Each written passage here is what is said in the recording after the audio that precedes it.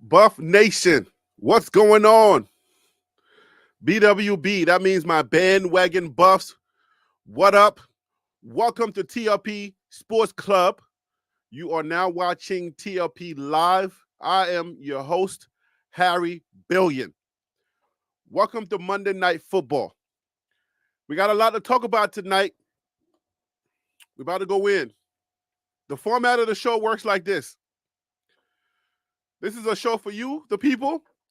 This is your opportunity to call into the show, voice your opinions. This is obviously an opinionated show. It's all for entertainment. Any advice that we give here, either for the players, financial, or otherwise, is all for entertainment. That is the disclaimer. All right, but this is a Buff show. Here at TLP Live, we talk about the Colorado Buffs, and then anything that's associated, we're going to talk about it. So tonight's show, if you look right above your screen, guys, join tlplive@gmail.com. That is the email address. You're going to email that address if you want to join the panel. This is a panel show. So that's what we do here. The days of the show, Monday from 7 p.m., which I'm late tonight. I apologize. Had some issues going on. Had to handle. Mondays, 7 p.m. Fridays, 12 p.m. noon. And that's on the East Coast, New York City time. There's a lot going on with the Colorado Buffaloes that we got to discuss. We discuss everything, the good, the ugly, the bad, everything in between. We discuss on this show. Okay? So just know that. The only difference is that when we talk about it, we take responsibility for what we say on here. We're responsible for what we say. And for the most part, we try to be respectful and, for the things that we say, because this is our team. I want everybody to understand that. The Colorado Buffaloes is our team, and we support the Colorado Buffaloes. We may be critical sometimes, but for the most part, it's, cheering on our team. So tonight's show, we're going to talk about the recruits. We're going to talk about the Cormani situation. If you want to come on here and talk about it and voice your opinion, the Cormani dropped a video Sunday night. I'm sure you've heard about it. I'm sure you've already talked about it. I'm sure you saw my video that I dropped. He dropped it not Sunday night. He dropped it Saturday night. It was like 12 midnight when he dropped it. And I'm like, wait, he's dropping at 12 midnight. I get the notification across my phone. I am in the DMV. I'm having some time. Okay.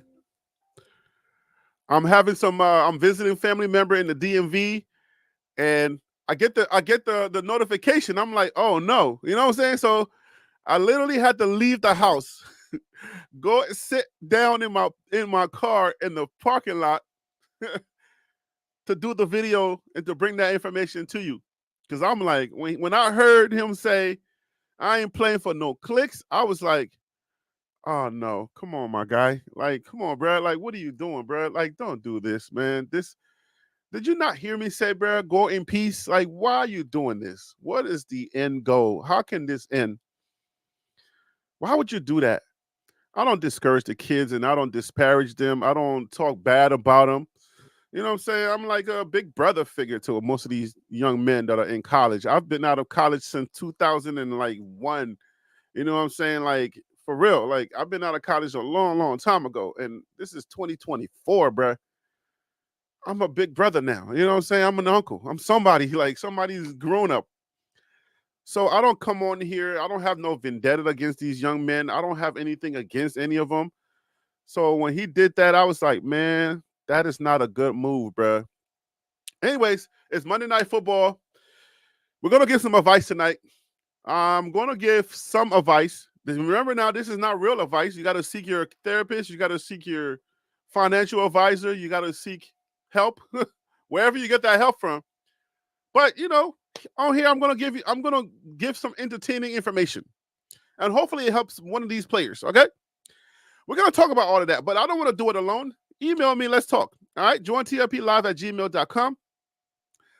Last Friday's show was so hot. I mean, I had emails that were still in my email box when people wanted to join the show, and they wanted to join the show a little bit later down, and I forgot to, and I didn't get the email until after the show was done. So I apologize for that. So if you want to come on tonight, please make sure that you write down that email because I get it off the screen. I'm going to take that off the screen. Join TLPlive@gmail.com. Let me say hi to whoever's here. Currently, Monday Night Football, we're trying to get it going, guys. So invite people by clicking that like button. All right. Drop in a comment. Say, hey, man, I'm here just supporting. That's how the algorithm knows that we are live and we are going.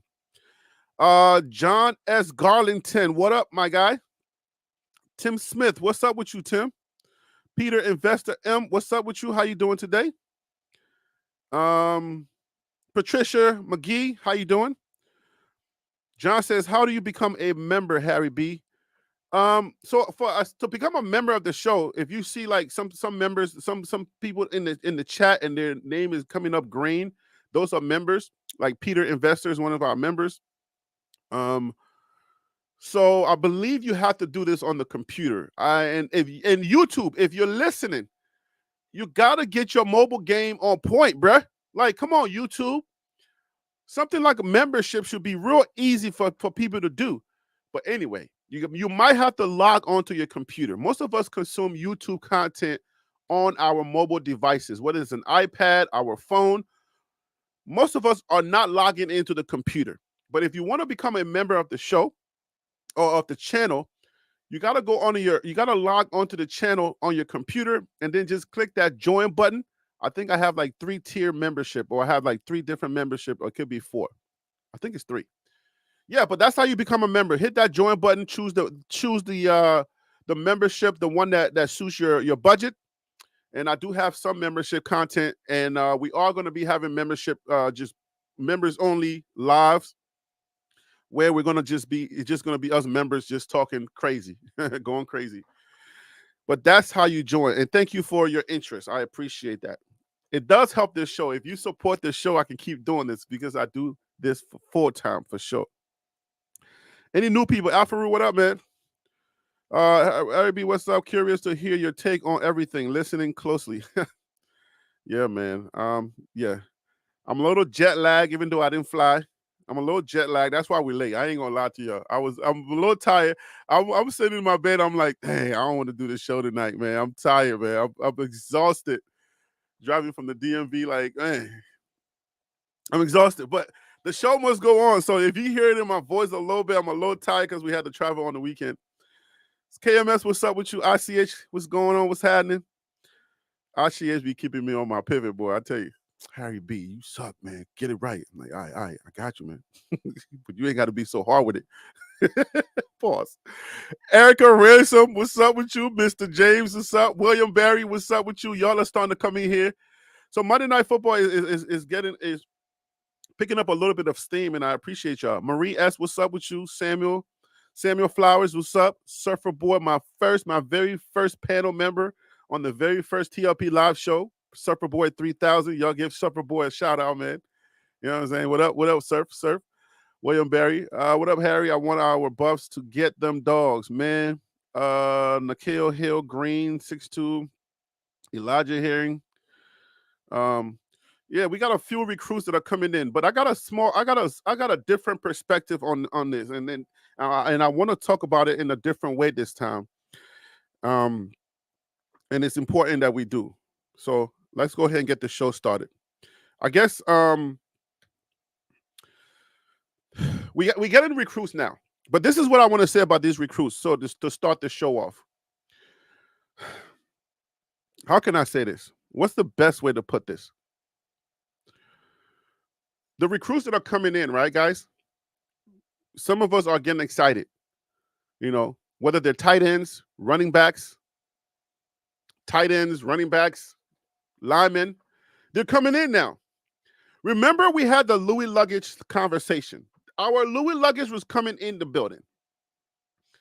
And then some of our Louis luggage left. And then we started calling them duffel bags.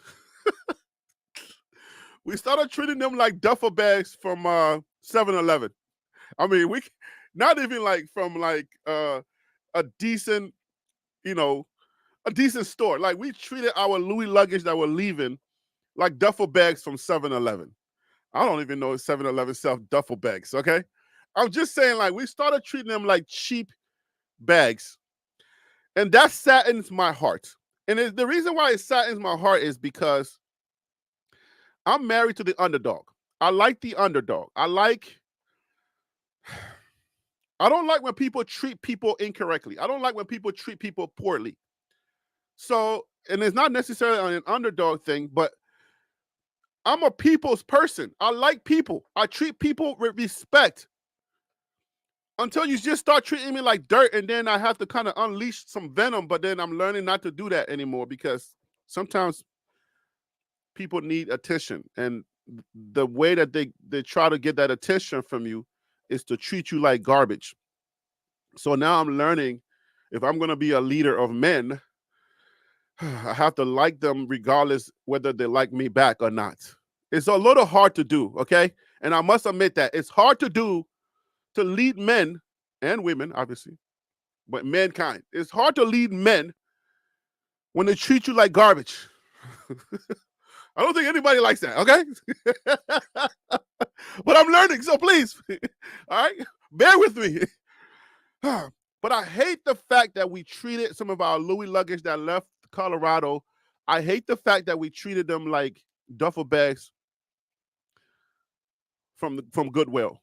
I don't like that. I don't like that at all. You can't be excited for somebody to come in when they're coming in. Oh my gosh, we're getting a 5-star Cormani. Yeah. Oh my gosh, we're getting this guy. We're getting this guy. And then when they leave, we say stuff like, who did we lose? Come on, man. Like, we can't do that. Who's leaving? Our Louis luggage is leaving.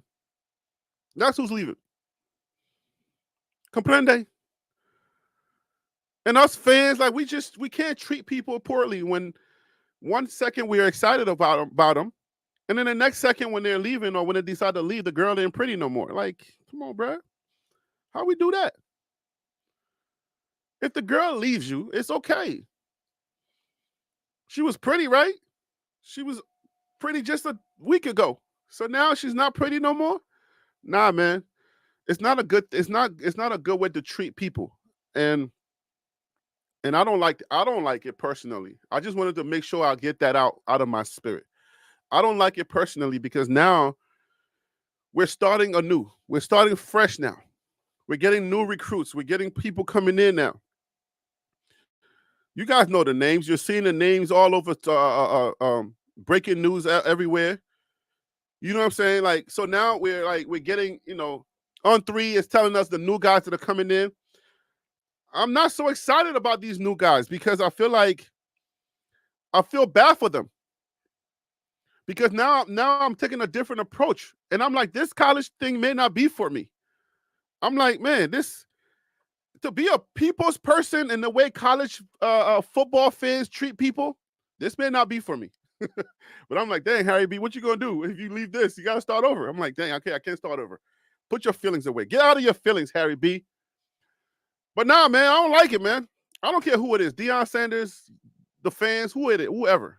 They can't, nah, man. I don't like it. I don't like it. I'm sorry. I don't like it. And I wanted to make sure that you guys understood my feeling, the way I feel about that.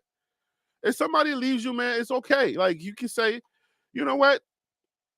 We lost some really decent young men, and to replace those young men is going to be hard, but we're going to try our best to replace them, and we trust the young men that are deciding to stay. That's a diplomatic thing to say. That's a nice thing to say. You know what I'm saying? Like, yeah, we lost some decent young men, and it's going to be hard to replace them, but you know what? We got work to do. We're going to find suitable replacements, and our season is going to be good. And then us as the fans, we got to be like, yo, dudes, hit the portal. Y'all doing your thing. Y'all go do your thing. We're going to be looking out for y'all. We wish that y'all would have been part of our history, and we love that. But you know what I'm saying? It's business. We understand that it's business. Everybody's in their feelings everywhere. And I'm like, what are you doing? That's not how we do business. This is not how we roll, bro. Maybe I'm just different, man. I don't know, man. I feel some kind of way. I'm just different. I like people. I love people, man. When you hear somebody say I'm self-made, I'll be like, where? My Liberian comes out, my man. You self-made where? Who? How you self-made? God's not involved, luck, nothing, nobody. Mama didn't help you, nobody helped you. You self-made. There's no way you self-made. You lying, my man. My man, you lying. You're not self-made. Nobody on this earth can be self-made. You didn't ask that DJ to play your record, my man. You weren't begging when you were broke, disgusted. Nobody wanted to take a chance on you. You wasn't begging that DJ, hey, my man, please play my song. Hey, man, please, I beg you, man. Please just play my song. Take a listen. How you self-made? Harry B. Ain't nobody self-made. You leave it alone. Don't do it. Don't say it. You're not self-made. There's no way. You had to ask somebody for a favor. You asked somebody for a favor. They did you a favor, and you are indebted to the people that helped you to come up. So your village made you. The people that support you made you. Peter Investor is part of my history. It's part of my community. KC is part of my community. Mr. Seven, even though Mr. Seven be giving me a hard time, he's part of my community. Or he's part of my community. Samuel Flowers. I can't be self-made if Marie's here helping me out. There's no way William Berry, I can look in William Berry's face and say I'm self-made. Stop playing with me, man.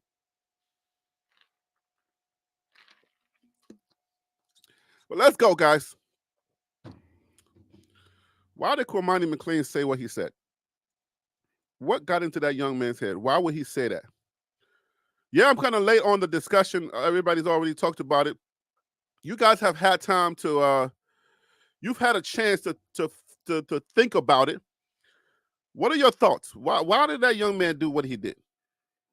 Please don't disparage anybody in your comments, please. But why did he do what he did? Why would he do that? I mean, is this? I don't know. It's like that's the first thing I want to talk about, and I want to say shout out to DC Carson for this. I want to talk about media readiness a little bit. If any of the young people are listening, if any of the parents, the guardians, coaches, if you're listening, administrators of high schools, middle schools, college administrators, if you're listening, I want your ear for just 1 second. And like I said, I want to thank DC Carson Music for this, for a conversation that we had. Let's talk about media training for just a bit. Give me 1 second, guys. 1 second, microsecond. Let's talk about media training for 1 second. And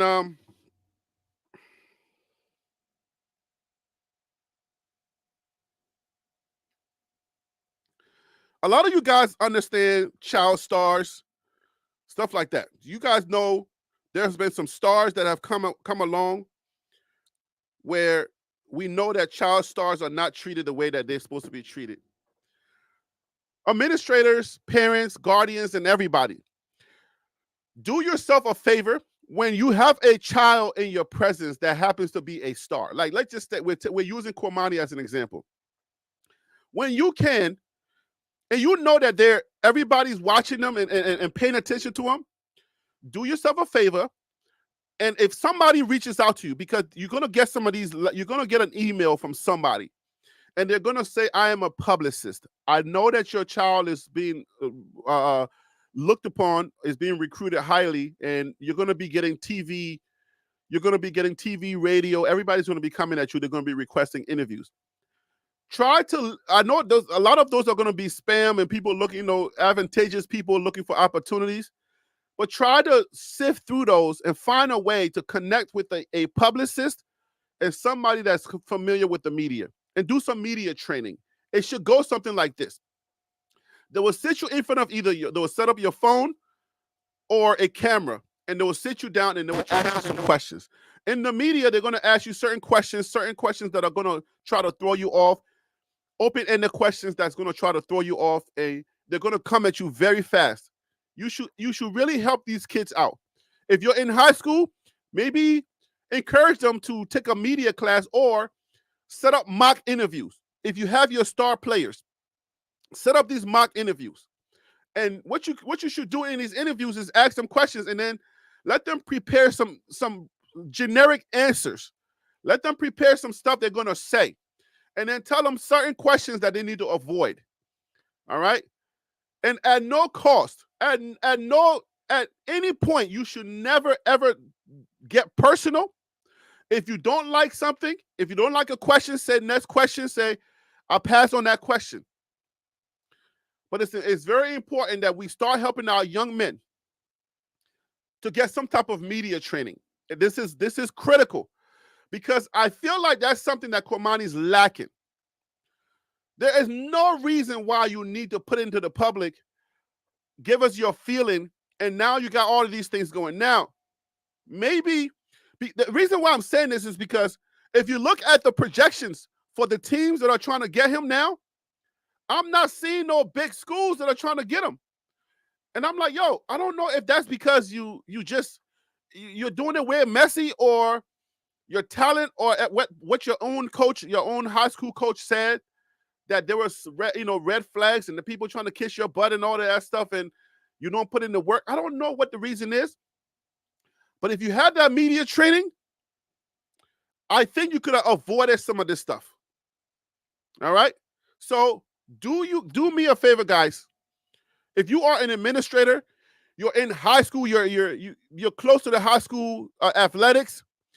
If there are kids in your program, whether it's college, I don't care, JUCO, if you got a kid that has a high profile, that's highly profiled, help them with some media training. Get them connected. Hit me up. They're gonna hit me up. My email's right there. And I'll point somebody out. I'm not a publicist, but I would say, hey, talk to this guy, or let me set up a Zoom meeting with you and let me help you to try to figure out how to deal with the media. I've been doing this for a long time. Okay, I can help you out. But I'm busy, so maybe I may not be able to do that to help you the way that I need to help you. And if you are a publicist and you are a media person, let's go ahead and start some type of thing where you send me information so that when these people contact me, then I'll be able to say, all right, look, here's the person that emailed me that said they are a publicist, they do media training. Y'all send me your information. The email is right there, jointlplive@gmail.com. Email me if you are a media person and you can help some of these young people. That way, I'll be like the mediator. I'll be the person that can say, hey, reach out to this person. So some way I'm trying to help. I hope y'all understand what I'm trying to do here. Because I'm not one of those guys that talks outside of my ears and my mouth and on the other side of my mouth. I don't do that. All right? But yeah, so if you are a media professional, you're a publicist, you're a lawyer. If you are a lawyer, you are an entertainment lawyer, you're a sports lawyer, send me your contact. Let me know, say, Harry B, I would like to help. All right? So that when some of these when these parents hit me up, I'll be like, yo, here. But it's imperative. It is absolutely imperative that if you are a parent, a guardian, and you have a young person that's a phenom, you must do media training with them. This stuff comes at you fast because what's going to happen is they're going to mess up their opportunities way too early. And some of these kids have fell by the wayside because young people, that's all we do. We mess things up. We're naturally going to mess things up. All right?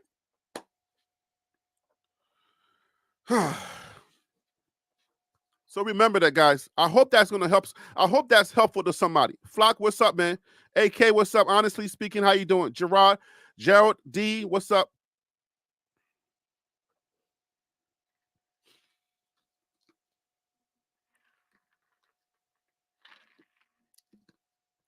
Send me an email if you are an administrator and you want to do something in your school.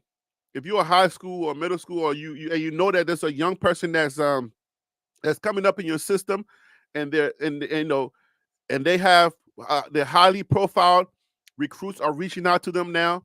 D1 schools are reaching out to them, but you don't have anything in your school. Hit me up. Let's talk, and I'll help you to set that up, because it's not that hard to do. Everybody got a camera nowadays, all right? And we can go over some questions to avoid, some answers, some generic answers that you need to have. And then especially if you feeling emotional, you should never do an interview while you're feeling emotional. Give it a day or two. There are a lot of different techniques, a lot of different tricks and stuff that you can use to be more professional. And at no point in your tenure there should you ever try to burn a bridge, because let's say Cormani goes out and he balls out to another school or maybe a smaller school, and Colorado is still right there and Colorado's doing well and he wants to come back. Hey man, that bridge is kind of burned. I know that it's business, but you don't want to burn bridges, because somewhere down the line you might meet somebody in the NFL, and you may be a journeyman at this point. And once you're a journeyman, somebody put your name as like Cormani. What do you know about Cormani? Oh no, you don't want them. You see what I'm saying? Like, people are going to remember what you did in your college, and it's only 4 years, bro. Don't do it. So that's my entertainment advice to you. I'm not your real advisor. All right? I don't want nobody to come sue me and say, oh, Harry B gave me advice and it didn't work out and da-da-da-da-da. That's why I lost my scholarship. This is entertainment only. All right? I'm only trying to help here. All right? That's not official advice. It's just for entertainment. Tennis Channel, Willie, what's up with you? How you doing today? Thank you for calling. I appreciate you. You there, Willie? Yeah, you talking to me? How you doing, my friend? You sound far away. Something like that thing that was happening to you before is happening again, because you sound very far away. What's going on with you? So you may have to log off and come back in. All right, so let's talk. Go ahead. Yeah, log off and come back in, and then try doing that thing that you did before. But so the whole Cormani situation, the whole situation that went down, like saying he doesn't want to play for clicks, I felt like he was trying to align himself with Dan Lanning from Oregon, because that was one of the big, in the middle of the season, we're playing Oregon, and Dan Lanning, the coach of the Oregon Ducks, he does some type of interview, and then he says, we're playing for wins, they're playing for clicks, and that thing ran like wildfire. You see what I'm saying? So obviously that's on the books, and everybody knows about that. Everybody knows that that's a thing. Like, people say we're clicks and they're playing for wins, but it's odd that everybody has a media team. You see what I'm saying? Like, everybody tries to sell tickets. Colorado, and then people are like, oh yeah. And then this is the funny one. People say that Colorado's entertaining, we're entertaining them. And then I think about that and I'm saying, okay, but football is only for entertainment. Unless you think that football is a world, it tries to heal people. Unless you think that football is a political spectrum, football is for entertainment only. That's it. That's the only purpose. That's the only reason why football is around. It's for entertainment only. That's it. Nothing else. All right? Football is not in no hospitals trying to do anything for poor people. Football is for your entertainment only. So if we're entertaining you, you're welcome. If Colorado is entertaining for you, then you're welcome. You owe us. Thank you. All right? If we're entertaining you and you are admitting that we are entertaining, you owe us a big fat thank you. And you're welcome. Okay? Stop playing with me.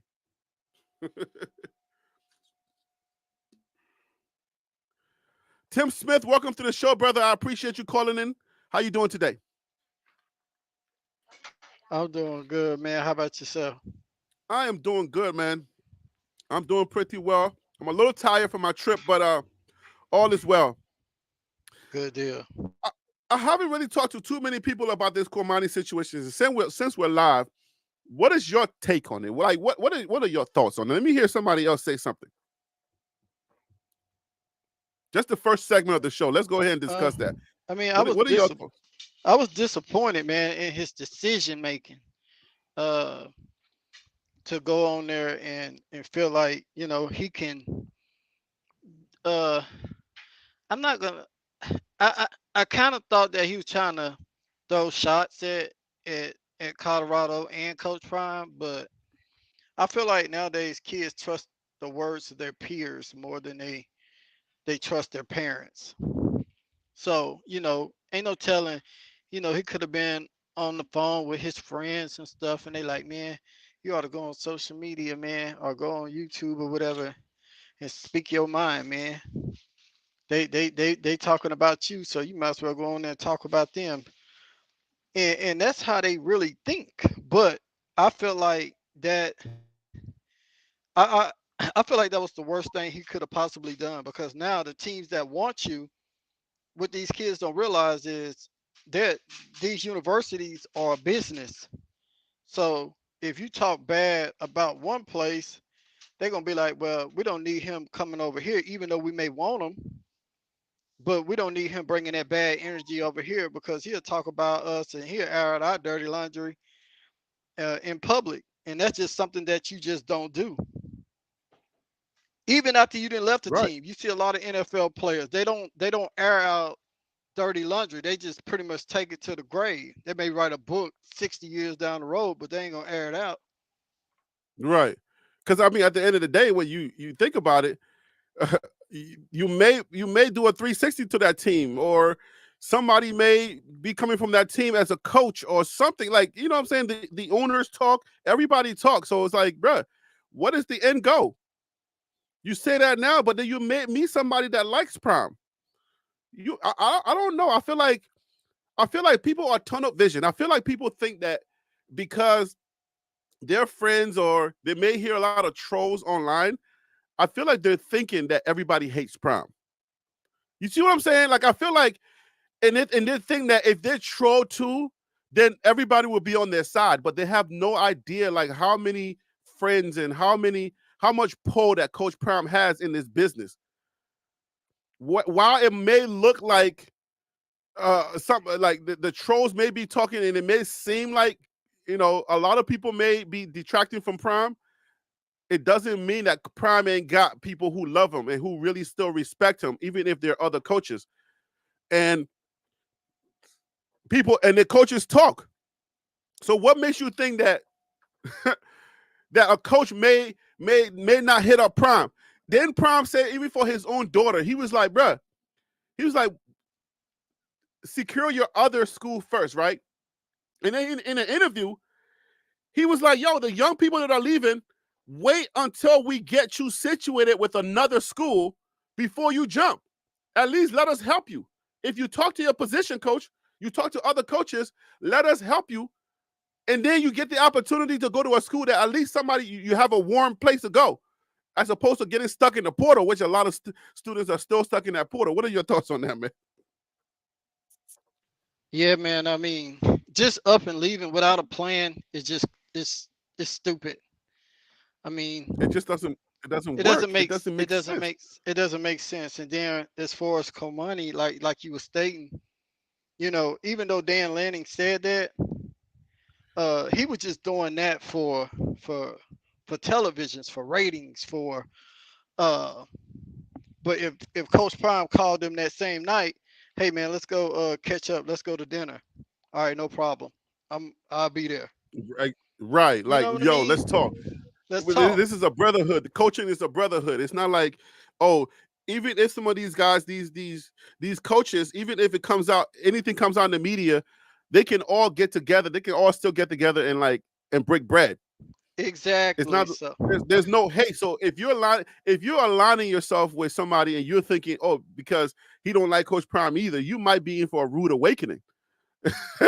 Because he can be like, nah, you can't treat a coach like that. This is a brotherhood. So let me see if tennis is ready again. Willie, are you on today? Is your audio fixed yet? How does that sound, brother? Sounds better? Oh yeah, that's way better. All right, man. So yeah, man. What are your thoughts? And then on the screen, I got some of the schools that are according to I believe this is On3. these are the 3 schools that are projected for Cormani. And this is underwhelming for a 5-star in the portal. A 5-star in the portal, this is very underwhelming. What are your thoughts, Willie? Decisions. We all make decisions, and we have to deal with the consequences of it. The problem with making decisions and deciding that you can deal with whatever consequences, you don't know what the consequences are. If I do good, I'm gonna get good from that. If I do bad, you can't do nothing but expect bad.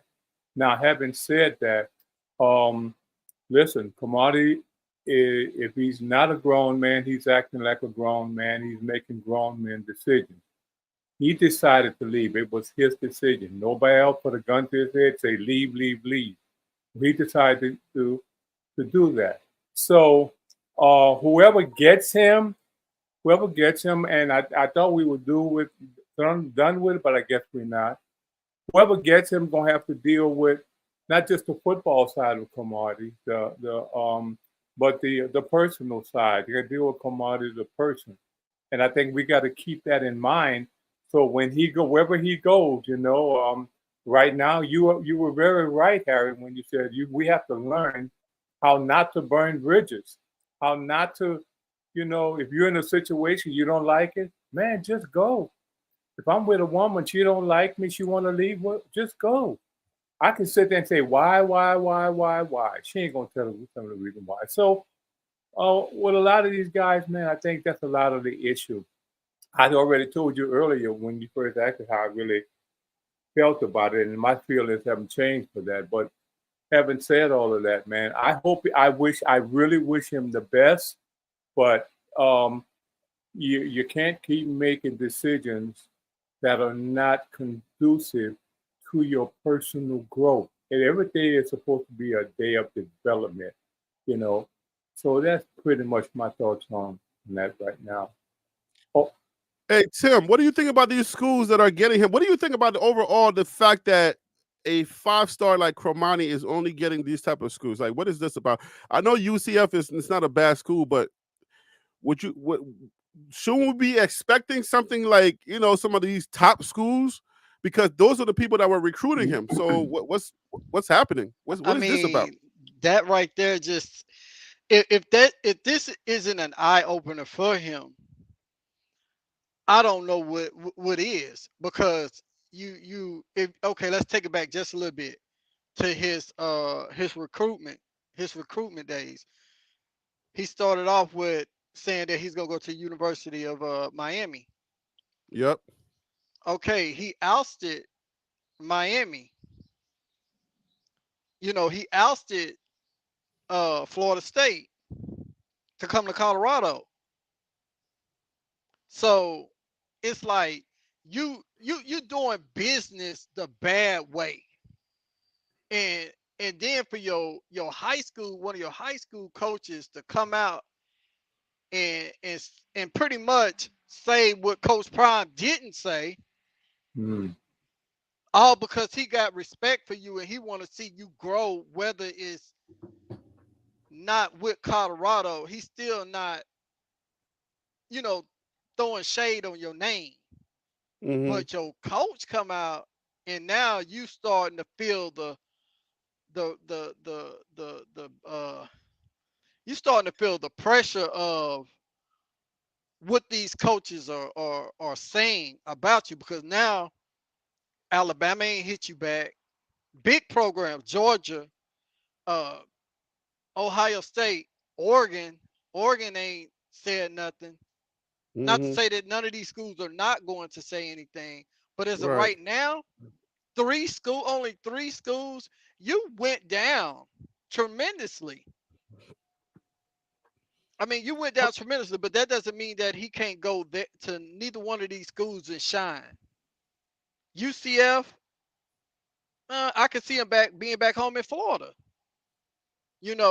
But I guess based off of what I'm hearing, Colorado was the best thing that he could have ever done for himself, because being back home in Florida, now you got your friends, your peers in your head telling you this, telling you that. It's like, your friends can end your career, man. Yeah, And because now it seems like you thought by putting out that statement it was a joke, right? Because you can just imagine a kid, right? I have a 16-year-old. Just imagine a kid. You thought by putting out that, there's a sentiment out there that people may hate Colorado, and the way that you thought that it was going to go. These 3 schools is a backfire. Like, hey Tim, you know about these schools here? Because I'm like, okay, I've heard about UCF. The other two logos. I'm like, what are these schools again? Like, what is? I don't got recognize Memphis. You got Memphis, University of Central Florida. Yeah. And go ahead, Tennis. I thought you were saying something. No. Go ahead. I'm agreeing with you. Yeah. And that top one, that's I don't even know what that top one, what that logo is. I know there was the schools were there, and I had the article, but I'm like, yeah, this is. I usually would do a video, but I want to leave this whole Cormani thing alone. I don't want to put no more flame on the fire, but it's like it's just it's unfortunate. And that's USF, University of Central Florida. Is that that's University? The middle one. Yeah. Yeah, University of Central Florida. That's who we played this season. What USF is University of South Florida? Would that be Central Florida? No. I'm saying the top one could be USF, University of South Florida. Oh, I think so. I think could be. I think it is. But USF, all 3 of them are good programs, bro. King P says USF in Tampa. In Tampa. Oh, Tampa, Florida. Southern Florida. Yeah, all 3 of them are good programs, man. Don't get me wrong. Oh, University of South Florida. They have good players and they have good squads. So, but they're not going to national But how many of those are Power 5?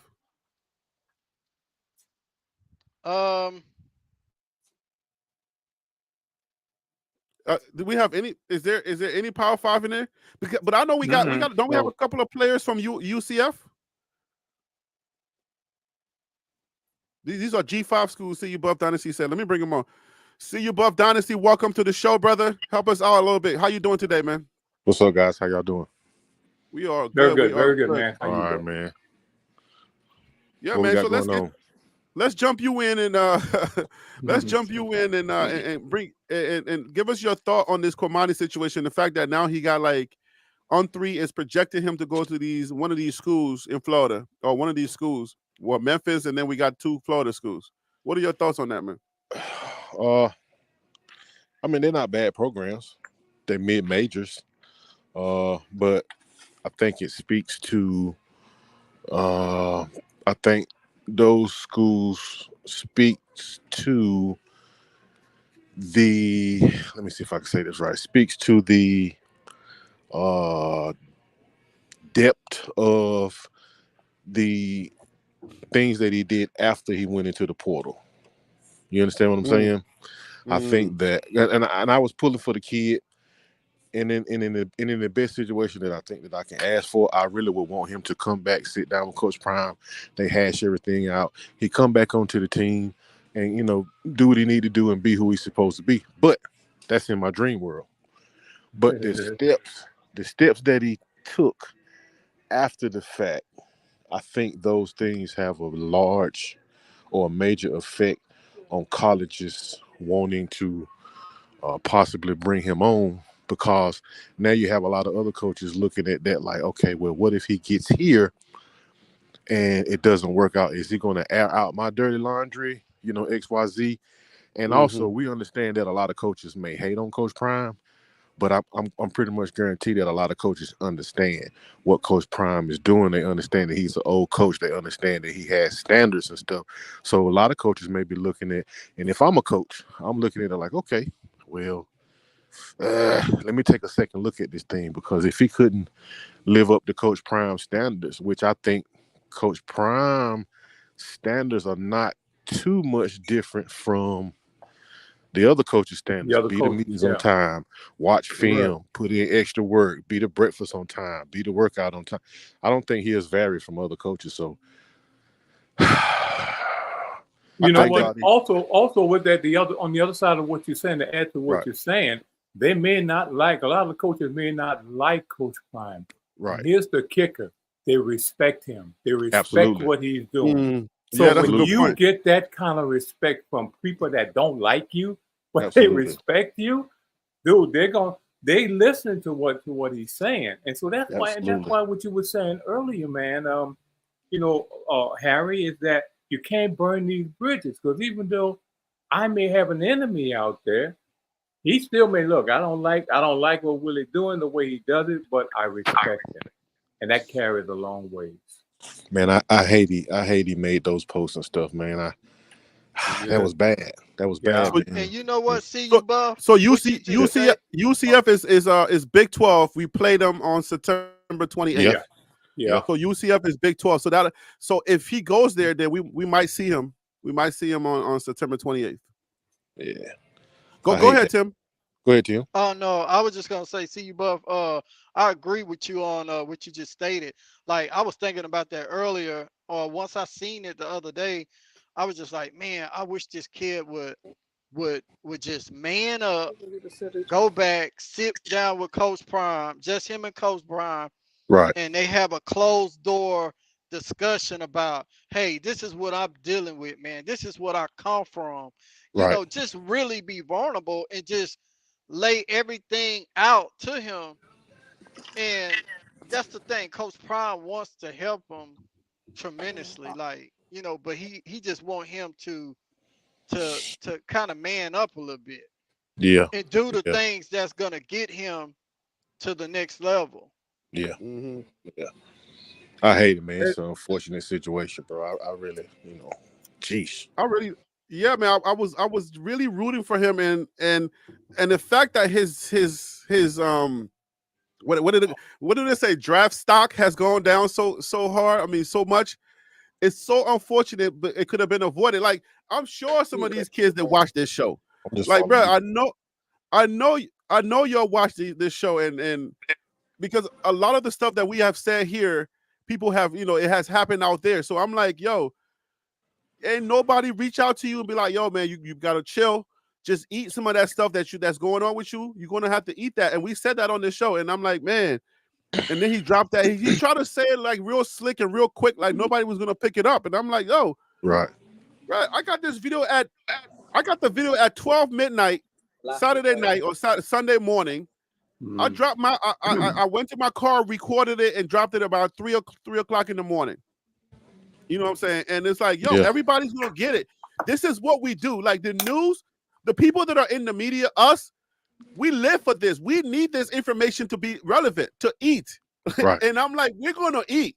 Like, we're not doing this for no moral reasons or anything like that. Even though some of me, I would treat it, with respect, but I'm not gonna not talk about it. You see what I'm saying? Like some people may say, so don't talk about it so he can live. Like, no, like, the news is gonna talk about it. So you gotta be very careful. Like, y'all ready to talk recruits, guys? Y'all ready to move off of this and talk some recruits? Oh, Harry, before we go, breaking news. Is DC Carter in the portal? Who? Is DC Carson in the portal? DC. I heard him the other night on another channel chatting it up. So I got him locked up. We need to figure out, is he in the portal or not? He can respond to that. He can respond to that if he wants to. But tell him I heard him. DC is usually on Fridays. DC usually comes on Fridays. So don't talk about DC if he can't defend himself. I was just asking.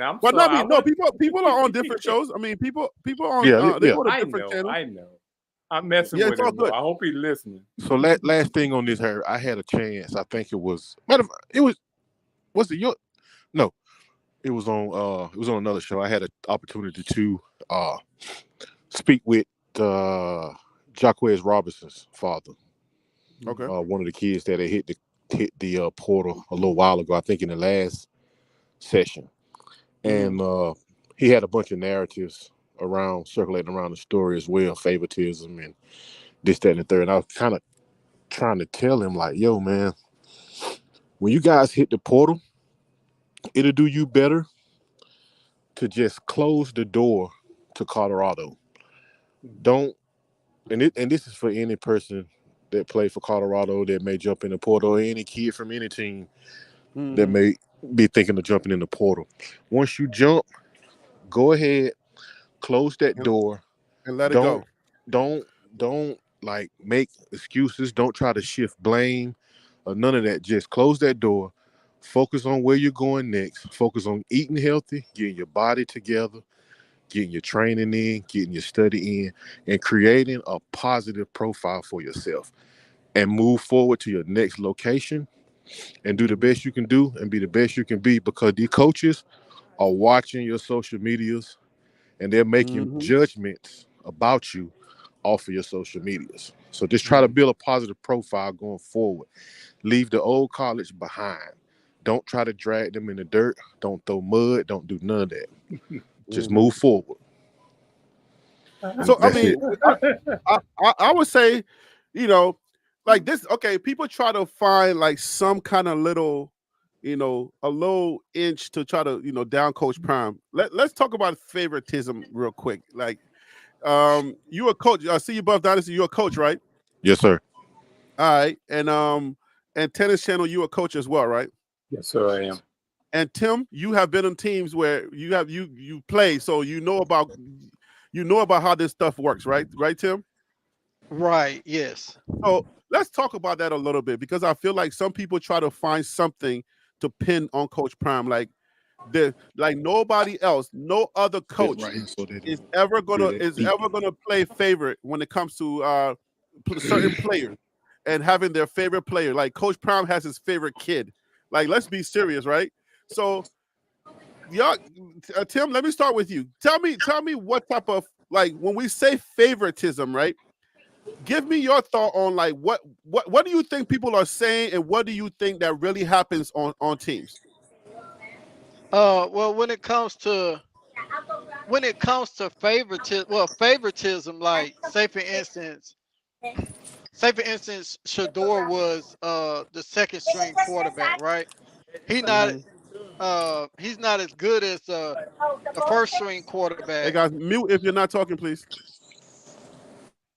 He's not as good as the first string quarterback, and everybody can clearly see that and understand that.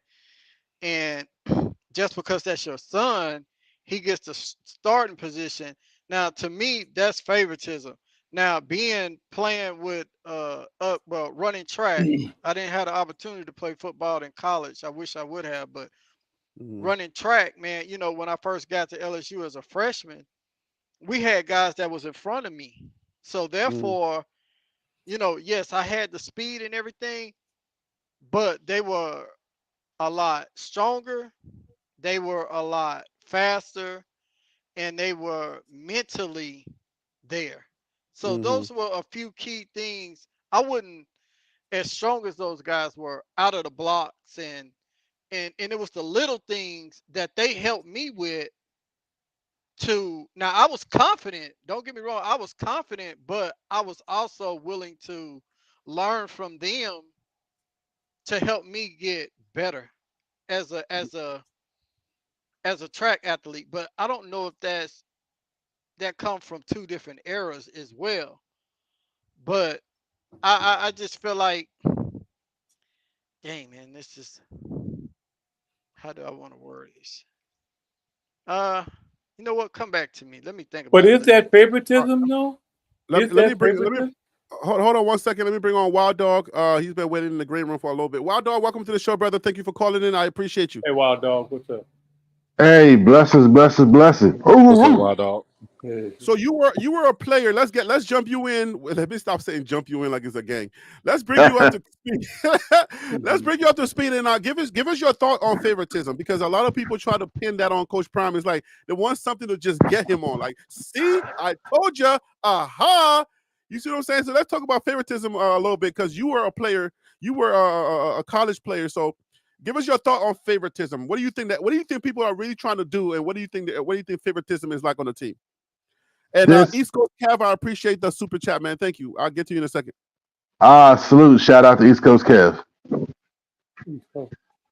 But Harry B, it's just certain things. We're all human beings, and we speak about human nature, and then we want to hold, our idols to a higher standard, or other people to a higher standard.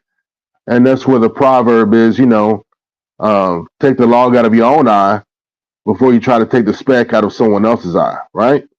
Mm-hmm. So with human nature, we have favoritisms and we have biases. So in my sports life, not just going to talk about at the high level, in my sports life, from starting at 3 years old all the way up even until I retired in 2015. I've had it both ways, you know. But most of my life, I've had people just look at me being a short, fat, ugly black kid, poor black kid. It's Not like, fat, short, oh, and ugly. it's like we don't need you, right? Mm. And then every single time I had to prove them wrong, because I'm like, and I would just be quiet and be like, as long as I'm not asked or forced to leave, you know what I'm saying? I'm just gonna. I literally, Harry, would have to stay. You think my little kid just have to stay and keep with the workout, and they're like, you can go or whatever like that. We don't need you, and I just keep staying, work out, and it's like, well, wait a minute, what's going on? I've had coaches go from that all the way to putting me in the all-star games or all conference. You know what I'm saying? Or this and that, and then I had to carry with me letters from coaches, right? So then I've been like the scrub that you're trying to, get the walk away and off your team and out of the league, to a star. You know what I mean?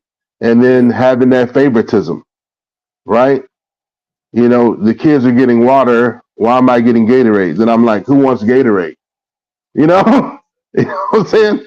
Or whoever else is busting their butt, I'll recognize it and be like, here, I'll share it. You know what I'm saying?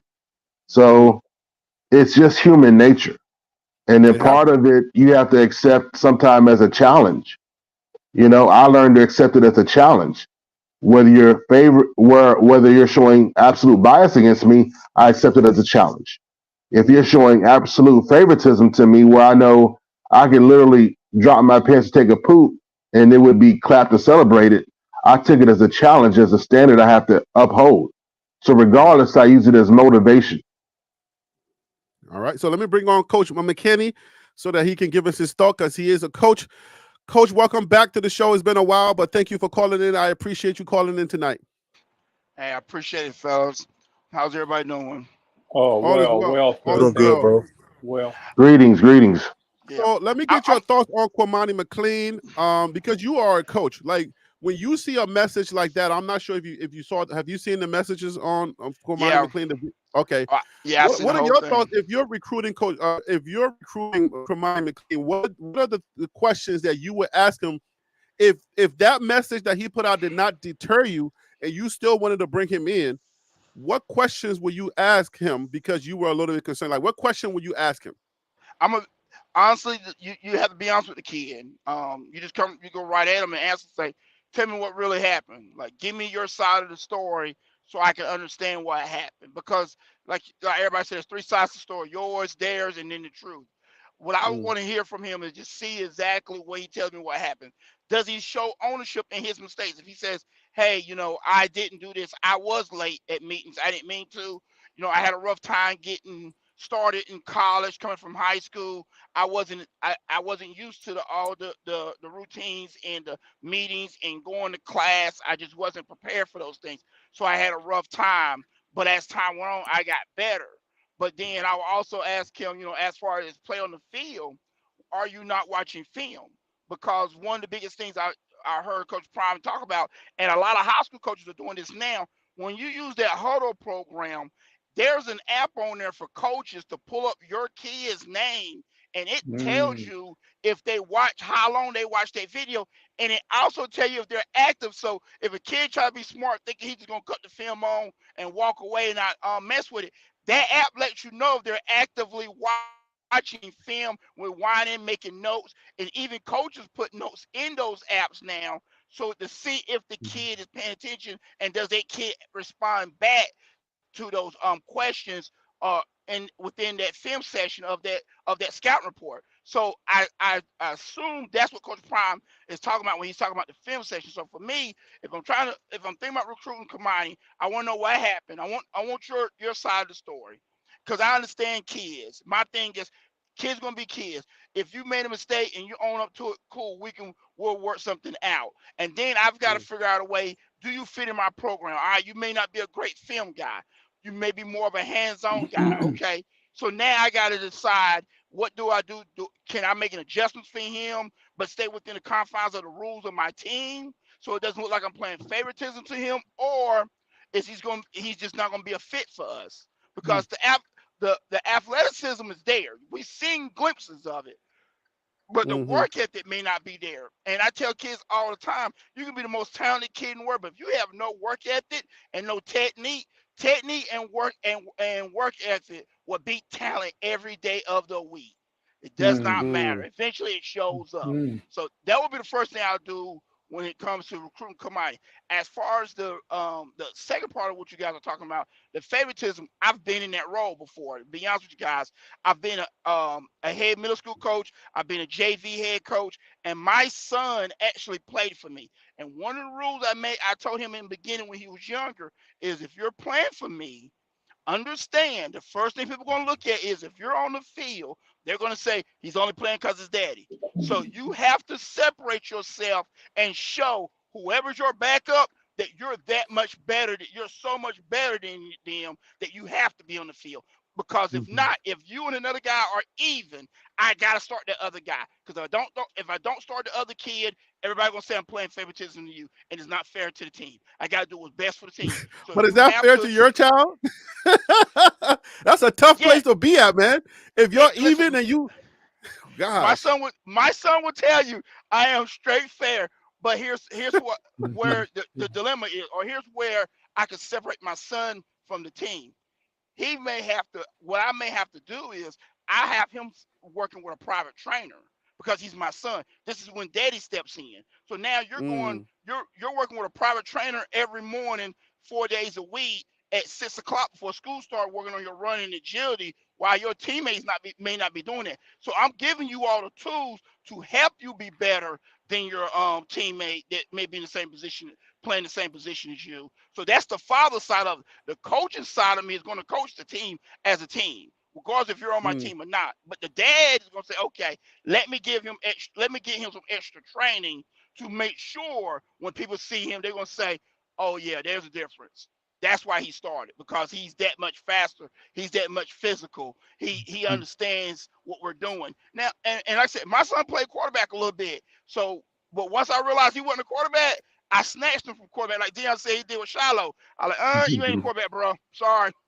Just you're 5'7.5", and you're on JV, you ain't a quarterback. Go there, stick playing safety, because you're better at safety.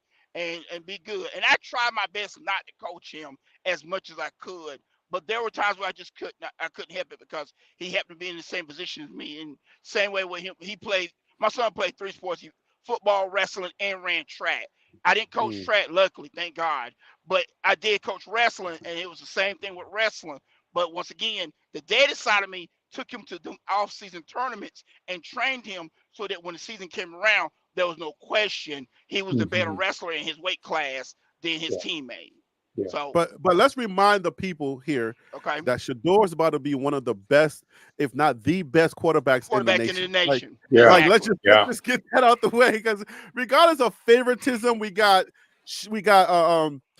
Travis Hunter, we got Shedeur, we got Jordan Seaton.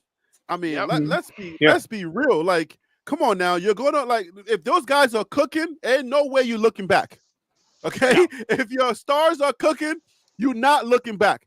So if you feel like you're a strong two, all right, this is a message to the kids out there, to the kids that are playing even on the Colorado team. If you are a strong two, but one is cooking, there's no way a head coach would take out one just to put you in because you're feeling some kind of way.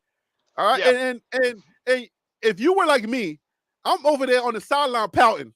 All right, I haven't gotten no playing time this entire game. It's third quarter. I know the game is almost over. I'll probably ask some of my friends to come to the game. They're here and to watch me, but everybody's cooking. and there ain't no time for me to get into the game. So I'm out there, I'm pouting, I'm holding my jersey like this. I'm holding, you know how we do on the sideline. We're like this, and then we're sweating. You can tell, the coaches can tell when a kid is pouting, when he's in his feeling. He's out there sweating back and forth. He's kicking dirt. He's looking on the ground, not even paying attention, giving his teammates high five, saying, "Go team, go." He's out there being a sore loser, and he's not paying attention to nothing that's going on because he wants to get in the game. It happens. All right, let's just understand that. I want everybody to please understand that. But anyways, let's bring on Kevin. Welcome to the show. Thank you for calling in. I appreciate you calling in. Yeah. Thank you.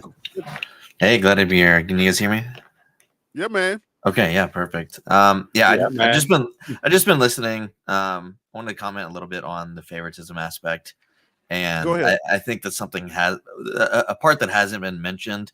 I think the majority of what has been mentioned has been negative connotation, and I think that's acceptable. But at the same time, like, there's a bad side and a not so bad side of favoritism, because like I was mentioning the last time, when it comes to Cormani and just track record in particular, you can see that there's a lack of mentorship involved. And that's one of the not so bad side of favoritism. There's the mentorship aspect, to where you're sometimes giving extra attention and guidance that can help them develop their skills and reach their full potential. And this isn't exactly favoritism, but it can look like that from the outside. And then on top of that, you just have the basic aspect of encouragement. So a little positive reinforcement can go a long way. Recognizing someone's strengths and efforts can, motivate them to keep going. So, these are things that we can use for good. And I think just from his post, that video that he put out, it speaks volumes on his responses. Not only did he not thank the person who kind of started the program and kind of encouraged everyone to come, Coach Prime in and of itself, he mentioned someone who had barely worked with them for X amount of time. And I feel like that in and of itself was just blatantly disrespectful, very rude. So any coach, and like you were saying, what would a coach say that's recruiting him? Say, hey, like, are you going to be this disrespectful if things don't go your way? Like, we don't know the type of work environment that you were in. So explain it to us. Let us hear from your perspective. And then if it turns out to be that, hey, you weren't going to film, you weren't doing film, and like McKinney said, you can see who is doing time on these film apps, like who's actually putting in the extra effort. So the favoritism aspect, I feel like, needed to be going towards him heavily, but in a good manner. Like, it had to be done in a good connotation. So I don't necessarily think it was bad for him. But other players, it's different. It just shows that he, from his 5-star recruitment, #1 player, et cetera, he just wasn't up to that caliber in a college, in a D1 perspective. So I think it's good that he's going down to lower schools, especially if he only has 3 invites at the moment. Yeah, because I mean, so yeah, at the end of the day, man, you think about it, you got to remember, man, Coach Prime, like, he put you on heavy. He sent you to his guys Wallow and Gilly, and you see what I'm saying? And he rolled you out like he did Jordan Seaton. I mean, he put you out there, one of the biggest podcasts in the culture. All right. And you know what I'm saying? Like, people literally are begging Wallow and Gilly at this point to come on that show. So, and he rolled you out over there, introduced you to mad people, and then you're leaving and you shade him and you say something like, I want to thank my position coach. If you're gonna thank somebody, if you're not gonna thank Coach Prime, the person that really put you on, don't thank anybody at all. Like, just so it doesn't come out so crazy. It felt weird, and I'm like, oh. You know what? Oh, hey, Harry, this is Coach William. Yeah, go ahead. Listen, you know what also stands out to me? I listened, and I think Coach Prime hinted on this a little bit, the difference between equal and the same. He treats everybody equal, but he doesn't treat everybody the same, because everybody's different, And so the challenge with some of us, the challenge in the language is sometimes people say, well, everybody should be treated the same. You can't afford to treat everybody the same because everybody's different. However, you can treat everybody, has to be treated equal, and that's what I see is happening. That's a good point. That's a good point, because if you think about it, Willie, different players. So what Coach Prime had to do to motivate him was to send a message through the press. You see what I'm saying? Like he did it in a way. He did it in a way that Phil Jackson would do. And if you say on your video that you a dog, the dog in you should have been barking at that point. The dog in you should have came out. It should have been like, all right, my coach is challenging me. For a coach to recognize you, even if it's in a negative light, it's like, yo, my coach is paying attention to me. There's 100 plus kids on that team. You're one of the ones that everybody's talking about, and coaches recognizing you in a press conference. Bruh, how often the coach calls people kids' name in press conferences? Come on now. And Harry, you're right. Hey, go ahead. Because Harry, you're right. He did get Cormani got what he wanted, but it was negative. He got the press. He got the attention. You guys notice that? He got all the negative stuff when if it would have just been reversed. You see what I'm saying? If you want you want attention, you'll get it. You're going to either be positive or negative. This just happened to be positive. Yeah. Hey, Harry, Let me tap I just want to note this. Okay. Sometimes it's also hard, and I've seen this happen in not only football, but basketball, track, even baseball. You have some big time athletes that coming out of high school that are 5 stars. But I'm using Cormani for example. Like coming to Colorado where you got one of the highest rated 5-star DBs.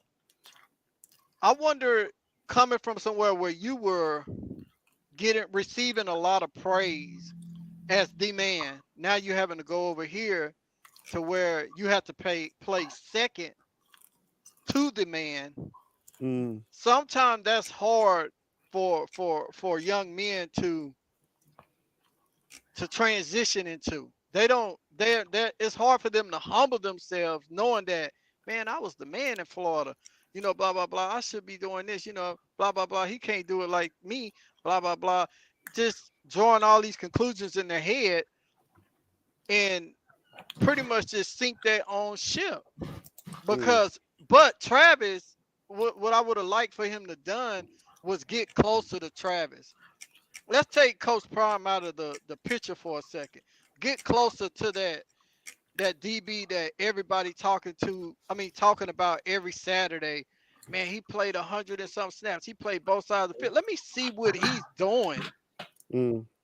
That's getting him this exposure on a national level. Because with Travis, some things you may see at CU, but there's some things that Travis will do on the off season on his own to better his game. Because I actually got wind that he was here in Dallas during the off season because there's a young man by the name of David Robinson. He has a camp here in Dallas called Always Open, and he worked with a lot of NFL receivers from Tyreek Hill to all the top receivers in the NFL. He didn't work with them, and they come here. And I just so happened to heard that Travis was here, and he was working out with him too. So Travis trying to improve his game to get to that next level. But I would have liked to see Cormani get with Travis and be like, hey man, what are some things you're doing on the off season versus just back home with your boys? But I do know the age gap. But that's work ethics you're talking about. Like he's not a. I don't know if you've seen it, but he don't strike you as that work ethic type of person. He's more in his feelings type of guy. Like, you know what I'm saying? Like, Cormani likes attention, believe it or not. Like, he likes attention, but he's quiet. You see what I'm saying? And if you're not paying him the right attention, it just doesn't gel well with him. But let's go ahead and transition real quick, and let's talk about some of these guys that we're getting, guys. That's enough about Cormani. Hey, Harry. Yes, sir. Before you branch on, let me tap into that favoritism thing. Okay. So let's take. I think there's about 5 players that since they left call favoritism. Smoke, Cormani, Jaquez, DeMore Kennedy, call favoritism, right? What's the Tavares also, right? Tavares Dawson as well. Okay, so that's my 5. All right. So, who were the main culprits that they were speaking of that was getting, or they suspected of having favoritism? Probably I'm not sure Xavier. if Probably they named Xavier. players. I You think got they to just said favoritism. I'm not sure if they actually named actual players. I think they just kind of said favoritism. But we all know who they're talking about: Travis, Shador, Shiloh. Xavier Right. got a lot of attention Okay. from them. And Dylan see, Edwards. so let me ask you this right here. I'm gonna ask you guys these questions. What's Travis' grade point average? 4.0. 4.0. 4.0. How many times has 4.0. Travis that we know of been to, wait a minute. How many times has Travis that we know of been to Bruh. practice? I'm done. How many times do we know of has Travis been to practice late? None. We don't know. None. How We many don't times? hear that nothing. Oh, once at JSU, but Yeah, it yeah. was he was coming straight from the trainer. So Yep. technically that's excused. All right. So So silly. all right. So oh, he is. How many times have we heard reports of him falling short of his requested film time? None. None. All right. He had an overage of time. His overage, his percentage of the team average was like, over. If All right, see you, Buff. Okay. Land your plane because we got to get to this. We got to get to the recruits. Hello, What's to do? is he there? So I don't take Prime as a favoritism type guy. I take him as a guy who honors, who honors those who put in the work that they're supposed to. That's it. 100%. I agree. That's a good point that you make there because Coach Prime he's attracted to hard work because he had to work hard all his life for everything that he got. He worked hard for it. And then he's like so disciplined on hard work. He's like, yo, if I'm gonna boast, there's no way I boast without putting in the work. If I know I'm not ready, I can't boast. So, and I think that's the essence of Prime. That's the Prime character. So people have to understand that Prime is here because Deion Sanders works so hard. so I get what you're saying. I definitely get that. And here it be, that's kind of what I was saying about how I had to earn it. You know what I'm saying? Through hard work and utility. It wasn't just the offensive side of the ball, defensive side of the ball. It was special teams. You know, Hey, I had to earn it. I had to earn every bit of that respect or so-called favoritism, or like Bus was expressing, the better word is honor. Yep. Let me throw this 2 cents worth in real quick, fellas, if y'all don't mind. Just adding to what you're saying about Deion hard work. If you think about how people talk in society, we are who we are, the people that we surround ourselves with. Look at his coaching staff. Look at Memphis. Coach Memphis is a DB coach. He was an undrafted DB who played in the league for 10 years. That means that man worked his ass off not only to get in the league, but to stay in the league. Then when you look at a lot of them coaches on that staff, from Coach Flea, who was once in the NFL, was an HBCU head coach that has busted his butt to be with Deion. When you look at that coaching staff, he's surrounding himself with guys that know how to work their butt off. There's no favoritism in there. He's not giving anything. Even Warren Sapp. If you look at Warren Sapp, he brought him in as a GA when we all know Warren Sapp shouldn't be a damn GA, but because of the background and to ease him into the program slowly, he brings him in as a GA. But when you watch the videos, he's out on the field more than anybody else. He's out there busting his butt with everybody. You see him with a drenched sweat on him every single day because he's working hard. So that's what he expects out of those kids. So the favoritism, if he's playing favoritism, it's because he's playing favoritism to those kids that have busted their butt. Just like them kids that just transfer in, the DJ McKinney kid, the other cornerback, those guys that are coming in busting their butt, them are the ones he's gonna pay favoritism to. And if you're not gonna bust your butt and work hard, you won't be there long because he's looking for guys that's gonna put in that work. Simple as that. This is D1, man. This is D1 football. We're not holding nobody's hand. We're not coddling nobody. We're not babysitting nobody. So now we're not going to be babysitting Dylan. What's his name? Hayden. How we going after running backs? Why are we going after running backs, guys? Like, is this necessary? We're going after running backs in the portal. Yeah. Are we trying to replace? Are we trying to get a 2 and a With 3 or a 3 and a 4? Auto? Are we trying? Is this an answer for auto? And who has the info on Dylan Hayden? Who wants to spit some math on him? Hey, mean- I will, Go because ahead. I'm the one who said something about it Friday. I told you to keep your eyes out for him. He averaged like okay. 5. He averaged like 5.1 yards per carry. He didn't have a real tremendous big year last season at Ohio State, but he's gonna be that. I think that if he does come in, he's big like Alto, but he's not as tall as Alto, but he's not injury prone either.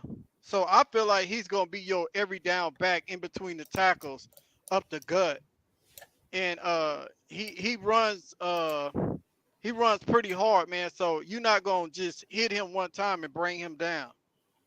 I think to just jump on that, it's been stated multiple times since the start of CU and to where it is now. It's been stated many times that they want to get the running game to be active and consistent. And I think having a depth of running is where they're going towards. And with as much as you can see on like the NFL and with Pat Shurmur, with his background in particular, and the offensive linemen that they're bringing in, they're trying to orient maybe a game plan. And I don't have the coaching perspective of this, but if I were to speculate, I would say something along the lines of allowing, Hayden or even Charlie at certain times, because he's very physical too, to kind of gain the incremental yards throughout the time. And then when you're able to establish what the defense is allowing you to do, that's where maybe you could implement Dylan from a speed perspective, and then from a power perspective, you could maybe implement Hayden or Charlie and maybe gain the other yards that you're not able to. But I think it's all going to be very meticulous and very calculated. And the depth is never a bad thing either when it comes to a running game, because everyone is going to be proficient in certain aspects. And I think if you're able to add in a speed, power, and someone who has a bit of both, you're probably going to be very proficient in the first and second down run game. So I think that's what they're going for. I can agree with that. And also his stats, just to be more specific, you were a little bit on there. His he was almost 6 yards, so 5.8 is what his average was, but that was for last year. But then in 2022, he had 5.53 and then a 5 average with 111 carries. So it was pretty good in that regard. But 2023 is definitely significantly less. So 2023, he backed up.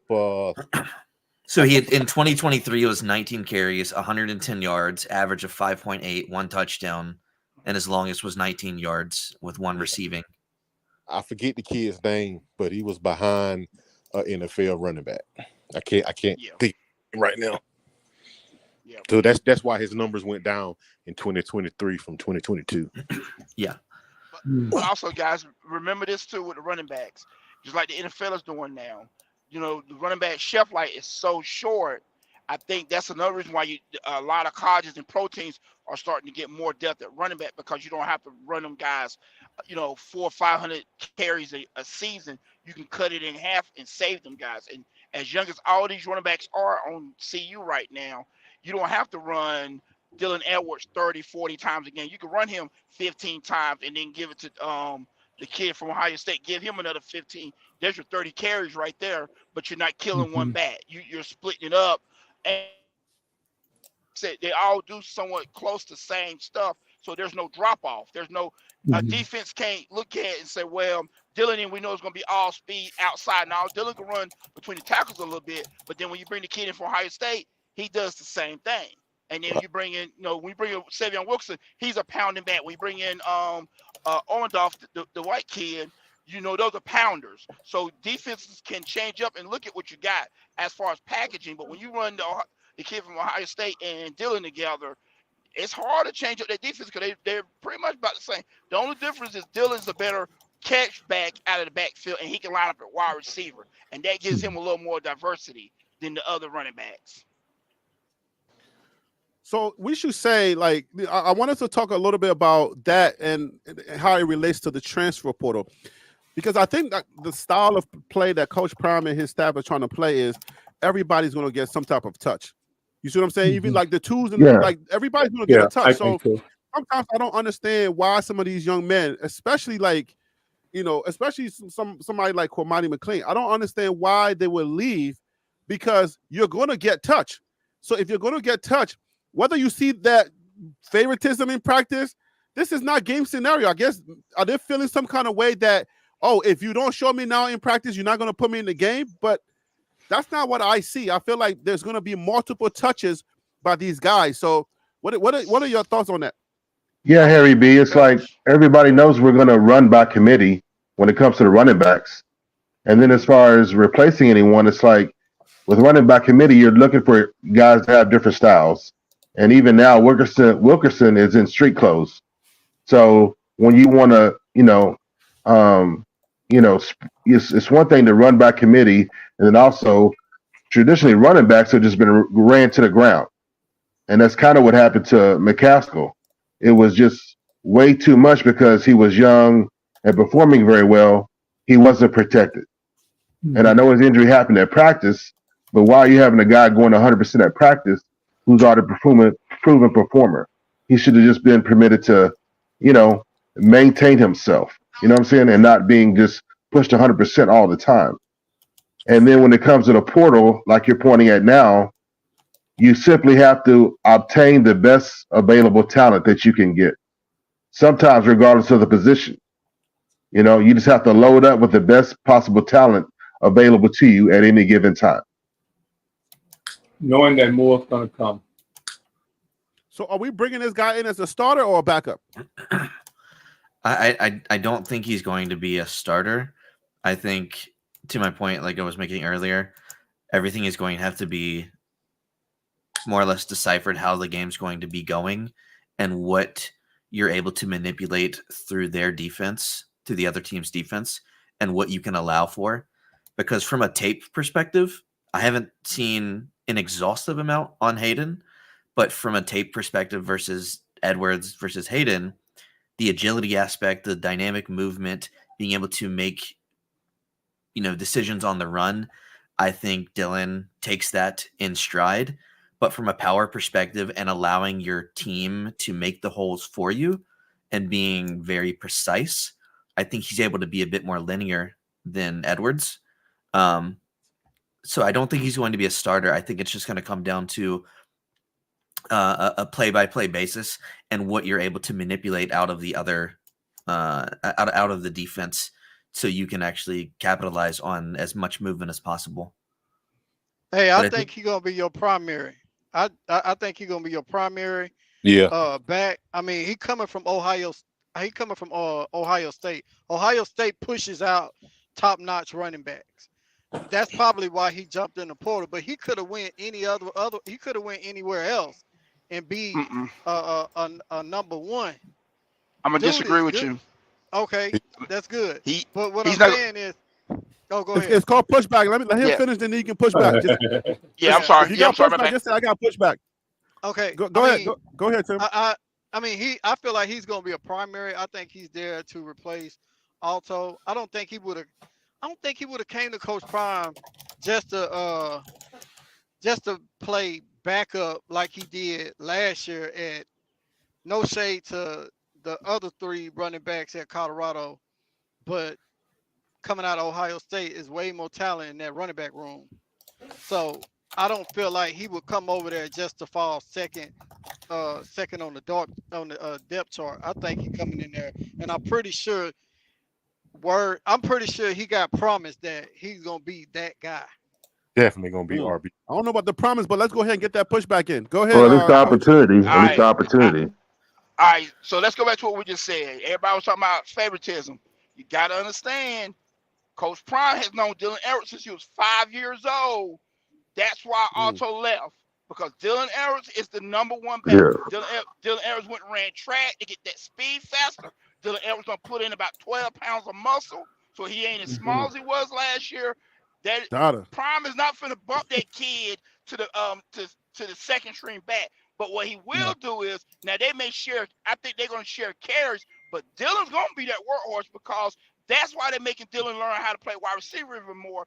So that way, instead of taking Dylan off the field, they can slide him over to a receiver, especially if Travis is not in the game. You can slide Dylan to a receiver in the slot, and you can put the Hayden kid in at running back, and you still got all your speed that you want. But I'm telling you now, that Hayden kid is not for he's not taking Dylan's job. I'm gonna tell y'all that now. Yeah, I believe that. No, he's not. Right, but so the thing is, Dylan Edwards he's not going to be your workhorse. The plan for Dylan Edwards this year, via Pat Sherman and Coach Prime, is to get him the ball in space, right, and to utilize him more in the passing game.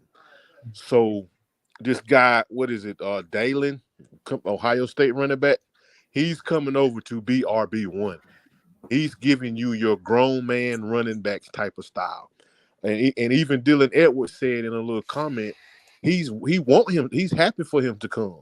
Dylan understands that he's not going to be the feature back, but he's going to be featured in a lot of other areas. He's still going to be.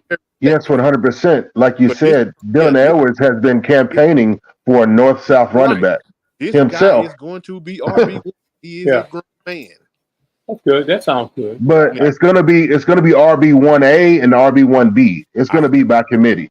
I can go with that, because Dylan Edwards is an all-purpose back. He's got hands. He's as much a wide receiver as he is a running back. I can go with that. That's going to be interesting too, to see how he. I agree with that. I agree with that. Where does this put Micah Welch? Back at number 3. As a freshman, as a true freshman, who should not be expected to start. Right. I think he's gonna get some touches, but it's gonna put him. Continue to let that young man develop. Only thing I hope is he trusts the process. Yeah, there you go. Yeah. Alton McCaskill went nuts, and then had a flat tire, a really bad, horrible flat tire wreck. Yep. Yeah. It's enough of that, man. And Coach Prime and the staff have been around long enough and understand well enough and been through enough of their own injuries and hobbling around. You know what I'm saying? And so yeah, they're gonna protect these kids as far as their health for their whole career, and also protect them so when they hit the field, they're putting on good tape. Yeah. And Savion says tree clothes. Is he dinged up? What's going on with Savion? His left hand is injured. Yeah. Oh, come on, guys. We haven't even played our spring ball yet. But that speaks to that. But that's normal, exactly. That's okay, that's good. Yeah. That's DEPTH. Yep, that is that depth we're talking about. Yep. So one thing to interject on about the stats when it comes to like Hayden versus Edwards. I mean, if you just go and look at like what they are comparatively to their 23 seasons. So we're looking at the Ohio State team versus a CU team, which was 4-8 last year with the offensive line, and which has essentially been replaced. For Hayden to have those stat lines with that team, and then Edwards to have this stat line with this team, I think speaks volumes. In addition to what they've now gained, in addition to what Dylan has also gained. So for him to be in the conversation of being the workhorse, I think he is available to be that position just because of his versatility and because of what they're trying to implement from a play perspective. He may be a bit more receiving aspect and not so much a running aspect, but at the same time, Hayden may turn into more of the fullback and more of a blocker and kind of a, compensatory tight end, sort of thing. But at the same time, like, I don't think Dylan, based on his performance and his versatility, I don't think by any stretch of the imagination to say that he shouldn't be part of that workhorse mentality and that role. Well, let me say, I'm going to say this real quick. Dylan Edwards already stated in one of the when he spoke to the media, He said, I don't want to run the ball up the middle, be that one to run the ball up the middle. You know, he wanted, like somebody was just stating earlier, getting him out in space is good. You having an NFL offensive coordinator. Do you mind if I interject real That quick to clarify something? oh, go ahead. So when you say running it up to the middle, when I say workhorse, maybe we're defining it in two different terms. When I say Right. workhorse, I'm more or less saying who's going to provide me X amount of yards per play. Now, does that are you necessarily isolating that to only a run up the middle perspective, or are you saying there's No, other what I'm aspects to that? I'm looking at everything. I'm looking at where we're going out of the Pac-12 into the Big 12, with a little bit bigger. So on that front line, so in them linebackers gonna be getting to you, because the Big 12 recruit out of Texas a lot heavily. But where guys really know how to play this game. So, but what I'm saying is, Dylan Edwards, you got an NFL um, offensive coordinator, and like somebody stated earlier, putting him out in space, that's what Dylan Edwards is best utilized at. He's dangerous when he's out in space. He's dangerous when you can bring him out of the backfield and run an out route where now is one-on-one with an outside linebacker. Yeah. Trying to have an outside linebacker try to keep up with him. He's dangerous. Now having him run through the tackles and having the linebacker coming downhill, now the linebacker got a better shot at Dylan Edwards. Dylan Edwards is not that big. So therefore, even though he put on 12 pounds or so, he's still not that, his frame is not that big. So therefore, if I have all NFL staff and Dylan Edwards want to get to the next level, okay, what could he possibly be looked at the best at the next level? Because he's not an NFL running back, but he could be a slot. He could be a slot receiver. So if I can get him better touches out of the backfield to showcase his catching ability, so now that may give him a better chance at going maybe a little bit higher in the draft. But I mean, size-wise, he's comparative, because Hayden is 205 according to ESPN, and in videos that has been posted around social media, Edwards is hovering around the 190s. So it's very comparative. All the stats. I understand the stats, how you comparing them. I'm with you on that, and I don't disagree with you on it. But I'm looking at it out of different lens. I'm not looking at the stats. I'm just looking at the ability. Darren Sproles is a good comp, like Marcus Bennett said.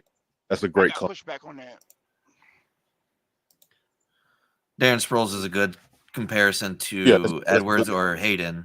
To Dylan Edwards. Okay, Dylan yeah. Edwards. Sproles is more Dylan Edwards. I somewhat see that, yeah. That was his idol. You got to remember, Sproles came out of K-State.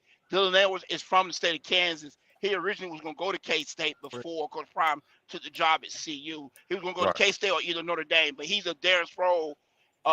He looked up to Darren Sproles, they said in the interview he did with which kind of media, Reach the People. But the one pushback I have is, if you guys, everybody watch NFL football, how many times have y'all seen them run directly up the damn middle? No one runs the A gaps like that. They run B and C gaps. No one runs that. No cuss words on the show. No cuss words on the show, Coach. Sorry.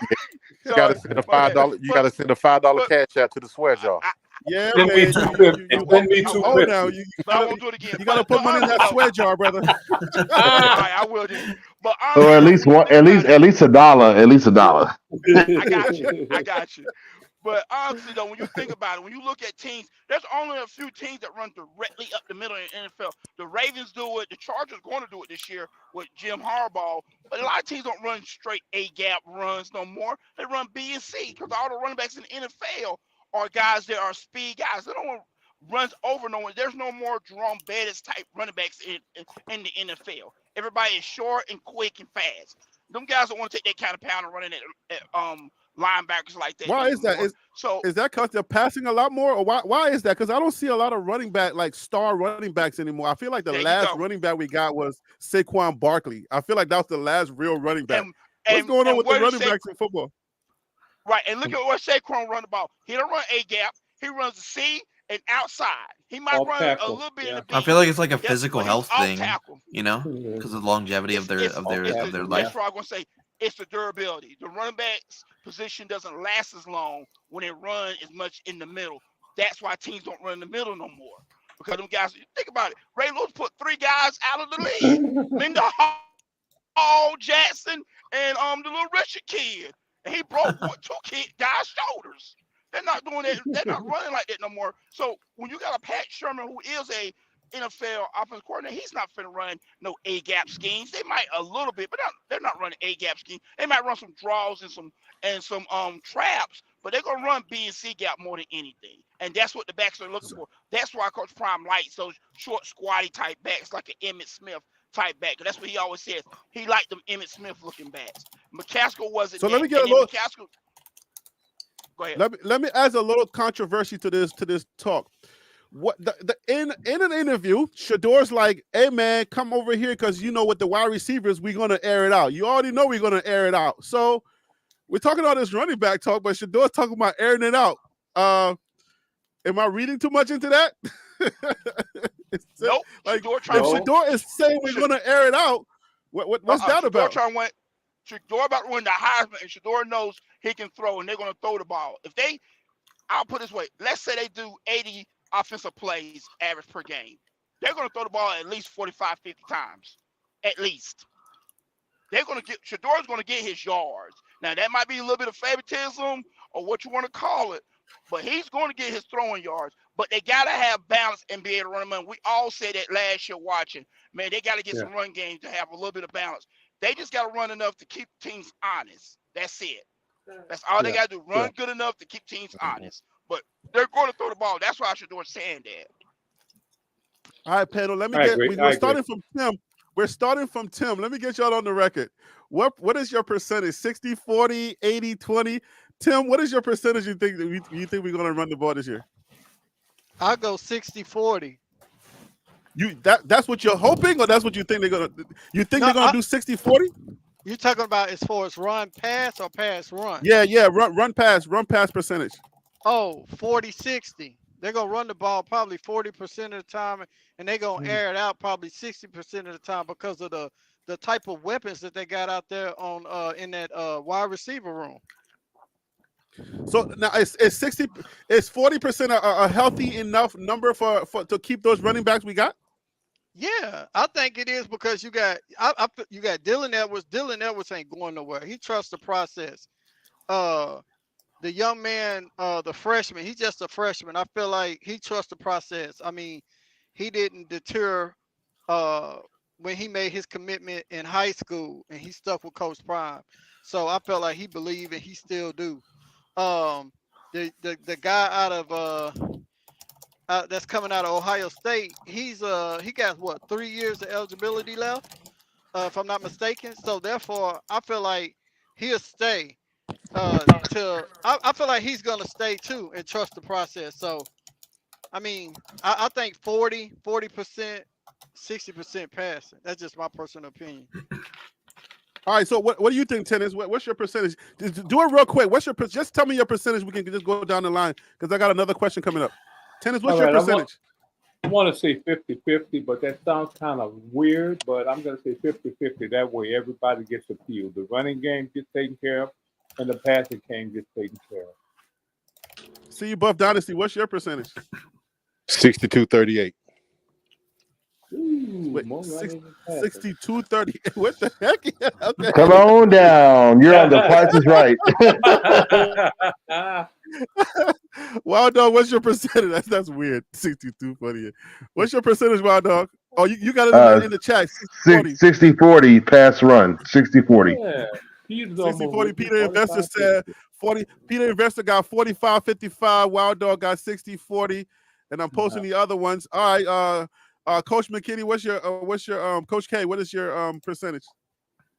I'm gonna be honest. I'm looking at 50-50, but I promise you this: before the end of the season, it's gonna be almost a 65-35 percentage. 65-35. The Yeah. passing will go up by the end of the season. Yep, it'll go up. Yeah, because I feel you, but I feel I feel you because you got to take what the defense gives you. Yeah. They're right. They're gonna make it even as possible as the season goes on. When teams start loading the box and stop the run, they're gonna throw more towards the end of the season. Kevin, what's your percentage? Yeah, I was saying 55-45. So 55 passing, 45 rushing, and it'll fluctuate from that point on depending on how the season goes. But I think it'll be more towards the 60-40, maybe even higher. But I'm telling y'all now, if the secondary is suspect, we're going to air raid it. 70-30. Yeah. DC Carson is on for 70-30. We got more percentages coming. Zulus, if it's 60-40. Let's talk a little bit about reteamment. I feel like we have a reteamment problem, a little bit of a reteamment problem. I was talking to some Nebraska fans on a Nebraska video I just did, and they said they didn't lose any of their players, any of their ones and twos, because Matt Rule is not having that. Let's talk a little bit of reteamment. Coach, we're going to start with you, Coach McKinney, because you're a coach in here, and also see you Buff Dynasty, but we're going to start with you, Coach McKinney. What can we do to retain like some of these players? Like how can we retain a lot more of our twos and threes? Because I don't want this to become a thing where everybody just running. Even though the transfer portal is there, I understand kids are going to go, but there is something that could be done to retain some of these players. What do you think needs to happen to retain some of these players? They're gonna have to win. And guys, try to keep it at 30 seconds because we got a lot of people on the panel. Yeah. So try to keep it at 30 seconds so we can get people in there. Okay. I believe if they're going to win, they win more games this season, it'll stop some of that transferring because people are going to want to stay there and be there. Right now, the fluctuation of the win-losses and the criticism on the outside, everybody talking about CU not being this, not being that, and then guys are not playing and they're listening to people on the outside tell them, oh, you can go somewhere else and be better. That's why you got guys leaving the portal. When you're winning cures everything. If they win 8 games or more this year, watch next season, the transfer portal won't be as big. They'll have to make kids leave to get more if they want more because guys going to want to stay there. But right now, where it's too many guys in those kids' ears. So that's why you're getting the transfers because they're not. So you're likening you're associating the transfer portal jumping to like wins and losses, pretty much. Wins and losses, and then people on the outside telling these kids to leave because they're not trusting Coach Prime. You got a lot of negativity on the outside talking junk about them, and like somebody probably got a commodity ear. So that's why a lot of them guys are jumping ship. But when they start winning, everything changes. Watch. Okay, so let me go to the next coach. See you, Buff Dynasty, and then we'll get all the regular guys. I want to get my coaches out the way. So Coach Buff Dynasty, what do we need to do to retain our players? So retain more players. The greatest cure for retention is winning, but as what the game is evolving into, retention is going to be almost impossible. I don't care how many you win. The more you win. Well, no. I'm not talking about 100% retention. I'm talking about what do we need to do to keep more players? Well, win more games. Okay. Oh, everybody's thinking winning. Okay. All right. So, Kevin, what are your thoughts on what we need to do? What CU need to do to keep more players?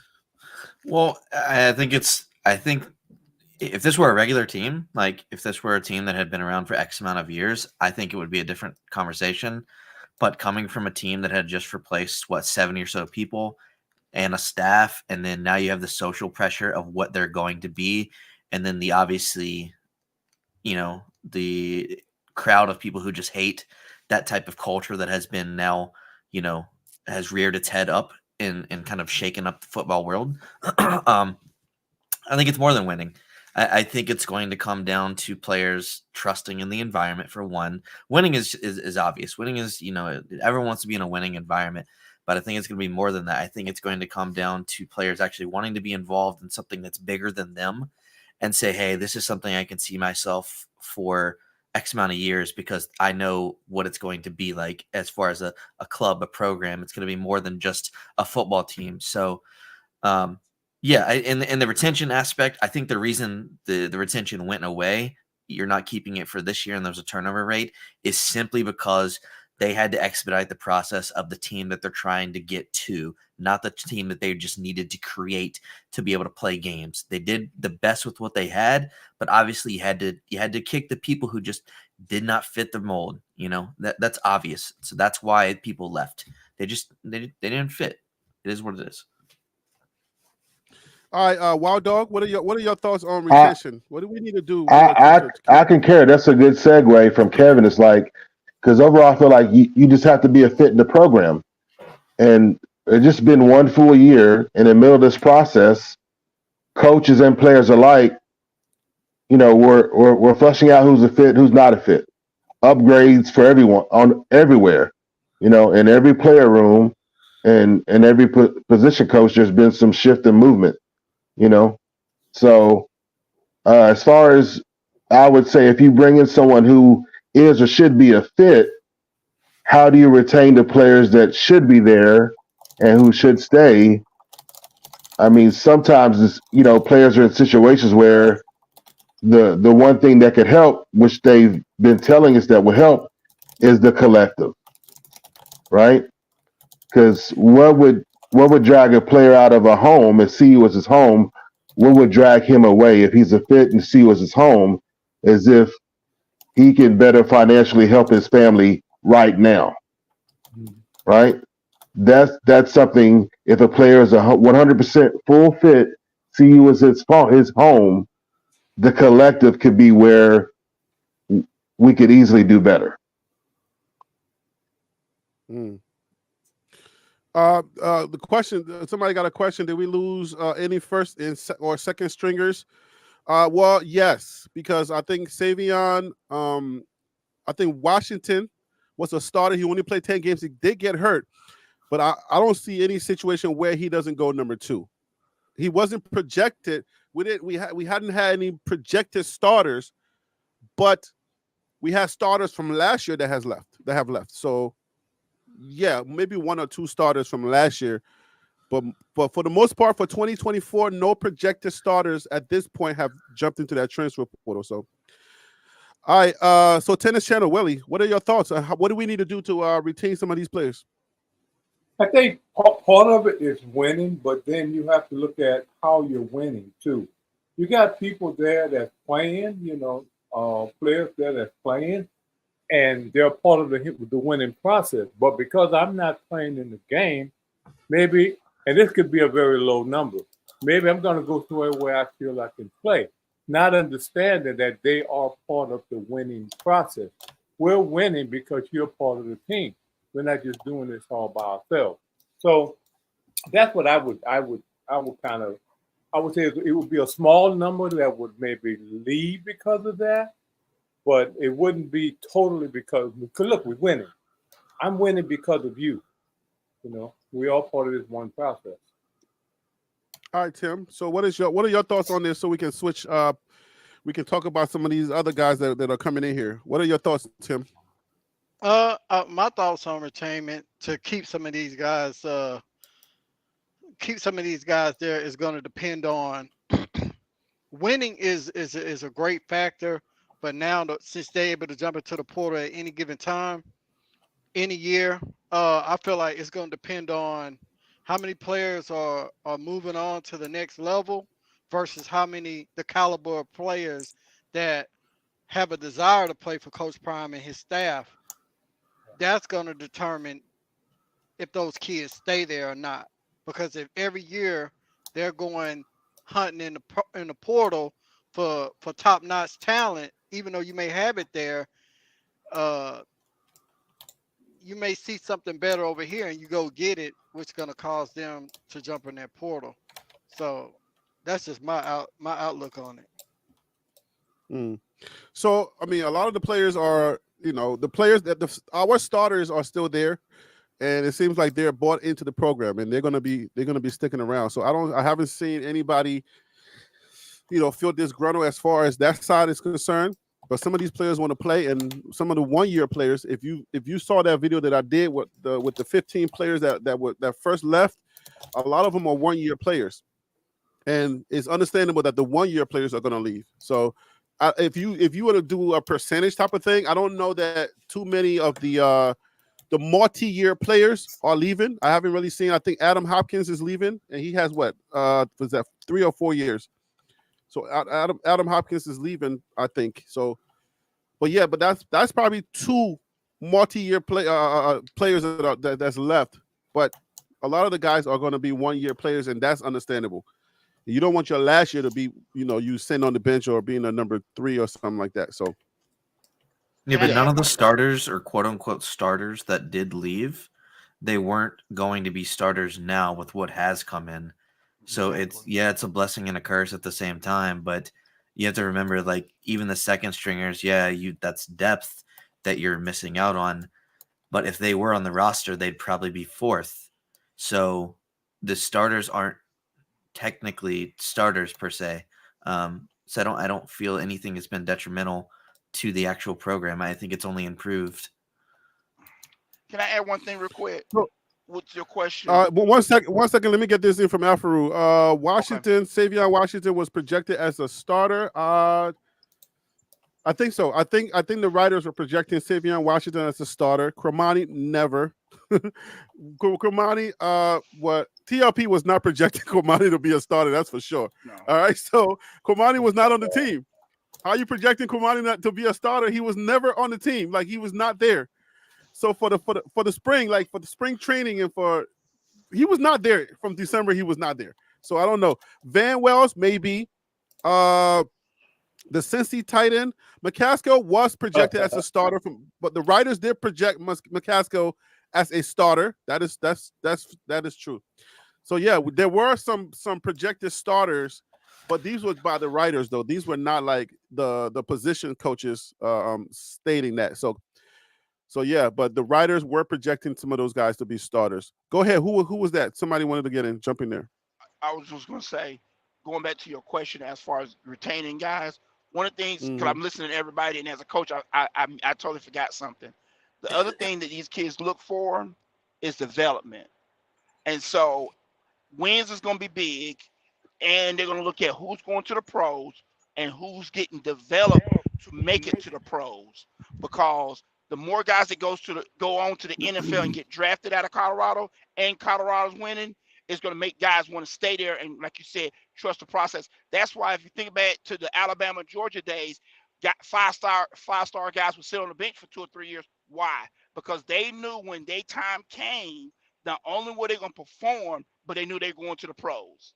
And that's what's going to have to happen with Colorado. As long as Coach Prime keeps that pipeline to the NFL, those connections where his guys are getting drafted are getting in and they're winning, and then the coaches that he's got on staff are developing these guys, any kid can sit back and say, oh, I know I'm better than that kid. I'm a 4-star. That kid's a 3-star, and Coach Prime got him into the pros, and they developed him to be an NFL player. Oh, I want to go play for him, and I'm not going anywhere because I trust what they're doing, because they're taking 3 stars and 4 stars and making them NFL players or draftees. So I'm going to stay here and trust the process. But it's going to come down to wins, development, and guys who's getting drafted. Those are the 3 things I think that's going to keep them from having so much turnover or guys leaving in the portal. I have a question. I have a question to Alpha List right quick, because he asked me a question. Savion Washington was not a projected starter. They brought in linemen over top of him. Cormani was not a projected starter. He wasn't even practicing. Savion was projected starter by writers. Well, I'm talking about for inside of CU. The writers don't halfway know what they're talking about. But Van Wells, well, yeah, I mean, if we're talking about projected starters, then the people that are going to, when we say projected starters, we don't look for projected starters from the staff. We look for projected starters from the writer. When the writers say projected starters, that's some fuel that they use to start a fire, as if Colorado is really losing people that are highly needed. It's not Colorado specific. It's kind of like using statistics from the previous year to kind of gather information. It's not a CU hating thing. When the writers project you as a starter, they're using the data from the previous season. So Cincy tight end was not a projected starter, nor was Alton McCaskill a projected starter. Alton McCaskill was definitely projected starter by the writers. I don't want to confuse it. Starter, bro. People that Right. Arthur was projected starter. I don't want to confuse it from the position coaches coming out and saying something. You're not going to hear too much about starters prior to a spring game. You're not going to hear too much about starters. When we're talking projected starters, we're mainly talking about the media. So I just want to make that clear because that's what the media does. The media does their projections based on information from prior seasons and what the players bring into the table. I don't know that is necessarily from staff. You're not really going to get anything from staff. A quick question. I don't know the brother's name, but if Al was a projected starter, he was going to be RB1. Why did he leave? I'm confused. He left because we don't know. We don't really that's know, a good but question. You see what I'm saying? Yeah, that's a good question. Well, we don't know. So that question is like, if I'm etched in, I'm not. I know the intention of the question. I know Right. the intention of that question, but we don't know. In honest, we don't know why he left because if we're doing running back by committee, right? Then it makes more sense for him to stay because we know that he gets touches. And the one thing about getting a touch, if you're dope, if you believe in yourself, if they put you in the game and you beast out. Sometimes coaches and Coach McKinney, you can tell me this. Sometimes you guys get a little tunnel vision when a guy is beasting out. Absolutely. So, that's exactly. the worst thing about coaching.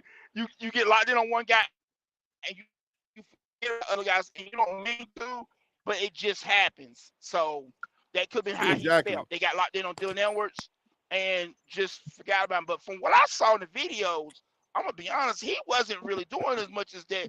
The I hate to say it, the white boy running back. He always is showing up, running through the second line and getting into the secondary.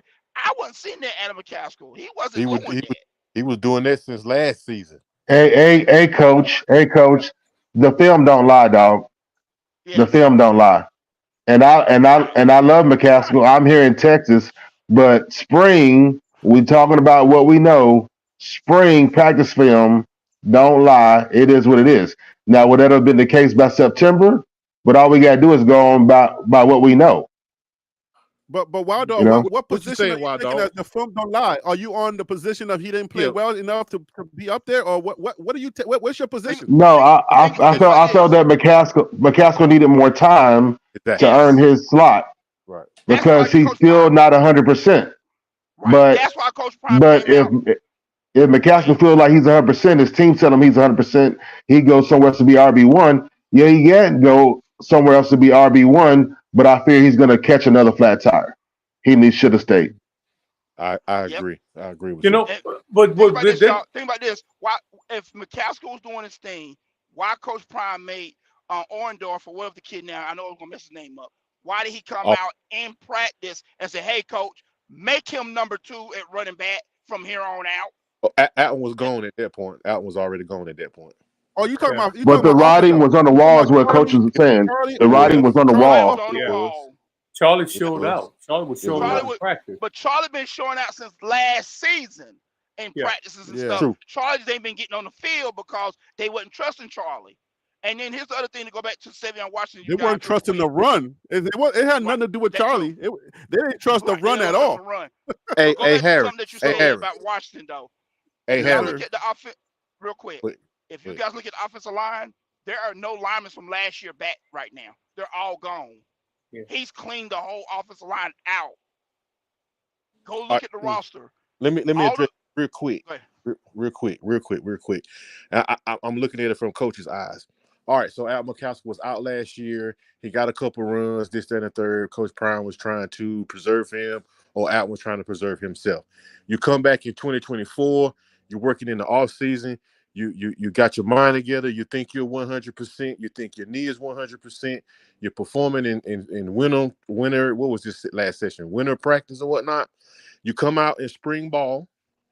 We put the shells on. We put the pads on. We're doing thud.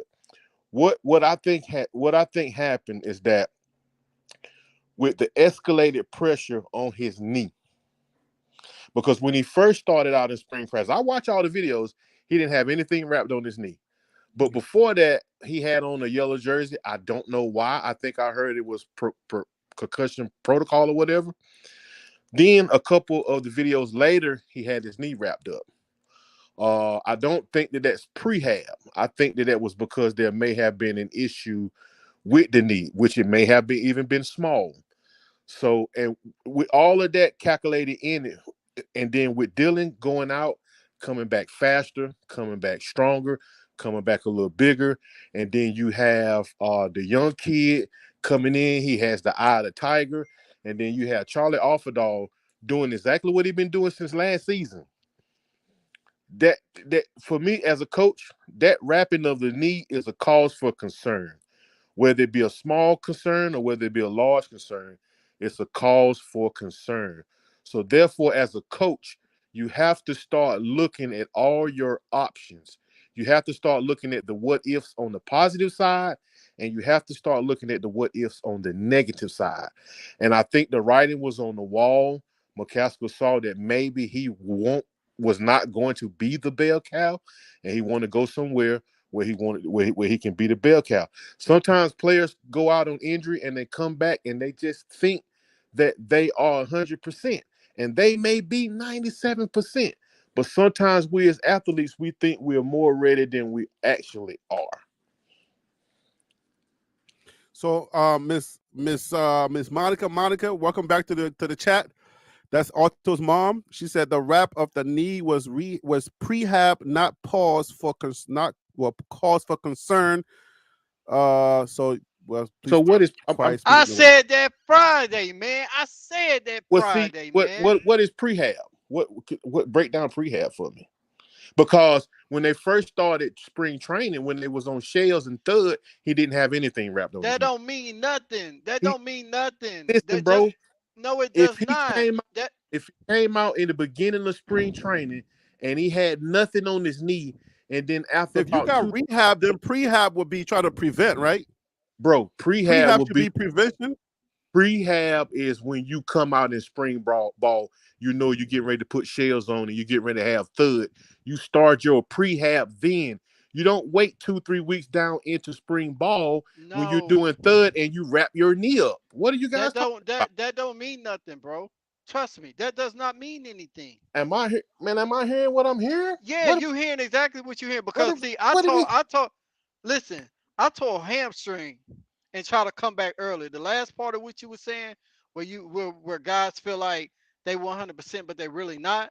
And I tried to come back and I messed my leg up even worse. But I didn't have no wrap on my leg or none of that. What I'm saying is, just because he didn't showcase it in the beginning doesn't mean that he did not trust his knee 100%. If he did not trust his knee 100%, he wouldn't have went out there and pushed himself and was hitting them holes the way he was hitting them in the well-off media videos, sliding through them holes, just like he did when he was at Houston. If you go back and look at any of the tape, I'm here in the Texas area. Man, Houston with Wall Dog. If I can comment on what. We way past that. If I can comment on one thing, Kevin, before you get in, hold on, Buff Dynasty. I know you're fired up right now. Before Alfaru, a former NFL player, saying every NFL I guess team does prehab year round. So that's someone who knows and they've been at that level. So go ahead, Kevin, jump in there. Yeah. So just I think where the two of you are running into more miscommunication than anything. Because I think it's good to establish definitions of what things are. Because if we're talking about prehabilitation, it's more so, I guess, just more to summarize it, it's more so like training your body to be prepared for the demands of your sport rather than waiting to react to an injury that or is potentially going to happen. So you could be 100%, but it's more so a breakdown where it's going to, allow you to have the better exercises, focus on the athlete's needs, and mainly injury prevention. So you could be 100%, but just because you're showing that stuff off doesn't do anything. It's more so helping you to reduce the risk of injury, improve performance, faster recovery, things like that. So, him having prehabilitation is more of a good thing than a bad, because he knows the demands of his body that's going to be capable of shelling out. So I don't know. I don't think it's a bad thing. I think he's a good player overall. I just think with someone as good as him, there may be some behind the scenes conversations that none of us have any idea about, and there's a lot of assumptions that get No thrown idea. around Yeah, in the no sports We world. have, Hey, And so, hey, wait a and so minute. everyone let me- just let me wants make their this like statement. moment Hold of on. fame, Yeah. you know? Hold on, guys. So- Hold on. I'll give it back to you, Buff Dynasty. I just want to make this clear that this is sports talk, guys. People, I'm going to give everybody an opportunity to say what they got to say. I'm not monitoring nobody. I'm not stopping nobody from saying it. But if there's pushback, then yeah, we do have pushback. So, but people are speaking just their opinions. This is Right. not to, this is not to downplay nobody. These are just opinions. But I let people have their opinions, and then that's why we have this show. We have pushback. All right. So everybody's doing what they're supposed to be doing. Have your opinion, and if we got pushback, we got pushback. And then if I get any information out there in the chat, I'm definitely going to post it and make sure that we keep everybody honest. But go ahead, see you, Buff Dynasty. Hopefully you understand that they're saying I that, understand. especially from Alpha Rule, that it's not no reason for you to be like, oh no, he wasn't going to be good. So go ahead. So nobody said it wasn't going to be good. Let's get that I straight. mean, his knee. I'm Yeah. not saying he wasn't Right. going to be a good But player. just He wasn't going to be good to play. Just because his mom is in the chat, that's not going to make me change my opinion, which is just my opinion. I may be right, I may be wrong, but it's my opinion. So what I'm saying is I understand the prehab. I had athletes, bro. I've been over athletes for 19 years. If you want a prehab, if I had an athlete who had an injury on his knee, per se, when we come out into spring practice and we're putting on shells and we're thudding, I am going to have him prehab at that point. I'm not going to allow him to go 2 and 3 weeks down the road. And when we get into hard thud, now his knee has to be wrapped. What I want to know is why was his knee needed to be wrapped at that point and not in the beginning? Because pre means before. You asking me? So I'm asking anybody that's listening. No, that's what it means. It general- doesn't mean pre. help me. Pre means before. Help me understand. When you Yeah. specify pre-thud, and you're a coach, right? That's So absolutely. thudding, when you thudding, you're not hitting below the knee, right? Absolutely. Okay. But you can't hold on, fall to the coach. ground. No. You can't fall. If you hold on, thud, you coach. can't fall to Hold the on, ground. coach. Hold on, coach. You are 100% right on that. Okay. Right? Okay. Alto was falling to the ground, right? And some of the well-off media when they were thudding. If you go back and look at him, he was falling to the ground, right? I guess so. Okay. So what I'm saying is, thud, you hitting up high. You're not trying to go low like you in a game, an actual live game, to get a defender. I mean, to get a player to the ground. So therefore, you just pretty much just making contact. But you can put a little bit on the contact, but you ain't necessarily trying to run through the player. So what I'm saying is, he may just came out and had and just try your knee out. I'm a trust my knee. If I'm in alto position, I'm gonna trust myself. If I didn't rehab the year before and set out that whole time and put in that work outside of CU and inside of CU, I'm finna go out there because I want to play. As a player, I'm finna go out there and play. And if I tell you that, hey, coach, I feel like I'm 100%, even though that they're gonna put him through all kinds of different workouts to test that knee out before he do any type of spring practice. And Coach Prime just not gonna just throw him out there like that. That's number one. He's too smart of a man to do that. So with that being said, is him just coming back and putting that knee brace doesn't necessarily mean that, oh, something is wrong. Yo, who's typing? I don't know, but that's just to say something ain't wrong. I wish his mom would come on this chat though. I mean, on this panel. No, I don't want you to abuse. So I don't know who that was. Listen, let me say this. Both Tim and myself, we are auto fans. So if you can hear it in Tim's voice, he's a little irritated. I'm an auto fan as well. I really wanted him to be part of this season. Yeah. But Yeah, we so all Hey, look here, Harry. But we Harry, the all thing, are Alto fans. I didn't say that I let wasn't a Willie fan of talk, because Alto. Willie been quiet for a minute. Like, let Willie have a uh, little bit of say. a couple of minutes. Listen, I'm an Alto fan, and I was totally in shock because I thought I projected him to be a starter or to be one of the featured back there. I even projected, hey, if anybody can get 1,000 yards, it would be Alto. That was So RB1 for me.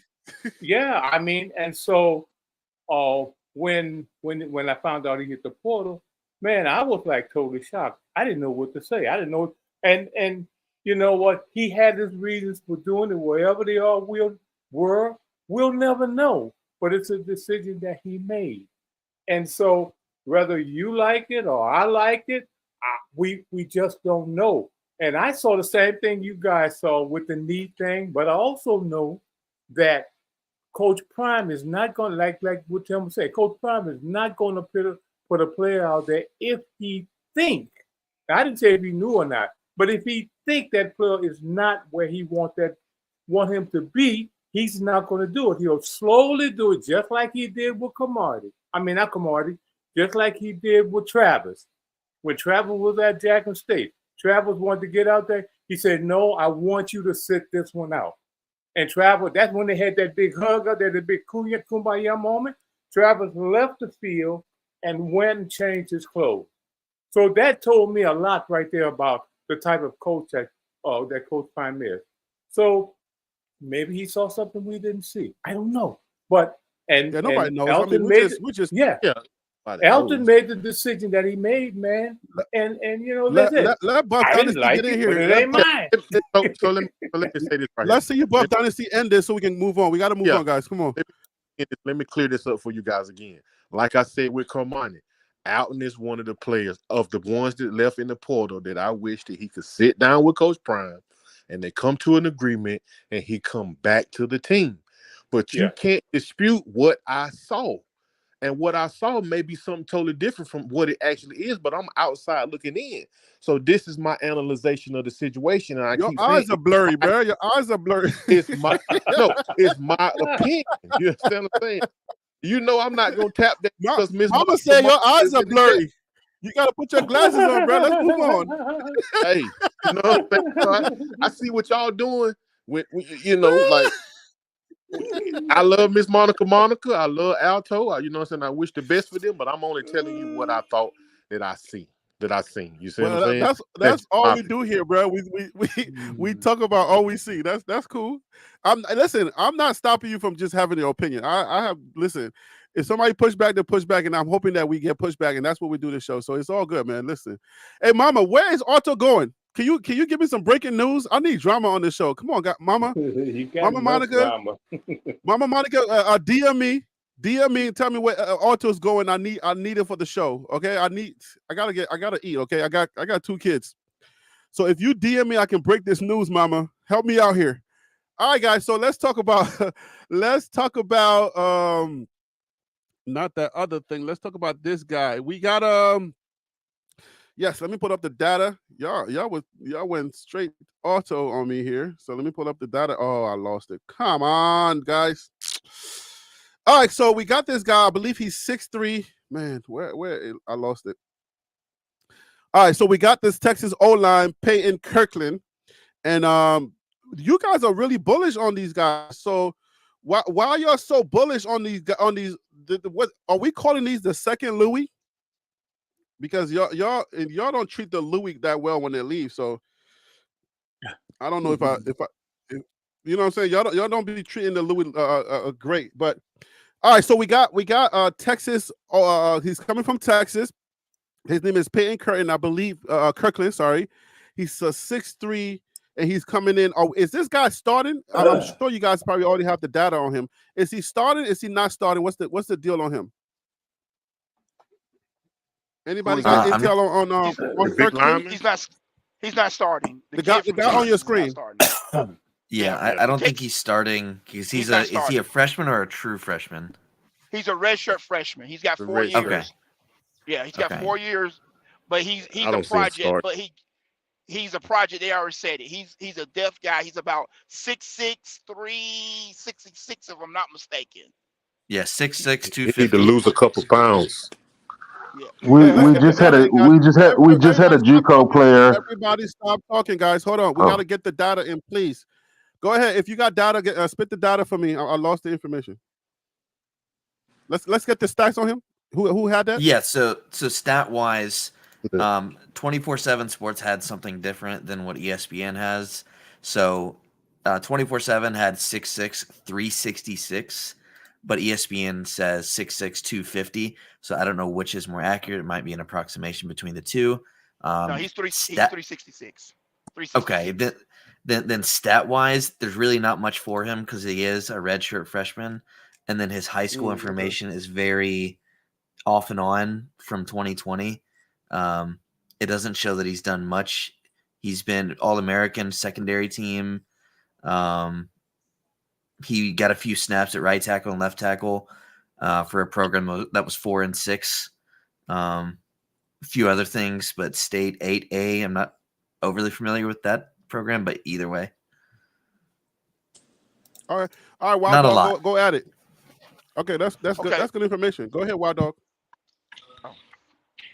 Okay, mindful. It's April 2024, so I see it as someone with great potential to be depth and development.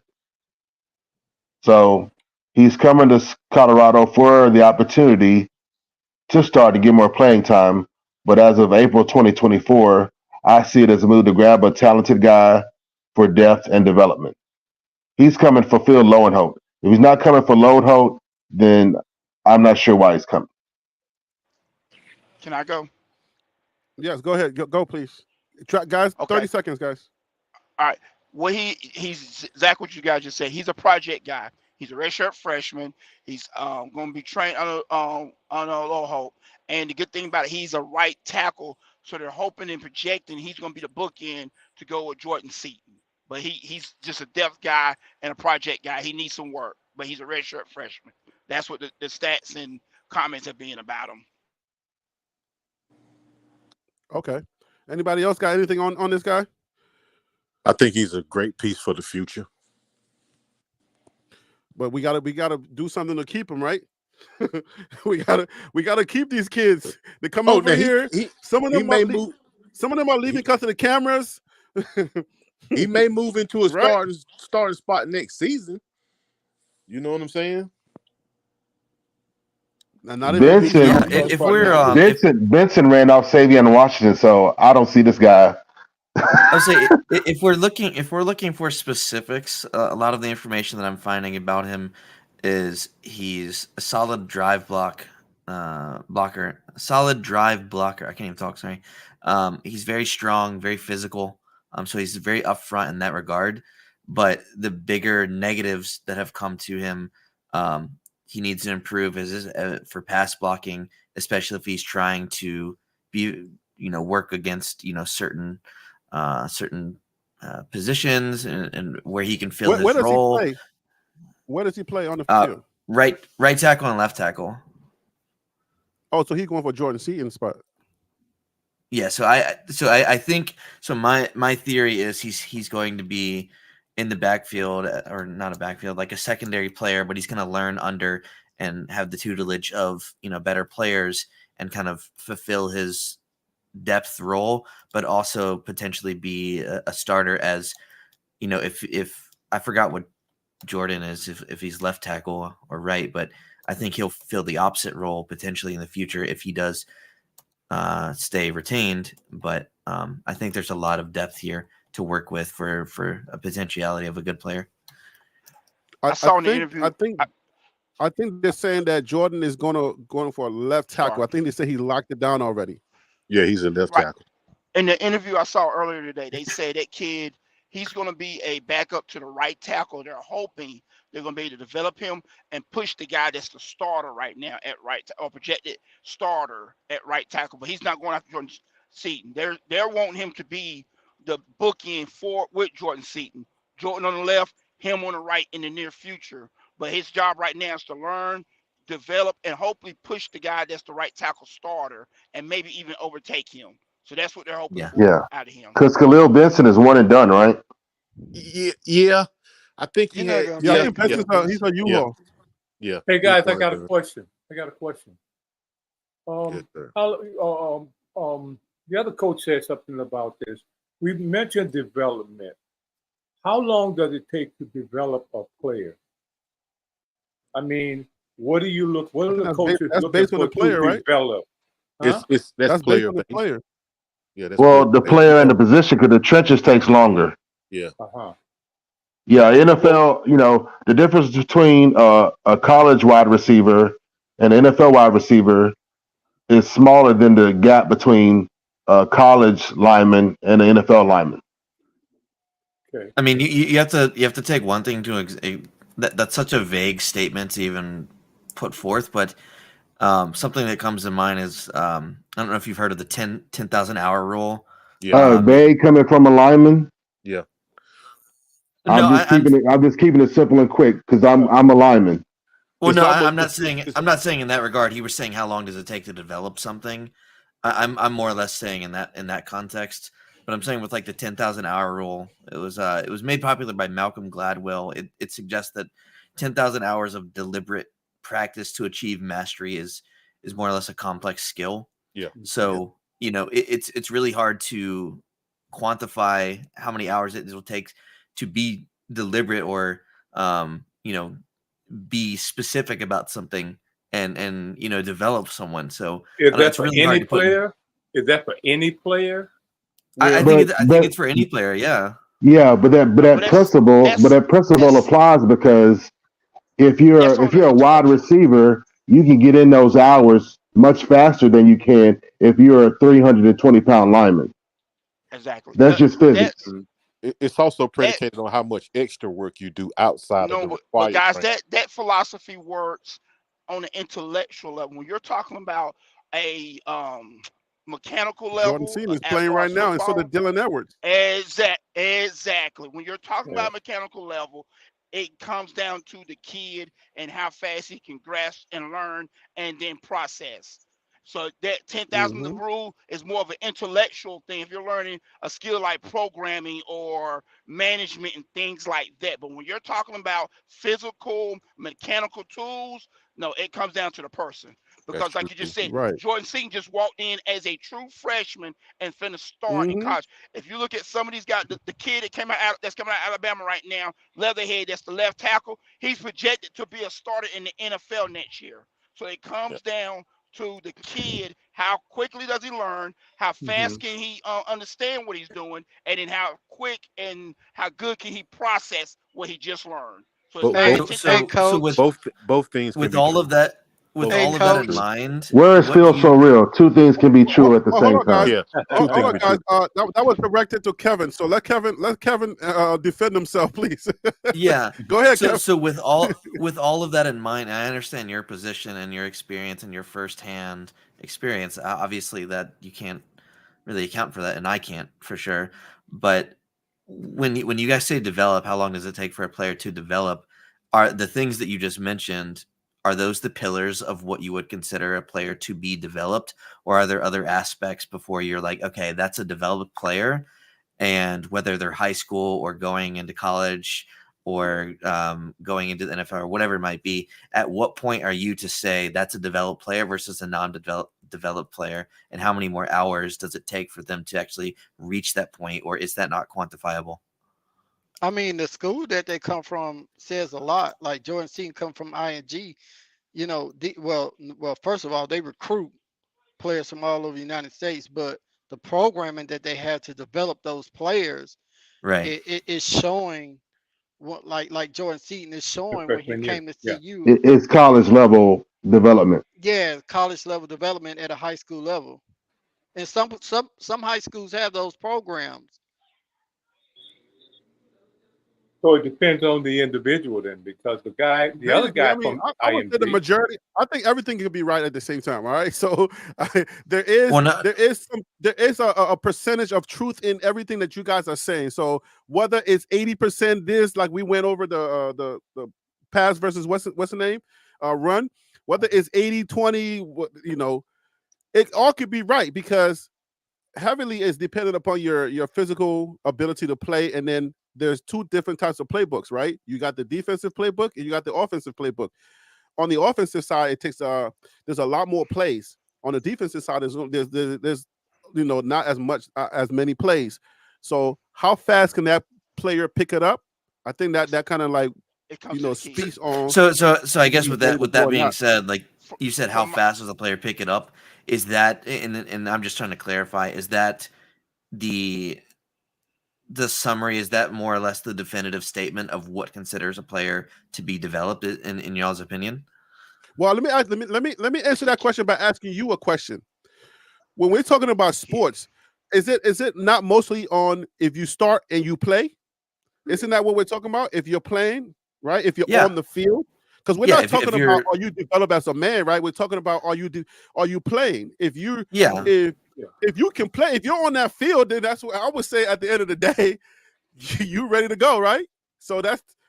Well, I mean, I guess if that were the case, like if you're on the field, so if the case is if you're on the field and you're ready to play, and that considers you developed, then the turnover rate and the turnover percentage of players leaving and not being retained, how do you factor that in? Are they not developed, but they were on the field? Is that the quantification here, or the qualification? Somebody's better than them. Somebody's better than them. Harry, we need to get Travis Hunter on to answer that question. So I guess what you're saying is other players are more developed. There's levels to development. Well, there's definitely levels. Go ahead, Coach. It really comes down to the guy. It really comes down to the actual kids. And I'm gonna use my personal experience. I got 4 kids right now playing D1 football. I've got the number 1 defensive end from my high school is at Tennessee right now, James Pierce. The number 1 the number 1 freshman wide receiver, Casey Concepcion at NC State. Both of them kids are 2 different positions, but it comes down to the kid and their work ethic and their development.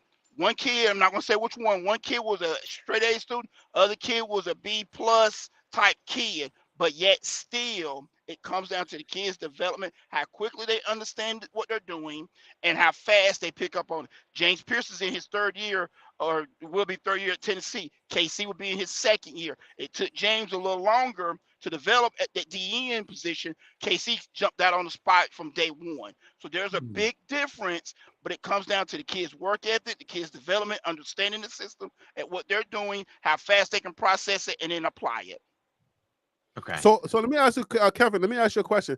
How are you thinking about development? Are you thinking about more on a psychological and more on a psychological level than ability? How are you thinking about development? So when you guys are talking about development, when I think of that, I'm saying at what point do they become the player that you need them to fulfill all of your roles? So if you're trying to execute, X, Y, and Z plan, do you have the players in your arsenal to achieve that? And if not, at what needs to be improved at that point? And the players that you do have, do they not fit that mold? So are you I'm just trying to understand the definitions of what you guys are saying by developed and not developed, because obviously there's different levels to that. This is the reason why I asked that question, because I hear people say all the time, CU needs to bring in some players and develop them. So obviously, I think they're talking about maybe high school players or maybe sophomores and freshmen. And this is, I hear them say, well, CU to bring in players, develop them, and therefore down the line, you'll have your team.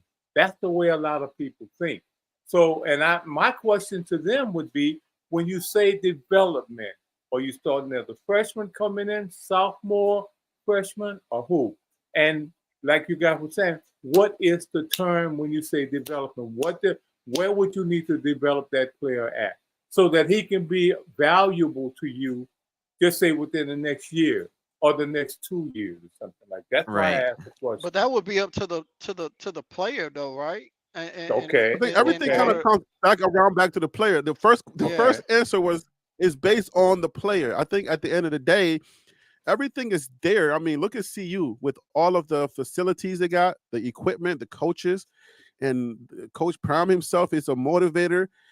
They go to church every day. Church I'm want to be deacons, you know. Pastor Prime is preaching every day. He's giving them motivational words every day. So they're being well-rounded as far as like mentally, psychologically, and then obviously the training. They were actually ahead of schedule on their training, right? Their physical getting in shape. We got a word from the coach that says they were in shape and they were ahead of that schedule. So I think as development is concerned, it's a well-rounded thing, and they have and they have everything there as TU. So at the end of the day, you look at a Cormani McLean who wasn't totally bought in, then you gotta say is how is the player or that kid are they gonna listen? Are they gonna be hiding in the bathroom when we're doing training and when everybody's lifting weights? You know, it's dependent upon the player. You gotta buy into the program. One thing I'd like to clarify, or at least one thing I'd like to just at least preface is I have no problem with the program itself. I think it's a very good program from a developmental standpoint. I don't think you're going to find a better group of experienced, better mindset group of players when you're trying to transition into something higher. I think it's a very good environment. And I feel like if you're not able to succeed in this type of environment, there's a lot of internal conversations that are probably happening. And so I think there's a lot of behind the scenes instances that are taking place as to why players aren't performing the way they're supposed to be performing. And I think Cormani is a grade A example of that. But yeah. But you also got to look at trust, guys. Look at the trust. Go ahead. If you look at Travis Hunter, somebody brought this up a minute ago, like asked the question, Travis Hunter.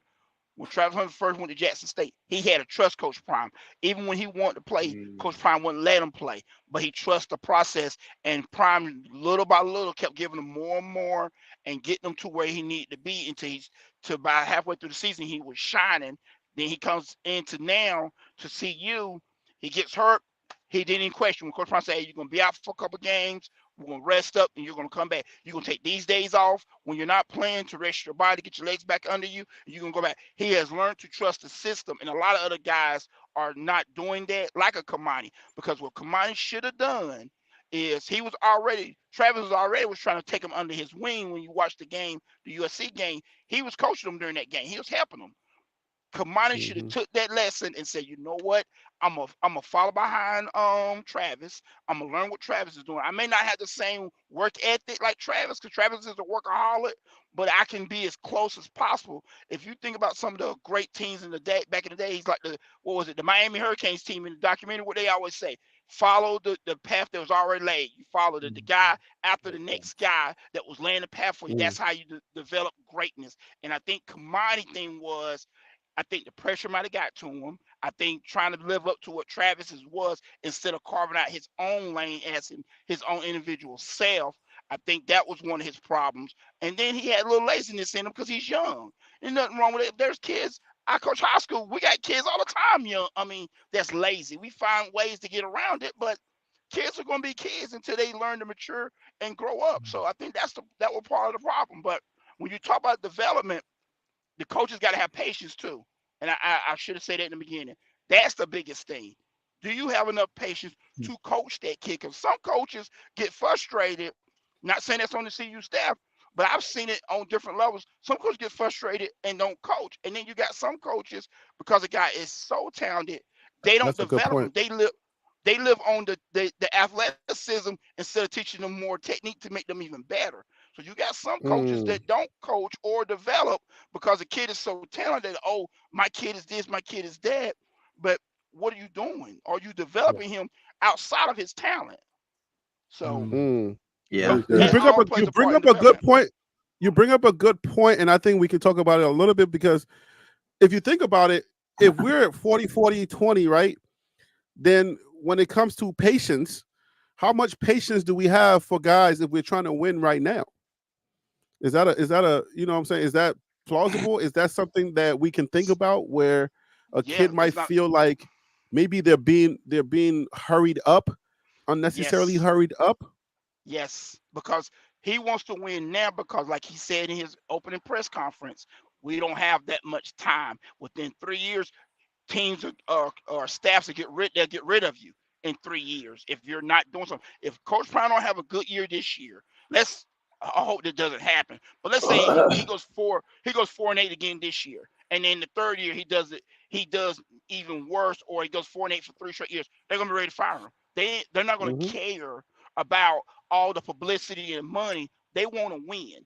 But if he develops and win little by little, now you see the program going. That's why you look at all the NFL teams, some of the college programs. Why a lot of college coaches are leaving? Because they don't want that pressure no more of winning. I'd rather go be an assistant. Chip Kelly just left a good job at UCLA to be an assistant. For what? Because he said, I don't want to deal with all this. I don't want to deal with the politics of NIL money. I don't want to deal with the politics of trying to recruit these kids now because some of them want too much.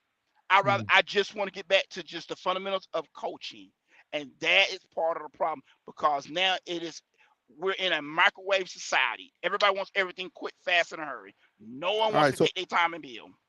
See, Buff Dynasty, what are your thoughts on that? Are we in a pressure cooker? Are we kind of hurrying some of the process that happens at a natural place where you need somebody like a Cormani? You need to be a little bit more patient with him, let him figure some things out. Or second year, come on, guy, let's get it going. This is year number 2. We've had it with you. Come on. Yeah, you can do that. You can do that year 1, but year 2 is time to show and tell. And I mean, if I'm gonna be honest about the topic, I think I don't even want to give them year 1. I mean, you guys keep saying that these are kids, but what you have to understand is these guys are getting paid hundreds of thousands of dollars to perform. Hey, if you want to get paid, you need to come in right then to perform. If not, don't take the money. Then we can give you time to develop and do all this other stuff. But if we paying you money, you need to perform. Not right. all of them. Not all of them are getting $100,000. Not all of them. I'm just using that the as key guys, the top players, maybe. Don't look too much in it. I was just using that for an example. But if any player is getting paid, any player get any collective money, any other NIL money, you need to perform right now. You're no longer a kid. You're no longer a young athlete. You are an athlete that is getting paid to do a job. You need to perform that job right now. Is that where we at right now in college football? I cannot believe you just said that. That's like it sounds weird. It's crazy. It sounds weird. I agree. That's where we at, Harry. That's where we at right now. If you're getting paid, then we are. Don't cry about development. You better come ready. God. Hey, let me ask y'all this question. All of us got jobs on here and get paid. What happens if you go to work the next day and your boss say, you know what, I'm not paying you. I just want to see how you do. You'll be mad as heck. And that's, so if you're like me, I'm stingy. So if I'm a collective and I give out $100,000, I better get my money's worth. You better go out there and be the best you can be and go and get a couple interceptions and tackles and stuff instead of sitting over there trying to hide in the bathroom and not practice. Oh, you're gonna get my money back. We're not wasting that. So my boss tells me, if Harry, my wife is like, yo, if you don't make a video, you better get your little lazy butt up and go make that video. So yeah, my boss is real. You know what I'm saying? So I definitely feel what you're saying, boy. Like I got every day I better put out a video or I'm in trouble. So I mean, something to consider with like in the college, atmosphere that we have going on now. I mean, NIL deals are a thing. Like the pros, yeah, you get the financial empowerment and there's a fairness aspect of, hey, I'm putting my life on the line physically, I should be compensated. And you get to market yourself, you get to build your brand, hopefully build that career for after you get out. And then it also gives you the incentive to stay in school. So those are kind of the pros of things. And kind of things that I've been listing for more of the cons is, there's unequal opportunities for NIL because, not earning is not equal across the platform, obviously. And then, some players or some programs, their recruiting aspect could kind of favor them. But then on top of that, the money over education is a bigger thing. And then a lot of these players, they do come into the environment and they're like, hey, I want to be paid X amount of dollars, but then they still have the same attitudes and they don't have that pro mentality of what they would be expected to have at a higher level. And so they want it both ways. And so I think implementing this for everyone has been an overall negative because it's allowed so many people who think they're 10s, but they're actually 4s to be delusional, and it's just, I don't think it's an overall good thing, but I think it has its pros and cons. I All agree. right, guys, let's turn our Yeah. attention real quick to hold on, give me 1 second, guys. Hold on. Let's go ahead and turn our attention to this next guy, and then we'll wrap things up here. 1 second. I had him on your screen there. All right.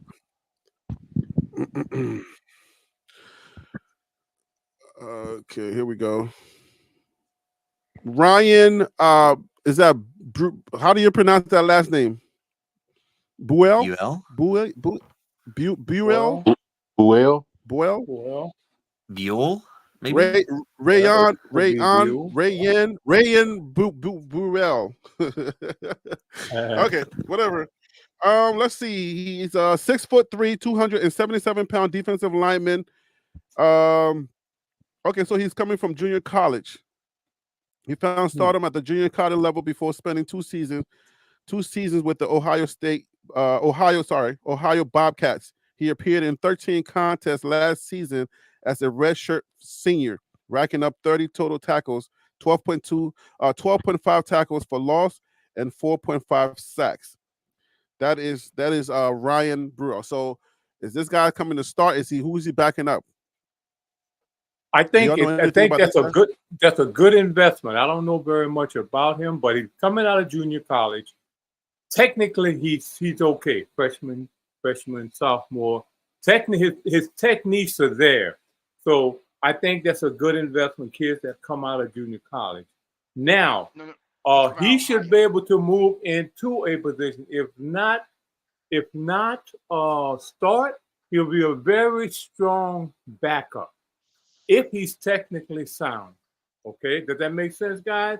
You got to have the technique. If he's got great technique plus what he's going to learn at CU, that's a pretty good investment. Anybody else want to add to that? I mean, from a stat standpoint, I think he fills a good depth position, and with the coaching staff that is available at his disposal, I think he's able to not only improve, but as a senior, because like you said, he is a senior, but I think he's able to fulfill a good depth role, and I think it'll be a good implementation as long as he's able to, work under Livingston's plan. But still, at the same time, I don't think he'll be a necessarily detriment to the group. Yeah. So he actually comes from Ohio, which is that's not a GC. That's not a JUCO. That's an actual.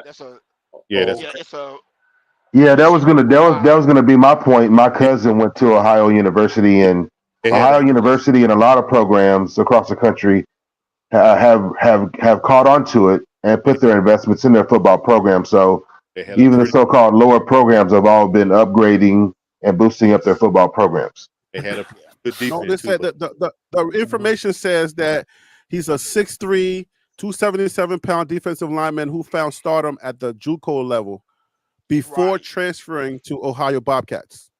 Yes. Right. Oh, okay.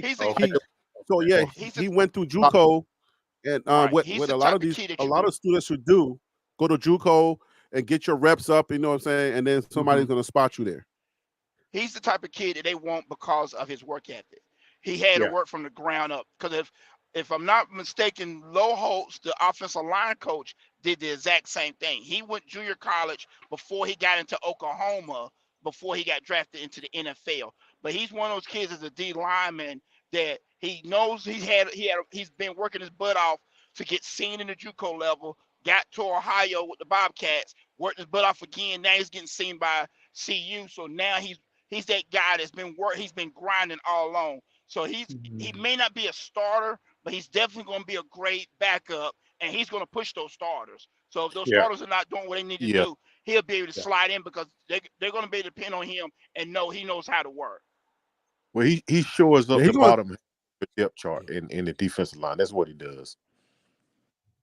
Harry, that's why I give a little bit of pushback sometimes on when we say, well, these guys, are they not starters? Are they coming to be play number 2. A lot of the guys come there to push the number 1. If they're that good, they could probably be a starter, but because of the way things are set up, he's coming in there. He's going to, like somebody just said a minute ago, they're going to push the number 1. He's the type of guy that can do that too. But also, you guys keep this in mind too. With D linemen, especially D tackles, if you're a good program like Georgia and Alabama has done for years, they rotate about 4 to 6 D tackles a game. So they keep them guys. They keep them guys fresh. So that's another reason why they needed someone like him, because now you don't have to keep them first 2 starters out there so long. You can rotate and there's not a drop off with your guys. So there's plenty opportunities to play and get reps, but you got to have great depth in it. And that's how like the SEC is so good with the trenches, because they can rotate them D linemen, the D tackles and D ends, 8 to 12 guys a game versus CU last year who couldn't rotate no more than maybe 5 to 6. So that's the system that they're implementing this year. If you watch any they're trying to build it. Well-off videos or whatnot, you will see Prime saying you only got 3 plays, you only got 5 plays. So I think they're going to do a heavy rotation of those guys. Absolutely. He's teaching them to make every rep count, because you ain't got but 3, because the next guy's coming in, he's going to get 3. So you better play your 3 good, because the next guy come in and play his 3 good, and that's how you get more reps. The guy that performs the most with the reps that he gets is the guy that's going to get the bulk of the reps. They can handle the bulk of the reps. But you're absolutely right. That's exactly what they're doing. So let's get this in on tape. Bureau played his high school football in Hornell, New York, before spending 2 seasons at Northwest Mississippi Community College and 2 at Ohio. And then we also we got to get this on tape, former Pitt defensive end Dayton Hayes and former Texas offensive lineman Peyton Kirkland also committed to Colorado on Sunday. So Coach Prime is doing his job. The recruiting team, they're all doing their job. There's no reason for us to panic. It seems so like, oh, you losing a 5-star, everybody want to go crazy. But what was that 5-star doing for us? That is the information we have for tonight's show. We're going to start from the left and go to the right. See you, Buff Dynasty. Thank you for joining the panel tonight. What are your final thoughts on today's show, sir? Always a good show. I love all the different perspectives. I like the new people, Kevin and the other coach. They bring a whole other angle. When mothers come at you? Hey, so those new guys, they bring another angle. Yeah, I have no ill will or any animosity. Yeah, like we never do. I love Miss Monica. I love Alto. I'm just stating my opinion. The opinions are not to be taken as fact. But I think, like I always say, man, Colorado and Coach Prime is in the right place at the right time. Wild Dog, your microphone, your thoughts for tonight's show, brother. Kevin is not new. Ginger problems is not new. He was just on hiatus. So, again, welcome back, Kevin. He's like me for basketball season. I only watch during the playoffs. He only comes. Yeah, I just want to keep the record straight. It's like, he hadn't been up on the panel. It doesn't mean he hadn't been listening or watching or something like that. So just keep the record straight. And I just want to, remind everyone how we talked about when we first, into the spring, and just saying, hey, look, just take a deep breath. I was like, we just getting started, right? Yep. There's going to be so very much to talk about and so very much to dig down into and analyze. Do not get overwhelmed because we're just getting to the middle. Okay, don't pass out. You know what I'm saying? Hyperventilate. Again, I just want to BWB, bandwagon bus. Take a deep breath. We're just getting to the halfway point of the off season, and you're pulling out your hair. You're losing your mind. You're going off the deep end, and we're just in the middle of the portal. This last portal window, we haven't even made it to the spring game yet. It's like, take a deep breath. Listen, learn, dig into the data, share the data. Let's continue to educate each other and help each other because it's way too much going on. So, you're listening, you're learning, dig into a player, dig into something, and bring it to the table so we can all help educate and keep each other, posted on what's going on. All right. So deep breaths in, out, in, out. Blessing. All right, Waldo. Let me get Coach in here. These are last final thoughts. All right, Coach McKinney, what are your final thoughts on today's show, please, sir? Well, this ain't my first time, but it's been a while since I've been on here, so I appreciate you guys allowing me to Coach come has been back. on here before. I'm on the move, man. I've been working and I've been dealing with some family stuff, so I just hadn't had a chance to get on here. So it's been refreshing to get my mind off of stress and just have a good time with you guys. I am a huge Coach Prime fan. People that know me knows that my son is named after Coach Prime. Matter of fact, his name is Dion in the middle, Jordan Dion at that. But I love what he's doing at CU. I watched him at Jackson State closely, and I'm like everybody else say, just be patient, wait. I know the society says we got to be a microwave type society, but just be patient because I see what he's doing from a coaching standpoint. I'm sitting back and I'm watching, and I'm seeing a lot of different things that he's doing. Not only is he really developing these kids and doing something different than any other college coach has done for years, because these college coaches for years have done just win and that's it. And if the kid goes off to the pros, great, and they act like they care and stuff, but they don't develop the kids completely. Whereas Coach Prime, he's developing them not just football, but he's making them great young men, especially young Black African American men, which is special to my heart because that's what I deal with as a coach all the time. And then the other side, I like what he's doing is he's opening the door to more NFL players who have been shut out of coaching. We complain about not having NFL head coaches, Black head coaches. Well, why is that? Because there's not enough of us coaching. There's not enough coordinators. Well, Coach Prime is making a pathway for those guys, just like on the Division I level. He's helping these guys get into the game and making it known. So now you got Darren Foster, who's at UCLA, former NFL player, now head coach of a Division I program. These guys going to get better opportunities because who better to teach the game to these young people than the guys that have played the game? You got coaches that have never played in the NFL, let alone barely played in college coaching, and we're classifying them as they're the only ones that know something versus a guy that has a gold jacket, like he said, that he didn't even buy. Who 10 knows seconds, the 10 game seconds, better? Coach, on the final thought. 10 seconds. So, great. Sorry. You got 10 more seconds. All right. Great show. Appreciate you guys. Look forward to being back on here. All right. Well, you can go as long as Coach McKinney, but try to keep it at 30 seconds if you can. Kevin, what are your final thoughts today, brother? Thank you for coming back again. Yeah, good discussion, good panel overall.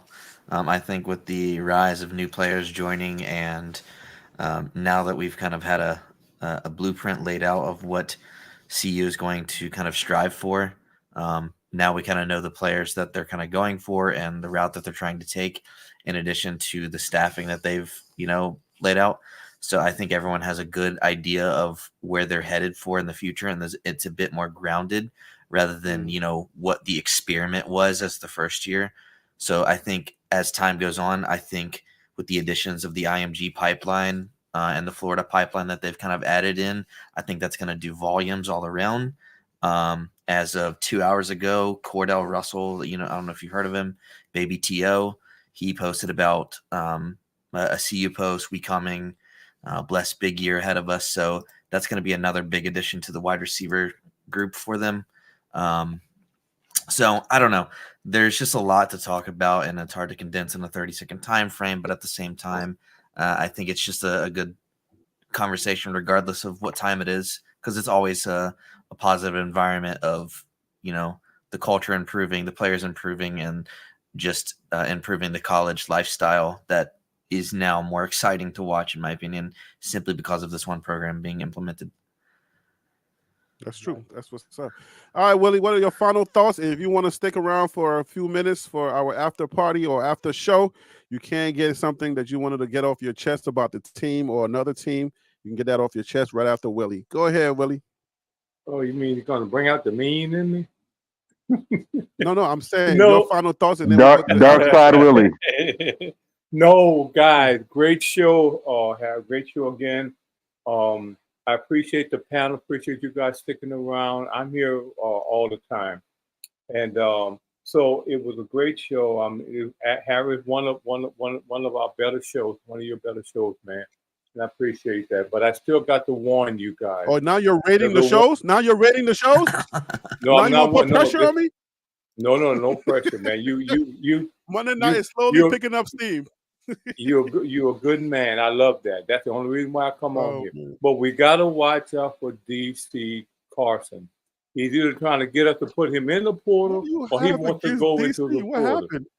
Because I was watching one of the shows this week, and DC happened to be on it. See, I watch and I listen.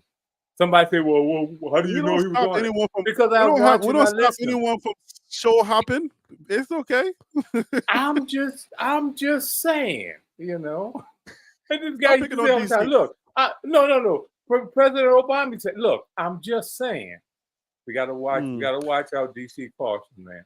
All right, I guys. So hope let me he's get. Oh, okay. So I'm sorry, let me give go you my final thoughts. I think everybody should be to stay calm because Colorado is going to be okay. I think this is going to be a dominant year. When I say that, people kind of, the butters kind of cringe. This is going to be a dominant year, and Coach Prime can smell it, and I can smell it too. This is going to be a dominant year, and I think the fan base will be satisfied with this product in the Big 12. We're going to take the Big 12. Believe you me, we're going to take the Big 12. We have the best quarterback. We have the number one overall college football player in the nation. That's Travis Hunter. All right. We have Shador, who's the best quarterback, I believe, in college football. So we got two number ones on that team. Two number ones. So to have the best quarterback in the nation and then to have merch that says DT2, that's hopefully you guys are going to go cop some of your merch. Let's support those young men. But DT2, don't touch two. When the young men have some type of rallying cry, when they have something they can gather around to say, hey man, let's take it personal, that we don't want two to be touched. That gives me that warm and fuzzy feeling, right? That Alfred doesn't want me to have, but it gives me that warm and fuzzy feeling, and it almost can help me to turn that into data because we are a data channel. It can help me to turn that into data in the sense that maybe a block that was missed last year, maybe they don't miss that block. Maybe if this guy is coming in and everybody, that means that maybe everybody's going to read the playbook and be locked in. Maybe the playbook this time is not going to be 80%. It's going to be 95%. Everybody's going to be on point with the playbook because some of the reasons why missed assignments is because people they're thinking too much. So if you're thinking, that means that you really don't know the plays that well, and that's why you're thinking too much. So I'm thinking because I would say because our line came in so early and they learned the playbook, they got the playbook as soon as they got there, and Pat Shermer has been working with them for so long. There's going to be less thinking this year. They're already locked in with the DT2 affiliation, and then we got the two best players in college football at quarterback. Well, one of the best players in college football, and then our quarterback is the best quarterback in college football. I mean, when you have those stats, I think a lot of people on other teams will hang their hats and say, yeah, we want to be dominating this year. Forget about Cormani McLean. Forget about who's leaving. Forget about all that other noise. This is our year. Lock that in. And with that, I say thank you for watching today. I appreciate you watching the show. And now we can go into our after party. And if somebody got something heavy on their heart, one comment. This is your opportunity. Go ahead, Kevin. We're in the after party. Make sure to tune into the game, though, guys. Please, let me say this real quick before Kevin starts the after party. Make sure, guys, to get your tickets. If you haven't gotten your tickets for this Saturday spring game, make sure to get your tickets. Let's sell this thing out. Sorry, I'm not going to be there, but make sure to go ahead and cop your tickets and go to that spring game. Let's show Coach Prime that we still support him, that we appreciate what he's doing for the culture, what he's doing for Colorado. Let's sell that game out. Come on, guys. Let's go ahead and do that. All right, go ahead, Kevin. One thing I forgot to mention. Are people forgetting that the majority of the games were lost by a one spread margin, like a one possession game, one score? 8 games that was one score. I feel like that's such a monumental thing to just overlook and to not keep track of. So, I don't know. Maybe that's just me, but I feel like that's a huge qualifier. No, I've done Kevin, I've done videos about that. It's not just you. Trust me. I'm locked in with this team. I don't know anybody that has more data than me on this team. Yeah. 8 games, bro. 8 games we played and we lost by 1 score. 1 score. That means that it wasn't like 10 to go to that one. It was 8 games. And we only played 12 games. Right. And then we were in one of the toughest conferences from quarterback play. We were in one of the toughest conferences in the nation. And we were holding our own. And also, if you want to add on top of that, we had, this is y'all saying, we had one of the worst O-lines and we had one of the worst D-lines on top of that. And now if we fix all of that, and now we're going to a weaker conference, all right? Because the Big 12, the Pac-12 was one of the toughest conferences because of most of your top quarterbacks were in the Pac-12 in 2023, right? In 2024, 8 of the top 15 quarterbacks came out of the Pac-12 last year. The Pac-12 last year, right? Okay. So one of the toughest conferences, and we held our own, right? Now we go into the Big 12, everybody is saying, all the writers and every prognosticator is saying this is an wide open conference, even though it's not a slouch, but it's wide open. So what does that tell you? You should relax. We're gonna be good, trust me. Anyways, so let me add this. I like the Big 12 better than the Big 10. What's up? Sorry. Go ahead, Oscar. Oh, I was saying I like the Big 12 better than the Big 10. If you talking about for us playing, right? For our chances. Yeah, for us. Yeah, for us. Right. Because if you look at who the Pac-12, the teams that left, us, Utah, Arizona State, and who's the other team that's coming with us to the Pac-12? I always forget the 4th team. It's somebody else. I forget. But I forget who it is. But anyway, the 4 teams that come to the Pac-12, we have a Utah. That's it. Our 4 teams have a better chance doing well in the Big 12 than Oregon, Washington, USC, and UCLA. And they're going to the Big 10 with Penn State, Ohio State, Michigan over there. Oh, they're not going to win that conference. They can hang that up. None of them teams are beating, because that's going to be murderous raw. That's like going to the SEC. Like Texas think they finna run through the SEC. They got another thing coming. They got to go through Georgia, Alabama, Florida, and Mississippi States and Ole Miss back-to-back weekends. No. It was Arizona, let me piss these people off real quick. Arizona State, Colorado, and Utah. These people real quick. Let's drop some data on these people tonight. Listen, y'all always saying, oh, the SEC. The SEC teams do not beat each other up like the Pac-12 did last year. The SEC team, if you look at their schedule, they're not beating each other up. You see what I'm saying? The SEC teams are not playing each other back to back. Every other week, you're playing another team in your conference, so you get an opportunity not to just lose one game or two. Like, come on now, that's fact. That's data. Right, but when I look at SEC, I'm not talking about the wins and losses. I'm talking about the physicality of the SEC. When you look at those teams, there are some sorry teams. There are some sorry teams in SEC. I'm not even sitting in front on that. There's a lot of sorry teams. But I'm talking about the physicality that the SEC has. Yeah, like you might run through there and beat those teams, but you ain't coming out of there healthy. You're going to be hurt. And when you're talking about getting pounded on week after week after week, physically getting pounded on week after week, a lot of teams start breaking down, especially if you ain't got the depth and your depth is not, your second and third string ain't as good as your first string. If there's any major drop off, you're done. And that's the problem with the SEC, because the Alabamas and Georgias have always been overloaded and stacked. That's the one thing I love about the portal. Now everything's making everybody on the even playing field, because no one has to sit the bench and wait 2 or 3 years. So now you get to find out who's got a great team, because now the balance has shifted where teams are becoming more evenly. Me and my son had this discussion. If you look at the last couple of years, you always see an SEC team in the championship every year, almost every year. I'm telling y'all now, in the next 5 years, the Final Four teams will always be, it's going to be a change. It won't be the same dominating programs every year like it has been the last 10 years. In about 5 years, it's going to be more equally balanced, because the transfer portal have allowed teams to go out and get guys and become just as good. And that's the Yeah, thing I love that's about right. what's going on right now.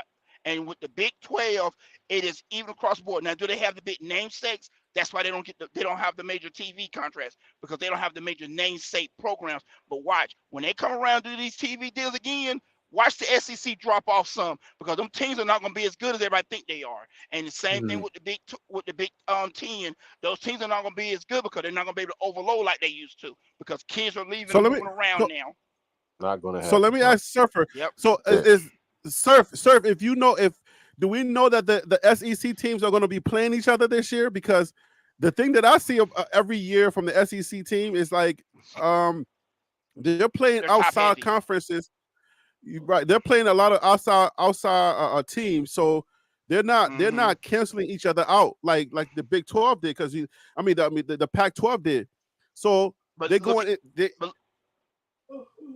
But look at Go SEC. ahead. The SEC is, yeah, I'm sorry. If you look at SEC, they're top heavy. They're not evenly balanced. Like if all of us sat here and named the top teams in SEC, it's probably maybe 4, maybe 5. Now counting Texas and Oklahoma, who's coming in this upcoming season. You got Georgia, Alabama, Ole Miss was up there. Florida was kind of in the midst for a little bit, and they got knocked off. LSU was in the midst for a minute, they got knocked off, and then who's there after You talking about the Gators, or you talking about Florida State? the SEC? Yeah, the Gators. Yeah, the Gators. The Gators. No, Florida State's the ACC, but the Gators. Florida. Right, the Florida Gators State. were decent Florida State in the ACC. beginning of the season. Yeah, they ACC. But I'm talking about the Gators. But when you look at the SEC, they're top heavy, and then everything underneath them sucks. But yet everybody gives them so much credit because they produce so many NFL players and the physicality of their league. But like I said, that's going to change in the next 5 years, because these kids are not sitting behind. These freshmen that's coming in from high school are not going to sit behind somebody 2 or 3 years like they used to. Alabama, Georgia, them dynasties winning 2 or 3 championships within 5-year spans is over. You lucky you get one every 10 years or every 6, 7 years. Coach is passionate about this. Yeah, if you look at week 1, he wild. Like, have you seen the week 1 SEC schedule? What is it? I haven't seen it. No. So for week one, like some of the notable names, like the Alabamas, Florida, Georgia, things like that. Like not really play. Well, Georgia and Clemson are playing each other, but aside from Texas that, and LSU. Texas and LSU play. LSU's playing USC actually week 1. Yeah, that's what it is. USC. That's right. I'm sorry. But it, in regards to everything else, like you have where is it? I just saw it a second ago. I'm sorry. You have Texas playing Colorado State. Like that's I mean, and then I don't know, just the whole schedule. Alabama playing Western Kentucky, Miami playing Florida, Kentucky versus Southern Miss. Like this is just not a mix-up that you anticipated. But like you said, a lot of these teams are going to be in for a rough run moving forward. So it's just not going to be the same thing in like 5 years, like you said. Yeah. And yeah, the transfer. The transfer portal. Like I went ahead and I'm like, folks aren't ready to hear it, but I had to go ahead and just break it wide open. It's free agency, dog. So parity, more parity. The word is parity. Parity is coming.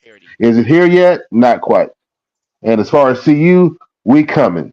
I know the mantra last year was like, we here, but no, we still coming. Right. You know, it takes 3 to 5 years, a minimum of 3 years to implement your program, just for us to really get a full vision of what it is you're doing. Okay. And then if you're really a great coach, it takes like Harry B would say, you're going to need another year or 2 to really kind of make that full turn, right? So 3 to 5 years. And in that 3 to 5 years, the process with Coach Prime and CU, the parity is coming. The parity will have arrived. So Coach Prime making a turn with his program. Isn't that the old formula? They say that if you do it the way it should be, it take 3 to 5 years. But he's not using the formula that they used before. So but that's what shouldn't that speed up a little bit?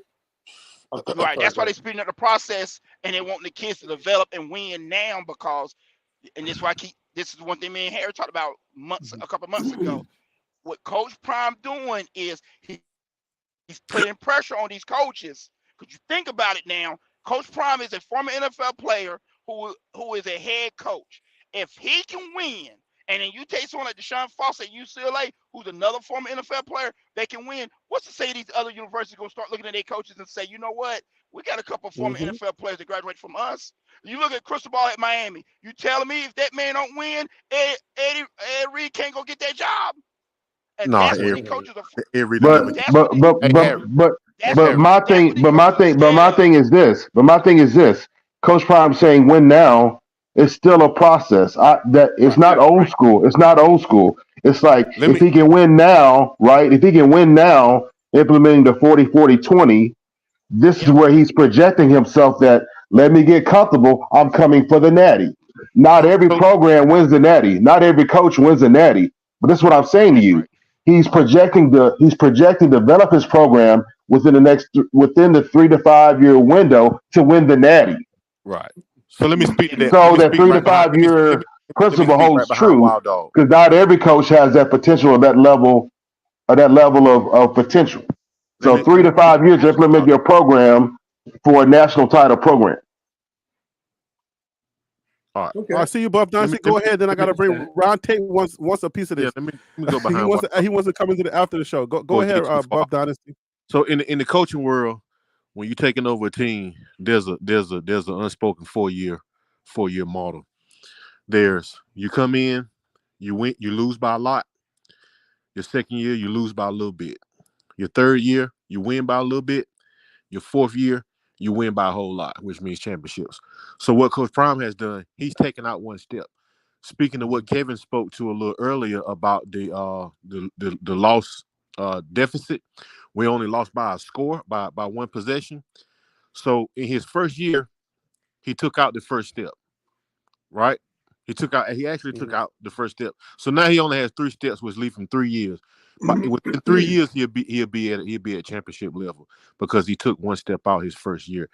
He didn't lose by a whole lot. He lost by a little bit. That's exactly right. He lost by a little bit. But this is something that I wanted to ask y'all, and I hate to change the subject, but it's real quick. We had 6 kids.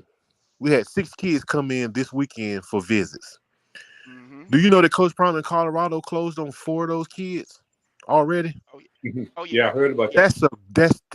That is an astounding percentage rate of closing on these kids, man. Look at last year. Remember, he brought in 12 and he closed on 11 of them. That is he crazy. Did the same thing last year. He is on the way, man. But I'm gonna finish up with that one. But yeah. But okay, let me bring on Mr. Ron Tate. Ron Tate, you're coming in on the after show, on the after party, but we still welcome you. Thank you for coming in. Yeah.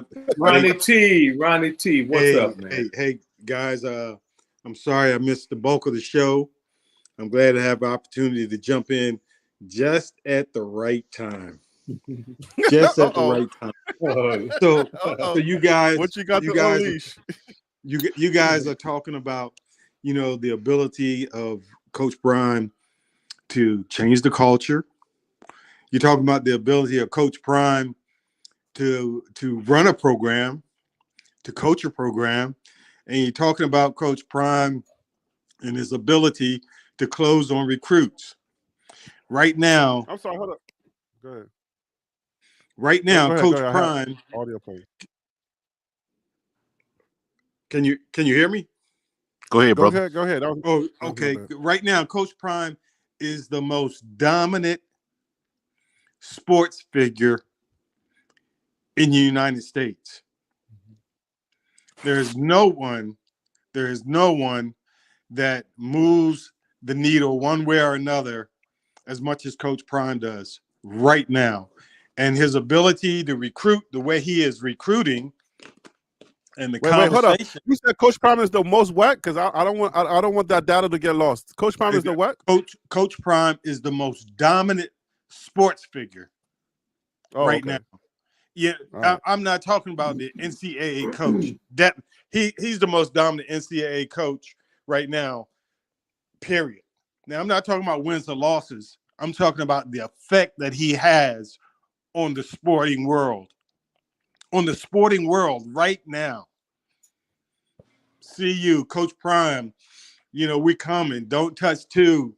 The way he does well off media. I saw a was it NC State? Was doing a little media thing. I don't know if it was one of the players, but schools are starting to mimic this. They're starting to mimic. They complain and talk trash about it, but now they're seeing the athletic benefits and the financial benefits of it. And Ron, when he starts winning, oh my gosh, yes, it's gonna be pandemonium. It's yes. gonna be something to. Oh, what? Oh man. I don't think people really understand, like, when Coach Prime starts winning, like, how many coaches are gonna get fired. Oh, not just that. The hating is gonna be out of this world. Because guess what they're gonna say when he wins? He's gonna pull up them receipts, and them same haters gonna be like, "Why can't he be humble? Why can't he just be quiet and just be Nah. That's what they're gonna say. That's why I tell you. As soon as Old he school. win, they're gonna say that. Nah, old school. This what they gonna say. Oh, he got all the good players. He got all the NFL people. He cheating. Yes. This, that, and the third. Blah, blah, blah. Wait. What the heck?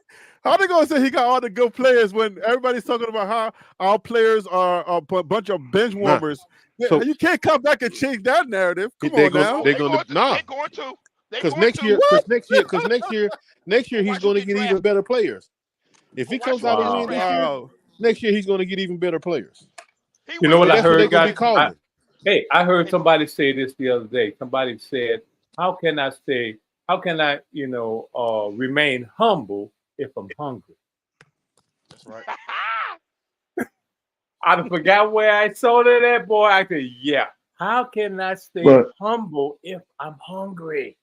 And folks keep want to talk about Coach Prime leaving, or CU is gonna, he needs to win because CU is gonna let him go if he's not winning. But the perception of winning is one thing, and then there's levels to this business of the universities, the business of education, right? Yes. There's levels of sports entertainment, right? So, and this is where the hate comes from. How did he just show up and doing all this other stuff, but it's not about football? It's not about football. He's got to win. Ignore all that other stuff because you can't say anything negative about it. The fact that CU's admissions applications are out of control, and then the jump and increase of Black and African American applications, which they've been hoping for, or they've been working towards for like the last 20 years or 10, 15 years. It took Coach Prime to get that turn. They wanted more diversity at their university, and it's the Coach Prime effect. It's the Doug Flutie effect, but we call it the Coach Prime effect because we see you, right? So college football, right, boosts your university program. It's the best advertisement you're going to get to bring in quality students and bring in donations and to bring in sponsors. That's just a proven fact. When Doug Flutie did that Hail Mary at Boston College, a little small, you know what I'm saying? Nerd college went off the charts. Their applications went off the charts, and their highly qualified students went off the charts. Okay? So that's where it was originally labeled the Doug Flutie effect, right? But we call it the Coach Prime effect. So it's not nothing new. Okay?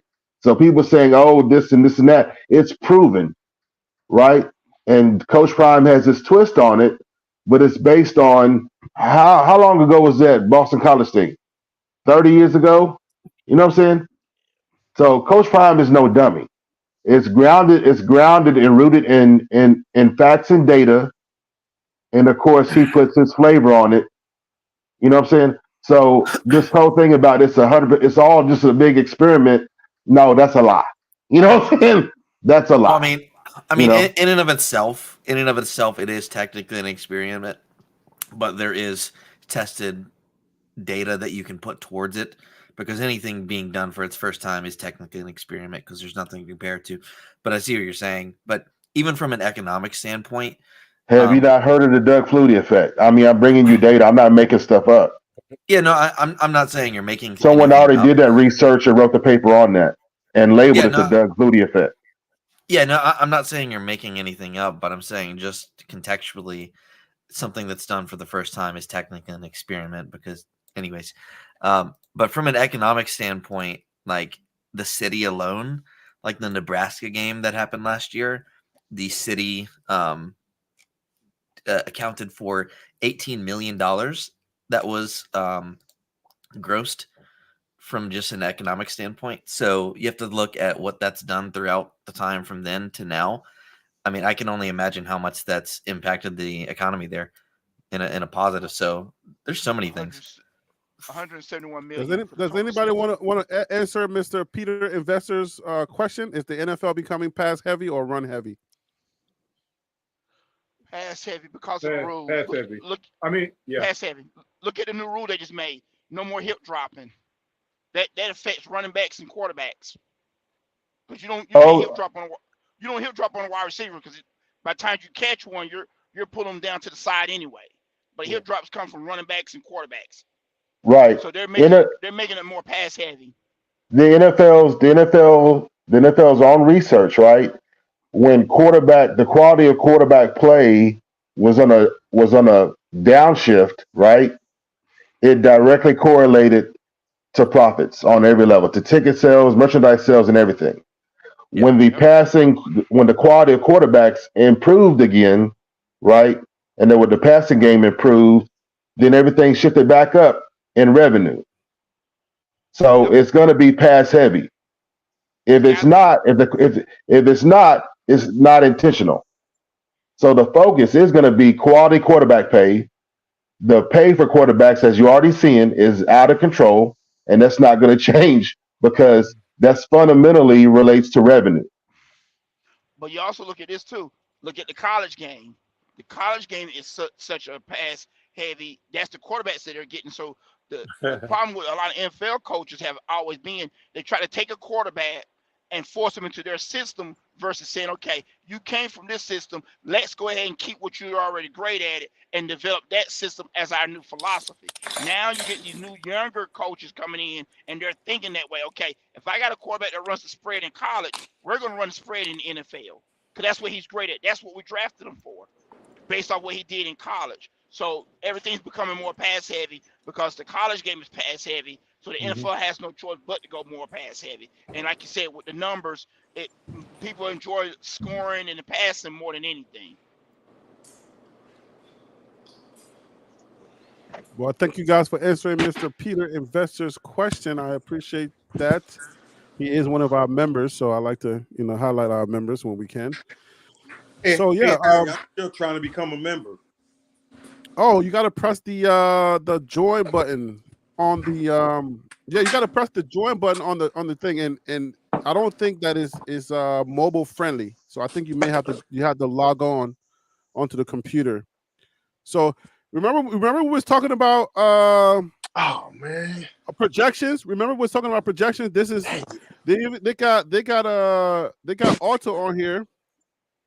They got Auto on here as a projected starter on the running backs right here. Auto McCaskill, the fourth. So the Buffalo's Wired at usatoday.com, we're projecting Auto to be a starter. Wilkerson was number 2 then. Yeah, okay. Or number Charlie Offerdale is coming in at number 4 on the depth, but we know that Coach Prime wants him at number 2. Just moved him up. Yeah. So we got to push for Coach Prime to give Offerdale, and maybe he has money. I don't know how his parents is rich or not, but it's time for that scholarship, right? Yeah, man. We got to push. I've been wondering that too. Why he hasn't offered that kid a scholarship yet? Is he a junior this year? I think he's a junior this year. He was hurt last year, so I don't know that you can really offer him. You got to see him play. So if he was hurt, then I understand why the offer didn't happen. But if he balls out, if he gets in the game, he gets touches and he does something with his touches, then I think he's gonna make that a little easier for him. He's gonna make that work easier for himself.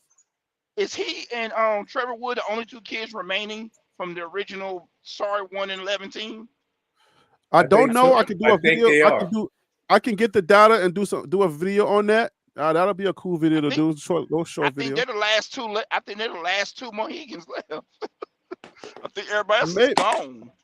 It may be so, but I don't know that because I don't know how many kids we had because we have 50 leave, but I think the 50 that left last year, they were mixed up with kids that came in too. It was only 10. It was only 10 or 12 left when the season started last year on the roster from what I remember. It was like 10 or 12. Yeah. So if I can find that data, probably somebody wrote it up. I'll find something and do a video on it. Yeah, I think they're the last. It might be more though. It might be more. It might be more than just that. Yeah, they might just be hitting. Right, it might just be guys that we don't see or hear about. Yeah, anything is our hearts and mind clear. So we can let some of these old, because we got some old guys. Everybody got gray hairs on this show, so let's let especially Willie. Willie got to go to sleep. His bedtime is definitely. Let's rock and roll, baby. Let's rock and roll. I'm picking on you, Willie. I'm sorry, I'm picking on you. I'm not A-shaming. Only Willie I A-shame on this show. At least we can hear him. You're the one that's been flying, not me. You've been flying this weekend, remember? Yeah, Willie. He could barely Willie could barely fix his audio. It took him a long time. He's like, "How does this thing work?" Willie remind me of that meme where Grandma calls everybody to come over to come and help her, and then they just pause, and Grandma's like, "Damn, this thing is not working." Hey, but I figured it out. I figured it out, You baby. did, Willie. Yes, you did. All right, guys. Our hearts and minds are clear. Anybody got anything else they wanna shoot off before we get out of here? Well, I wanted to say one thing about Alto leaving. Okay, that's really an example of a kid. His mom was saying you're gonna upset the mom again. No. That's just an example of a kid that does not understand the philosophy of the game, the mental aspect. Oh Lord! Really, I think. Oh my gosh! He was being tested. Whoa! Let's not go there. Come on with it, bro. Come on with it. The proof would have been in the pudding when in August, September, and October when that kid was going to ball out. I'm right there with you. He was going to be one of the best running backs in the country. Okay, Harry B. If you come late, you can't talk about the main show topic. You just have to come in after show ready. Well, I'm sorry I missed it. I was working, man. Sorry I missed it. You know I'm teasing, man. I'm just making fun, dog. I know. Please don't make this Monica, man. I know. It's the after party. So go ahead, get it off your chest. Was that it? That's what I wanted to say. You knock on the door right there. Ever since he left, that really bothered me, and I think something happened in practice that shook his confidence. And I got one question myself. He felt he had to get out of there. Harry B, I got a question for you. Go ahead with the question. All right, here's a question for everybody. Here's my only fear I got right now with Colorado. If you look at the wide receiver core room as it stands at this moment, do a Mario Miller stay after this season with the kid from Vanderbilt coming, the TCU baby T.O. coming, and it's one more wide receiver. It's like 3 top wide receivers coming in. Draylon Miller. There you go. Does a Mario Miller stay, or does he hit the portal next year? Let me say all that coming in. Mario Miller. So pro. If you're speaking as of next year, of course he stays. He'll definitely be number one up. For me, it would be a more valid question if you asked me if he's going to stay this year. Okay, this year then. That's a hard question. That's a hard question. He sees NFL. He may not be the starter. He may not be a starter with them 3 guys coming in if they play like we think they can play. Yeah, I don't think Miller's tripping about starting or not. I don't think he is. I think Miller right now, what he's doing, he's setting in stone and he's sending out a message. Hey, This wide receiver group comes through me. I don't care who come in here. Yeah, Miller is about his targets. Miller is not tripping about the ego stuff about whether he starts or not. He wants his targets, but he's not tripping about whether he starts or not. And then don't be surprised if you see 4 wide receivers sets. So there's gonna be plenty of opportunity. See, I'm scared, guys, because like I said, you want to put it on the record? You want to go ahead and put it on the record? 4 wide outs and quick release because these guys are fast. Go ahead, Coach. Put it on the record. I like who's that. Here's the question. Who's jumping in? Who's jumping in the portals? Put it on the record. I mean, Omarion's literally on Twitter right now, going back and forth with someone, and they're asking if he's leaving, and they're like speculating, and he literally just said, "Nah, stop all that. I'm not like he's not about it. He's not leaving." No, I don't think he. I pray that he. Hold on. How can we trust that when Jordan Seaton said Cormani ain't leaving, Cormani said I ain't leaving? How can we trust that now? Because this is from Omarion's mouth, not Cormani, not through someone else. Let me get I feel you, Harry B. But let me tell you, the new wide receivers coach Phillips. That's the difference. Okay.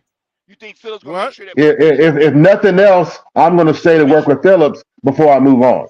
I'm going to get what I can. I'm going to milk Phillips for everything I can get before I even think about moving on.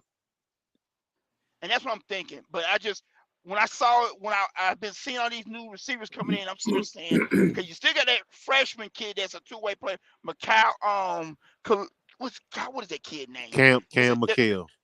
Cam McHale. Cam who's McHale. Who is a heck of a wide receiver. He's coming too. So you're talking about 4 legitimate guys to throw in with Miller, Jimmy, Webster, and who else is there right now? And Travis.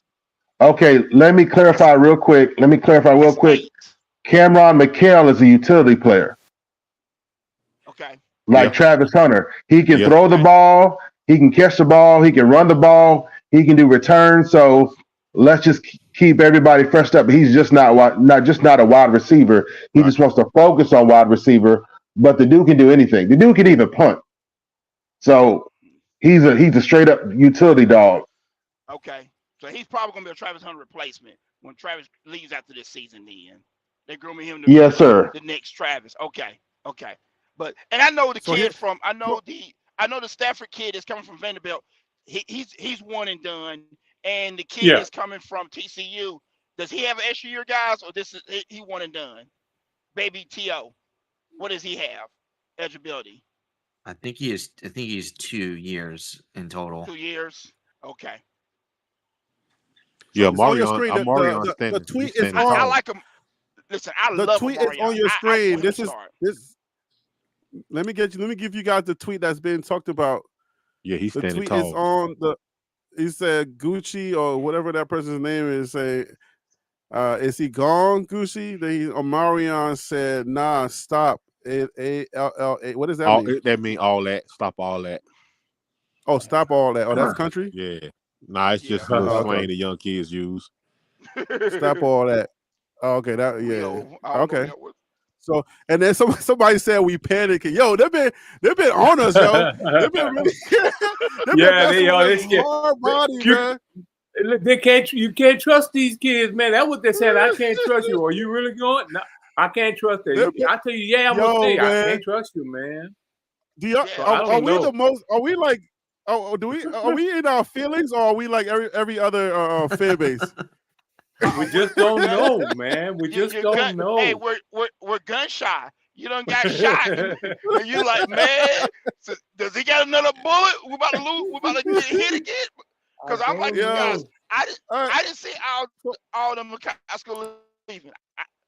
So now he don't let you say like, man, can we lose somebody else that we don't expect to leave? Yeah, I didn't see that. You know, Obi is correct. Obi is correct because these guys were saying that they're not leaving. So I don't trust nobody, man. I'm telling you, I'm having trust issues right now, and I'm about to have PTSD. You know what? I'm about to have PTSD. And coach, I'm with you. I'm telling you, like I think I think some key players are. I think another maybe two or three players are going to be in that transfer portal. Yeah, man. Oh, I'm God. telling you, when Come on, Harry. when after the spring game, no, but because look, listen, nobody's gonna say anything right now, right? But after the spring ball, everybody wants to get that tape. Oh, I don't know if after the spring game, Harry's right. After the spring game, there's going to be another fallout. Yeah, after the spring game, we're gonna have some dudes jump. They got put that on the record. 3 days. They got 3 days to jump. After the spring game, they have 3 days to jump, and then the portal closes. So, hey, why not get that game film? Remember last year, Coach Prime told me it was stupid to leave early when you can get that game film from the spring game. Right. So, hey, some of these players are playing that stuff close to the chest, and they're keeping it close to the vest, and they're gonna jump. I know for sure some guys are gonna jump after that spring game. Somebody that we don't expect. Last year it was a wide receiver. What was it, Solomon? Lamonius Craig. Lamonius Craig showed out, balled out, and right there with Shador and left. And then transferred. Got shot. There was that gunshot right there. Yeah, he ended up at Arizona. But I'm sure there was a bag. There was a bag associated with that, dog.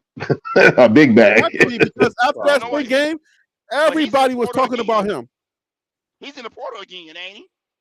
No way, is he? In the portal again. Stop playing. Is he? I just heard. No, I'm serious. Yeah, Montana Lamonius Craig, right? Yeah. Yes.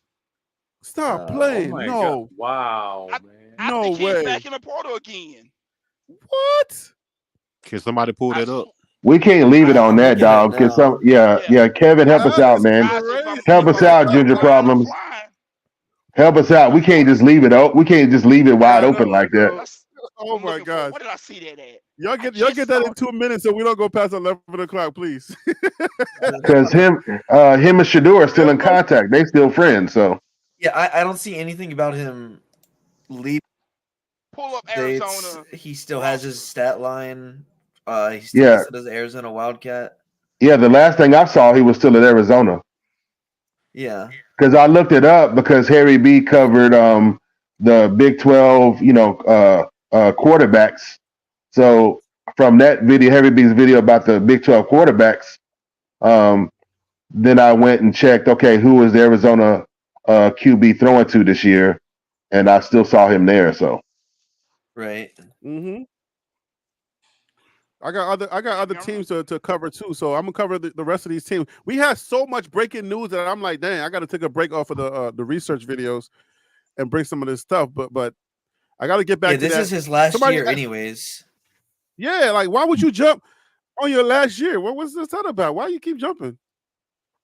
That'll be crazy for him to jump. Why do any of them do anything? Octavius Lee, give me a second. Octavius Lee says, Harry B, can you do a show highlighting the next players up after all the seniors leave? What aspect, like what angle you want me to take? I don't understand. He mean like, as far as the people moving up, like the ones. Right. When I think we got like 30 kids leaving this year, after this year. Mm. So he said that's Harry B. Yeah, Harry B. That's a video to do once all the players land in the summer. Mm-hmm. Okay. So once we know who actually comes, because they can always still change their mind. Once we find out who lands in Boulder, then it's like, okay, this is who's here, and project what it's going to look like next year for 2025. Harry, wait till after game 4. That way they can't leave because free agency ends after so many games.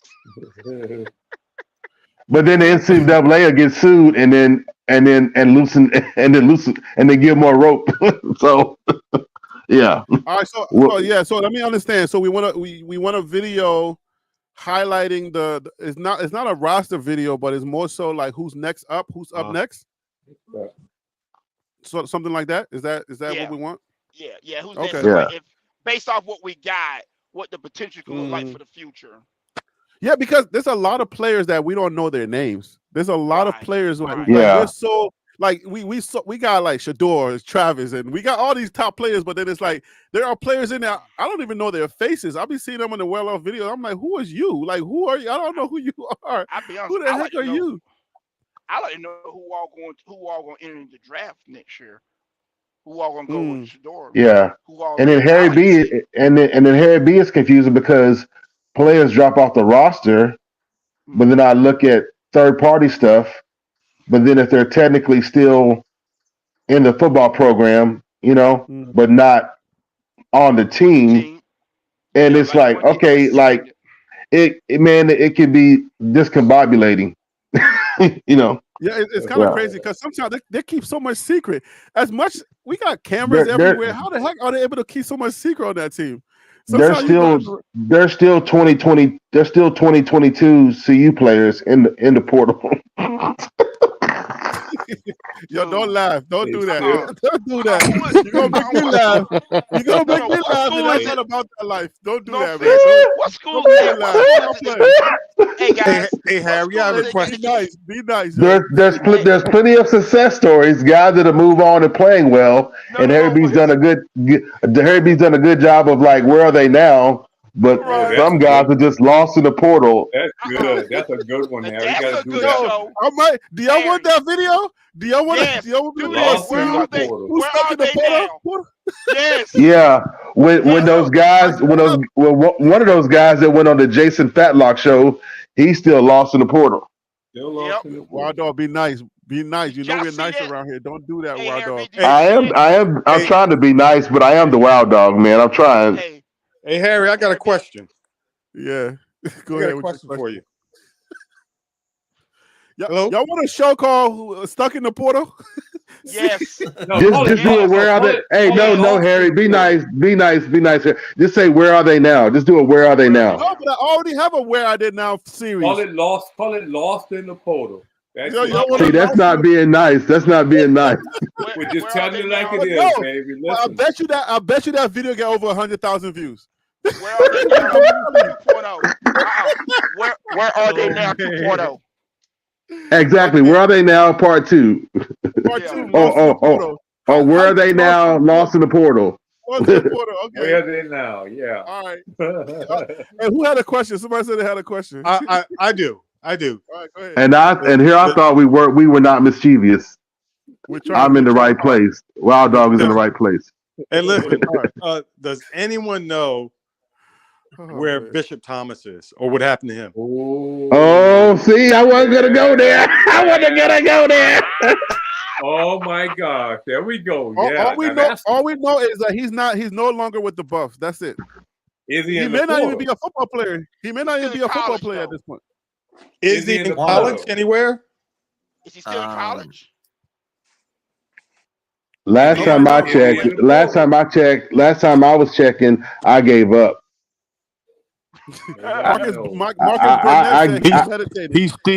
I gave up checking on Bishop Thomas. He's still suspended indefinitely. Yeah. That's why he better be meditating. He better be praying. He better be getting some clinical therapy. Well, according to ESPN, he's still active with the team. He's still on suspension. He's still suspended indefinitely. Okay. So he's lost in the. No. I mean, listen, in the maze. With him. I mean, to me, that is good news because he still has an opportunity once he's a freshman. Because someone else was saying like, man, we should have like a big Jerome Bettis type back, and I'm like, well, that would have been Bishop Thomas. I felt like our baby refrigerator Perry, because you know what I'm saying. He's in line now. No, you gotta. He's a utility player. Bishop Thomas is a utility player, so he's a defensive lineman, but he also played offensive lineman, being a pulling guard, and showed improved. He's also a star. He's also a star on special teams, going full speed, full steam down the field, just crack-a-lacking. You know what I'm saying? So a lot of these guys are gifted athletes, regardless of their size. You know what I'm saying? So I mean, I was an offensive lineman, defensive lineman. Even one time when the quarterback went down, because I'm smart, I filled in for 3 plays for our quarterback. Nobody knows the What are you plays. saying? He's gonna run. He's gonna become a running back. What are you talking So about? I'm just saying to you, we have to open your minds about utility players. He can be a running back. Dude, I can kick, I place hold, I can long snapper. Yeah, I'm not tripping. You know, coaches have a narrow coaches put their blinders on, but as fans, we have to be open to the utility of these athletes. Can I say this about Bishop Thomas? That one is a long stretch, though. Go ahead. Bishop Thomas will be in the NFL. When his college career is over, he will be in the NFL. What year is he? He's a freshman, or I guess if you, red shirt freshman. But so I guess he's a freshman for real. Okay, you know yeah. what? Now I can clap my hands because listen, do y'all understand Bishop Thomas? That dude is a monster. He is a monster. I'm telling you, he is a rare dude. Please don't transfer, Bishop. If you're listening to us, we love you, Bishop. Don't transfer, please. Don't go anywhere. Hang around. Please don't go anywhere, Bishop. We love you around here. I genuinely think him. Hey, Harry B. Him and Warren Sapp are going to be a very good dynamic with one another. Hey, Harry B. Harry B. Jerome Bettis was not a running back until somebody said, "Well, wait a minute. He's got the speed of a running back." Let's put I'm just saying. I'm just saying. Using history to prove a point. Somebody said, "Man, wait a minute. Regardless of all that, let me put the ball in this man's hands and see what happens." And that's a Hall of Fame story right there. You're crazy. I'm just saying, like, it's a stretch for Bishop to be a running back. Like, come on. No. As a defensive tackle, defensive lineman, Aaron Donald type. I mean, the attitude that he has on the field is rare. That's a different dude. You got to take that mind, that switch in his head, and not turn it off. Dial it down, so that he can fit into the program. Because his mind and his head is all over the place. Yeah. You know, so if they can, why you say that? What did you see that told you that? Because of the comments. You ain't my daddy, MFer. Yeah, because of the comments that he made. Said that? Yeah. Because of the comments the film don't lie. Wait, hold on. Who did he tell that to? I can read lips. On one film, it was muted out. And I was like, I can read lips. And then the next film, you go to the different channel. You go to the different channel from a different angle. It had the audio. Who do you think you are? You ain't my daddy, MFer. Oh, he said that straight up? On the strength and conditioning coach. Yeah. Before he got suspended, they were working with him saying, "Hey, you messing up. You're going to have to do this workout to make up for you messing up." They were working with him. Yeah, that's real talk. That's why I said clinical therapy. Trauma is real. Mental health crisis is real. Go sit down and talk to somebody, folks. Not just Bishop Thomas. Well, I mean, before we diagnose and put him on a path, I think he's already on. I am a volunteer chaplain certified by the Assemblies of God and certified. So excuse me, sir. Stay in your lane. I'm certified. I'm certified in the state of Texas and the Assemblies of God to do what I just said.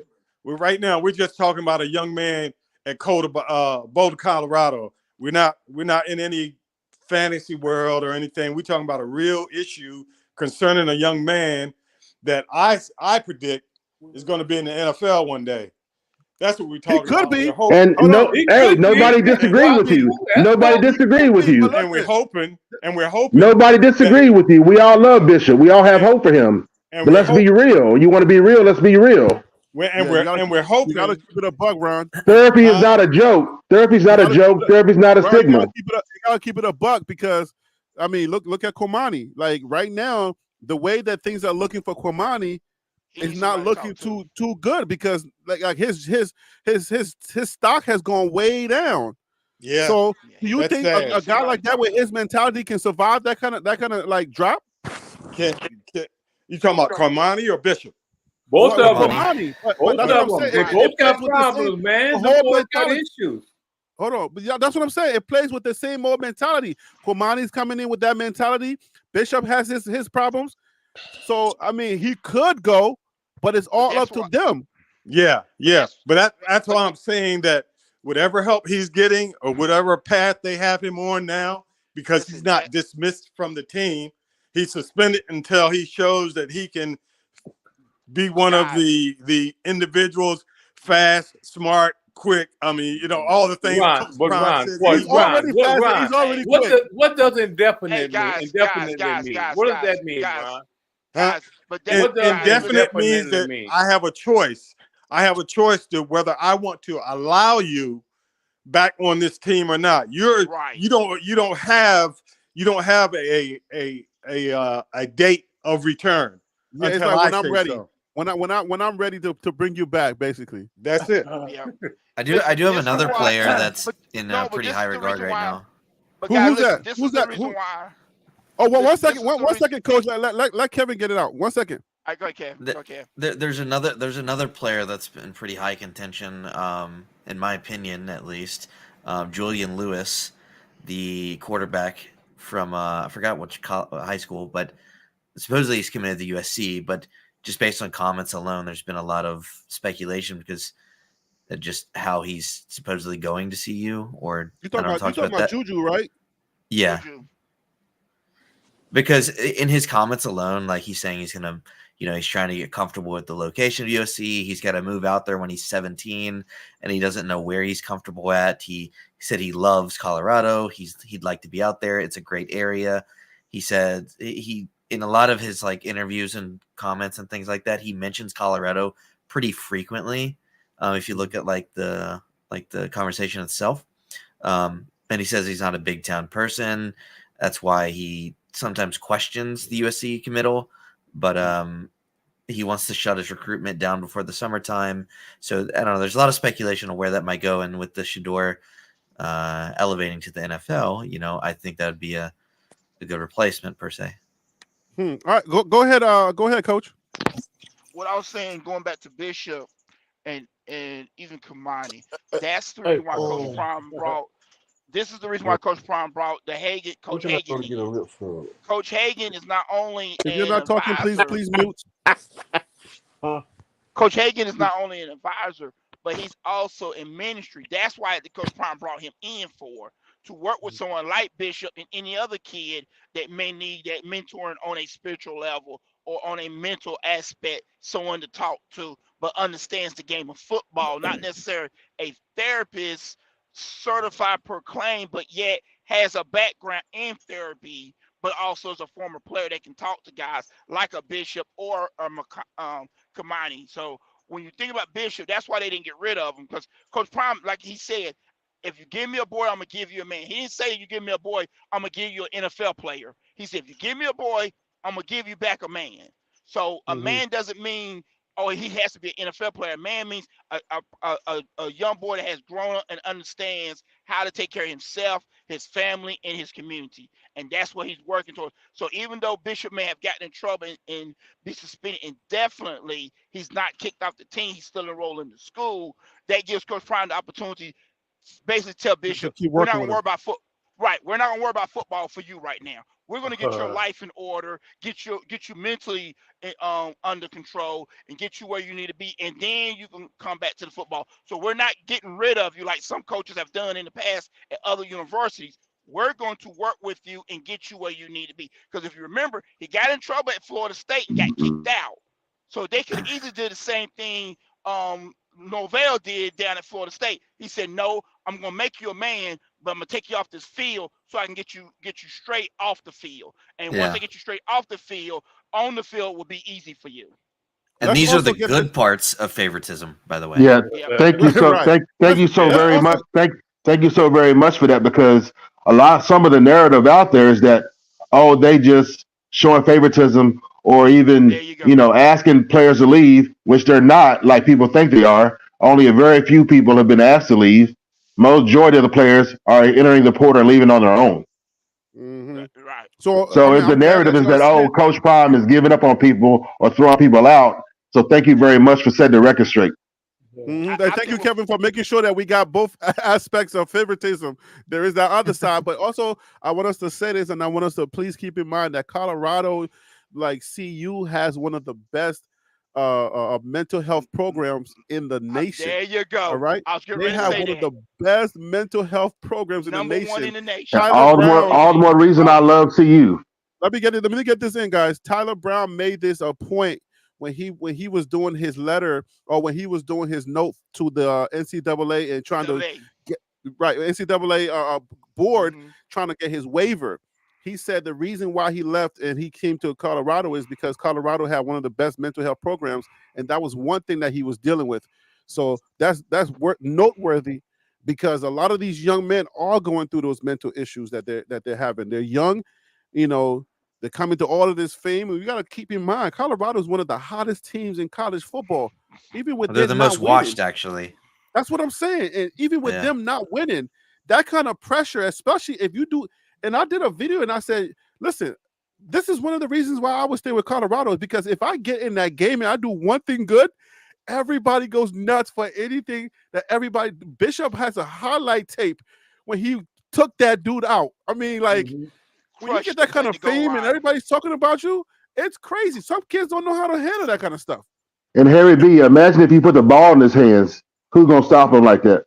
You and this Bishop running thing, I don't know, bro. Hey, listen, this is a hypothetical, dog. I'm just saying. I showed you facts. Jerome Bettis was Bishop Thomas until somebody put the ball in his hands. Hey, Wilder, if that's another prophecy, man, I'm going to hate you for life, man. I'm telling you. Harry, who's going to stop it? Who's going to get in front of that man and stop him? I'm not. Oh, come on, Wild Dog. Another one of your prophecies, bro. Oh, God. Hey, you guys remember what he did with that linebacker that was projected to go to the NFL? Remember what he did with that guy, that middle linebacker?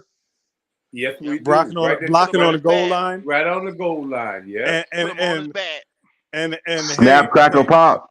And he's not far off. If you've got him in there blocking, if you got him in there blocking, he will catch a pass and he will run the ball on the goal line.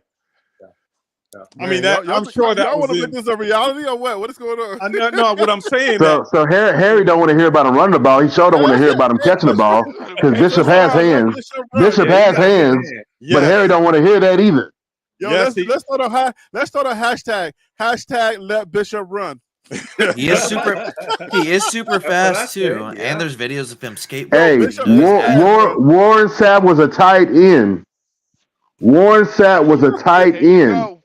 Being recruited as a tight end, and the Miami coach was like, "Wait a minute, we need a defense." And wait a minute, have you thought about this? Because your athleticism and your mentality, you on the wrong side of the ball. And now a Hall of Fame jacket later. I'm just saying, dog. I'm just saying. Go ahead, Wild Dog. Start the hashtag. Let Bishop run. Let's put that in the chat. Warren Sapp. They said Warren Sapp came in as a tight end, and they looked at it and they said, well, hey, the Rock ain't going to do nothing. Let's put him over at D tackle and replace the Rock with Warren Sapp.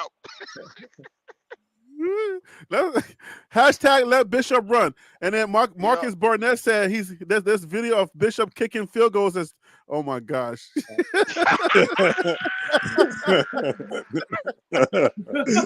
hey, listen, it's Bold Nose and Bishop Can. Bishop Can. Hey, you better get a copyright on that slogan. Get a copyright on it. Bishop Can. Bold Nose and Bishop Can. Hey, and you heard it here first. You heard it here first on TLP Live. TLP Live. And look, listen, me and Wild Dog's prophecies are we're almost 99%. So I'm just gonna let y'all know, like we are way on point. Okay, that Coach Prime class, I said that at TLP. Okay, I said Coach Prime was gonna have a class, and guess what? He got a class. Okay. Yes. I've said a lot of things on this show that has happened. So some of the things here, they may be a little wild, but it's only wild until it happens. Hey, Harry, listen, I hate to keep you up. I know you need to go to bed and get your rest. I know you need to go to bed.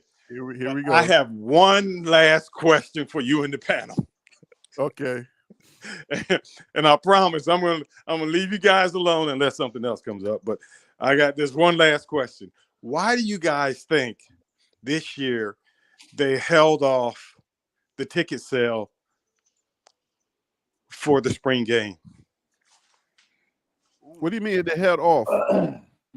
Last year they started selling the spring game tickets. I don't know, maybe someone help me, maybe 30 or 45 days earlier. What happened was he wanted to make sure of the date and the time and the TV channel, because all actuality Colorado is still contracted to the Pac-12 network until the kickoff of the 2024 season. So he was trying to get those dynamics together first. That's why you had a late issue of the tickets. Yeah, because they weren't being broadcasted on the same networks, Right. correct? Right. Yeah. It's only gonna be. But do we have a TV deal yet? No. Pac-12. So there's no. So this game is not going to be televised. Pac-12 network. It's going to be on Pac-12 network. It's a YouTube thing. You can get it through Fubo. Yeah, Fubo. Yeah, I mean Fubo. that's but whack, bro. Their TV deal doesn't start with the Big 12 until kickoff of the 2024 season. Oh man, so they couldn't make it happen. What? Nah. So somebody was obstructing. They still belong to the Pac-12 right now. You guys got to remember the NFL draft is this weekend, so all the major networks was going to cover the draft. They're not going to cover any spring football games. And Coach Prime decided. Because it's not at the same time though. Yeah. Yes, it is. It's the same time. The NFL draft starts Thursday. First round Thursday, second round Friday, third round through seventh round is all day Saturday. Yep. Oh wow. But Coach Prime had to put that spring game as close to the end of the portal window as possible. Yeah, I'm gonna be honest. Because think about it, they just finished up practice what was the last practice? Was it this week? Yeah, I saw a well-off video that says last scrimmage. Yeah. So he could have turned the last scrimmage into a spring game. And you got to remember, like, the additional revenue that they're not, the additional revenue that they're not getting from TV. They're doing that talent show. They're doing the dinners. They're doing the Little Wayne concert. So that's three forms of revenue. Hey, Kevin, that's HBCU culture. Just let me let you know. That's HBCU culture right there. Hey, Kevin, you ever been to a Baptist church? Like homecoming is a whole week affair. It's not one day. Little backstory. My dad is actually a pastor, and I've grown up in a Southern Baptist church my entire life. Okay. Kevin, so already, yeah. So yeah. So you good then? I'm very familiar. He definitely knows about those chicken dinners. We're having a chicken dinner still here. And in 2025, who knows what a spring game is going to be like? You won't even be talking about the spring game. It's going to be, it's going to be something else to overshadow the spring game. I heard that Ryan Garcia is going to be there. Oh, yeah. He is. Yeah, he is. He said on Instagram yesterday. Hey, Waldo, we gotta pray for Ryan, man, because he's a Christian dude that's now cussing like a sailor, man. Something happened. I think he's going through a divorce, and now he's wrecked right now, man. I'm a Ryan Garcia fan, and I'm just like, what is going on, dog? Yeah, man, we gotta pray for that brother, man.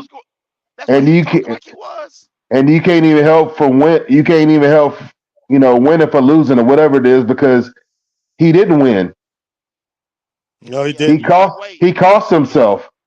Yeah, and I was like, maybe my first short, because I covered boxing. I'm from Louisville, Kentucky. I covered boxing, and I'm like, people keep encouraging me to start my own stuff. And I'm like, wait a minute, maybe my first short should be about Ryan Garcia, because what is it? What is they're this celebrating him, but there's nothing to celebrate.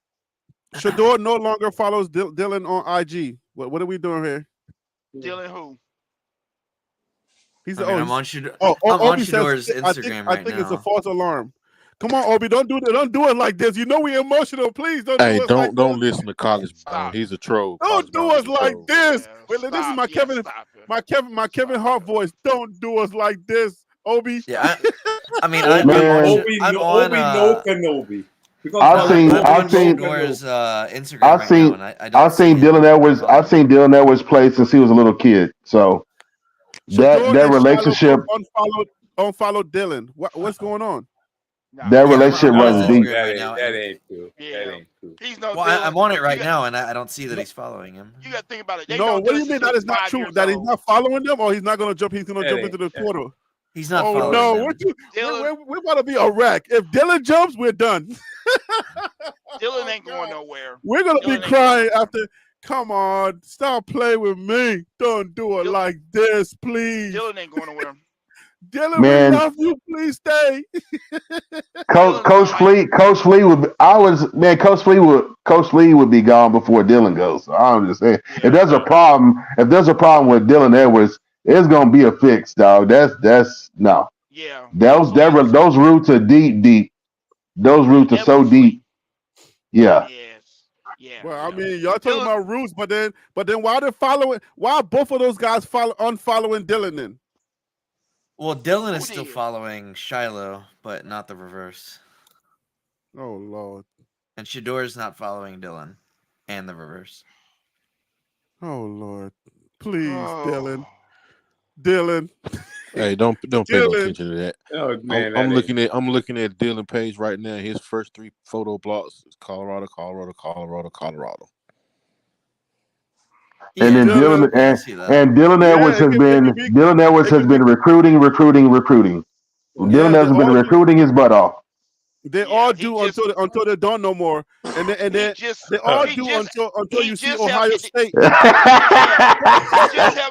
all do until you see Ohio State come across your screen. But Dylan Edwards has been the big huge proponent for bringing him in, saying we need him. Right. Of course, that's what they all say. Yeah. You know what? I'm going to sleep. Hey, Harry, we got Harry B, drink some peppermint tea and have your wife give you a back rub, dog. Yo, you see the gray hair, bro? Hey, you see my white hair? You see my white hair, dog? You see the gray hair? Don't do this to me. Don't do us like this. I got a huge bald spot and all this white hair, dog. So I feel you. Come on, Dylan. Don't do us like this. Harry, I got one thing for you, just for men. Oh man, just for CU. Please do it just for CU. Breathe, meditate, bandwagon buffs. Please breathe and meditate. Don't go out the deep end. It's sports entertainment. Let me go do my digging. I can't. Let me go do my digging. I'll see you guys on Friday. All right, I'll see you on Friday. Free for all Friday. And I hope and pray that we would not be talking about Dylan leaving. Oh my goodness. Blessings, Harry B. Blessings, everyone. All right, guys. Good night. Take care, guys. Have a good night. If you are praying, hey Kevin, tell your dad to pray for us, please. Please, Lord. All right, guys. Take care. Peace out. Have a good night. Good night, guys.